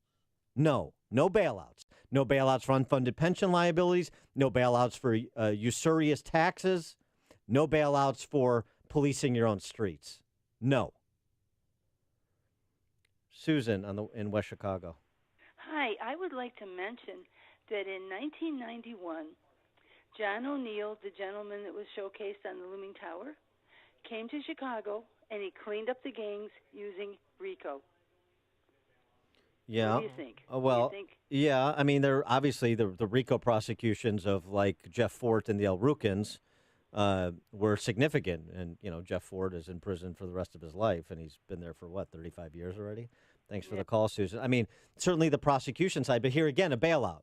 What did Eddie Johnson say at the presser yesterday? I've talked to the U.S. Attorney's Office, and they're going to level up gun charges for federal prosecution. Why? Because you got the walk and get out of jail free card as your Cook County State's attorney, where we do a catch and release program like we're border security or, Obama directed border security. Bailed out. You do it. We don't want to do it. Marty in Naperville. Dan, you're absolutely right. And beside that point, if Donald Trump and the federal government gets involved, if his name goes on this, he owns it. It has now become Donald Trump's problem. And it's you got to clean it up inside. No federal help at all. Thanks for the call, Marty. But I mean, also, too, would they be able to fire back if somebody fired at them, if the National Guard was there? Or just their presence might be a deterrent for shootings? Well, I think that's why people are suggesting it, but wouldn't police presence be a deterrent for security? Are police allowed to fire I wish back? they could, and I wish people respected police officers more than they do. The important thing, though, is above everything else, and this is a message to Chicago police officers, so take heed. Yeah. The key to keeping officers safe and also protecting the public, addressing people by their preferred gender pronoun.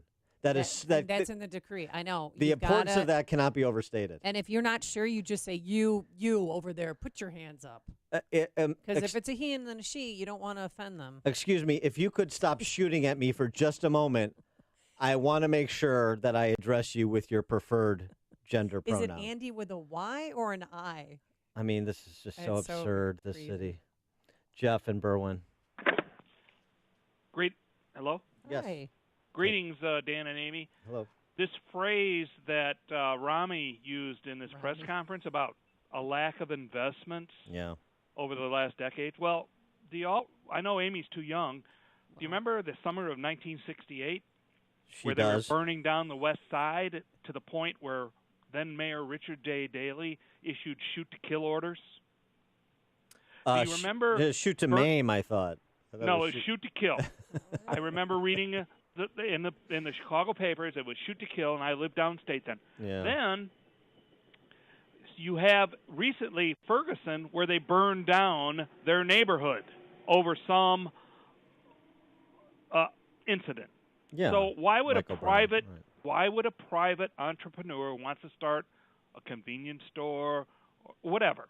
Why would he invest in a neighborhood where he thinks, well, I might get burned out? Well, they're not talking about a private investment. They can't get that unless they underwrite it. They're talking about your money. I'm talking about tax dollars. They're talking about more government programs and government bureaucracies, both Tiny Dancer and the pastors that want $50 million redirected from a police academy they're going to build on the west side. Of course, it's always other people's money, and it's always more. Thanks for the call, Jeff. Dan in Libertyville. Thank you for taking my call. Good morning. There's a couple of things that we forget as time goes by, and that's that Father Flager called for the snuffing out of a gun shop owner. This is a Catholic priest calling for the killing of an innocent man. When you have a religious leader who's calling for murder, what do you expect his parishioners to do? Secondly, he got tens of millions of dollars from the state of Illinois through Governor Quinn, overseen by a board that was including Attorney General Lisa Madigan. And when they asked her where the $36 million went, do you know they couldn't account for it? Yeah, I remember. Illinois is thick, okay? And what we have to remember is these people, I said, well, why don't they have witnesses? You know, these people, they need to speak up. Well, I remember a young lady named Kimberly Harris whose boyfriend was killed in front of her. She went to the state's attorney's office. She identified the gangbanger that shot her boyfriend. They found her with 20 bullet holes in her, many to her face. So it was a closed casket funeral and a message to everyone in the neighborhood. Open your mouth and you'll end up like her. It's a very bad place. And there's a lot of bad people there just being released onto the street to do their crimes again. It isn't going to get better anytime soon. Yeah, but that's right. Thanks for the call, Dan. The problem is there's a lot more good people in those neighborhoods that don't deserve to be terrorized, that deserve to live in peace if they're practitioners of peace, just as me in Streeterville or Amy in Lakeview do. That's the problem. We still have a responsibility, even with what you say being true. Sean in Elmwood Park. Well, first off, Bruce Rauner can't do anything. He's too busy finding empty boxes and having that stretch mark queen, Nancy Kimmy, shred the right documents. So he's tied up, can't do anything.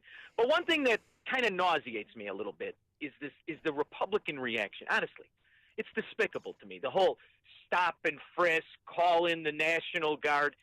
If you can't figure out what is the fight? Why are they? You think they're shooting each other over dance moves or because somebody stole somebody's girlfriend? What is the fight about? And to think that the honorable, virtuous police, of most of whom are, but do you think that there aren't those open-air drug zones you're talking about, Prof? That this isn't really the wire? Come on. And let's use our heads. Everybody's on the take. And until you get the FBI, where is the Chicago FBI? Are they busy with Wait donuts? a second. I'm confused. You're criticizing the calls for federal involvement, and then you're saying, where's the FBI? Chicago FBI. We got a branch. Chicago They're not just FBI. to figure out where the FBI. best pasta vazul is. What? Chicago, the FBI is like the Illinois National Guard. It's part of the federal. Now, listen. I mean, come on. There's a bunch of these G-men in barber shops and donut shops right now. What are you doing? Get out of the warehouse for men's with your cheap suits and do something. I want police work. Give me a Sherlock Holmes. Figure out who the drug kingpin is. Infiltrate, confiscate, arrest. But don't stop and frisk innocent people. Don't intimidate, and don't become Nazis because it makes you feel safe in Glen Ellen.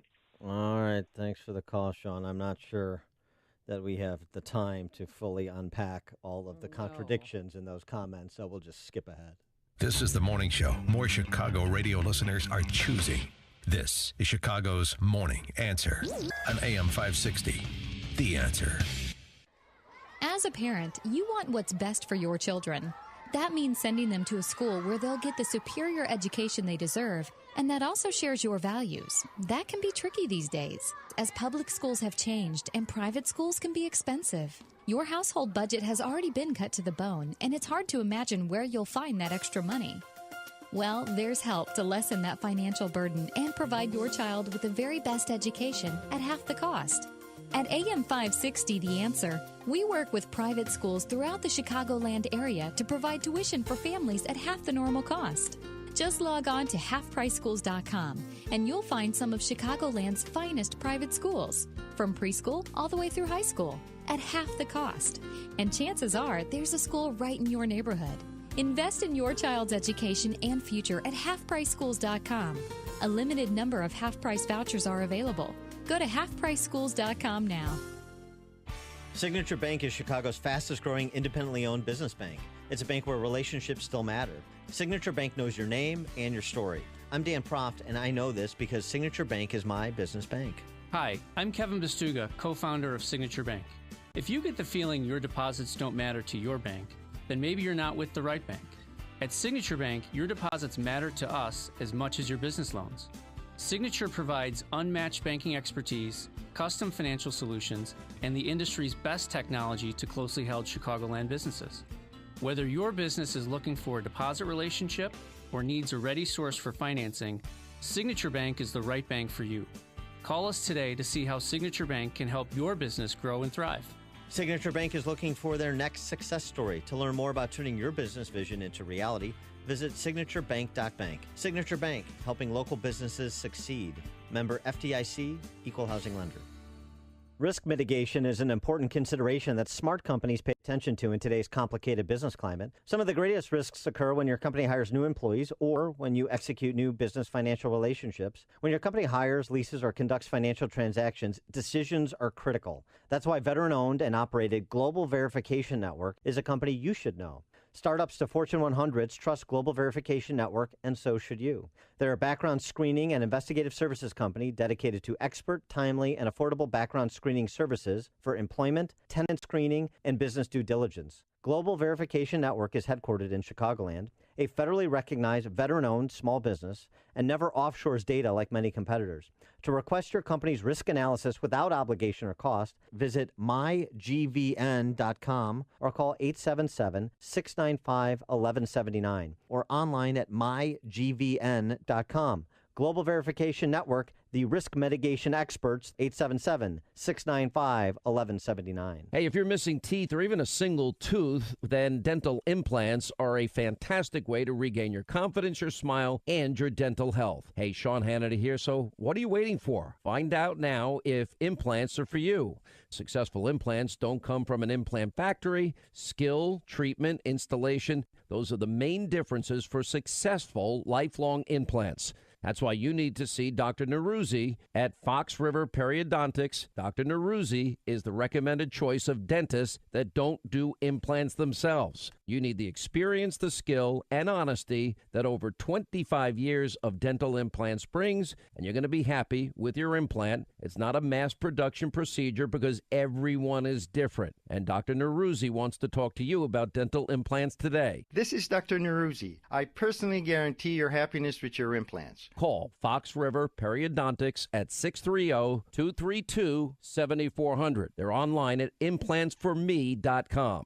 This is Dan Proft with 60 Seconds of Sanity for Upstream-Ideas.com. Sarah Sanders refused to oblige CNN's Jim Acosta's demand to remove the enemy of the people moniker President Trump has bestowed upon the D.C. press corps. I guess the Secret Service protection Sanders now requires and the calls from that same press corps' fellow travelers to subject her to a lifetime of public harassment has Sanders not particularly interested in what Acosta thinks he deserves. Is the D.C. press corps a protector of the people? Is it a professional fourth estate acting as a check on the ruling class? Those descriptions don't seem to fit either, do they? Not all the members of the press corps are enemies to all of the people, but the great majority are devotees of every big government gambit launched since the New Deal. They cheer the economically illiterate agitprop of a millennial bartender and the communist virtue signaling of a backup quarterback. They want to force men into your daughter's locker room, Howard Zinn into her classroom, and religion out of her life. They call for our discourse to be elevated while welcoming a racist simp to the New York Times editorial board. They champion policies and policymakers who oppose free minds and interfere in free markets. Maybe the word to describe such people is not enemy, but I know it's not friend either.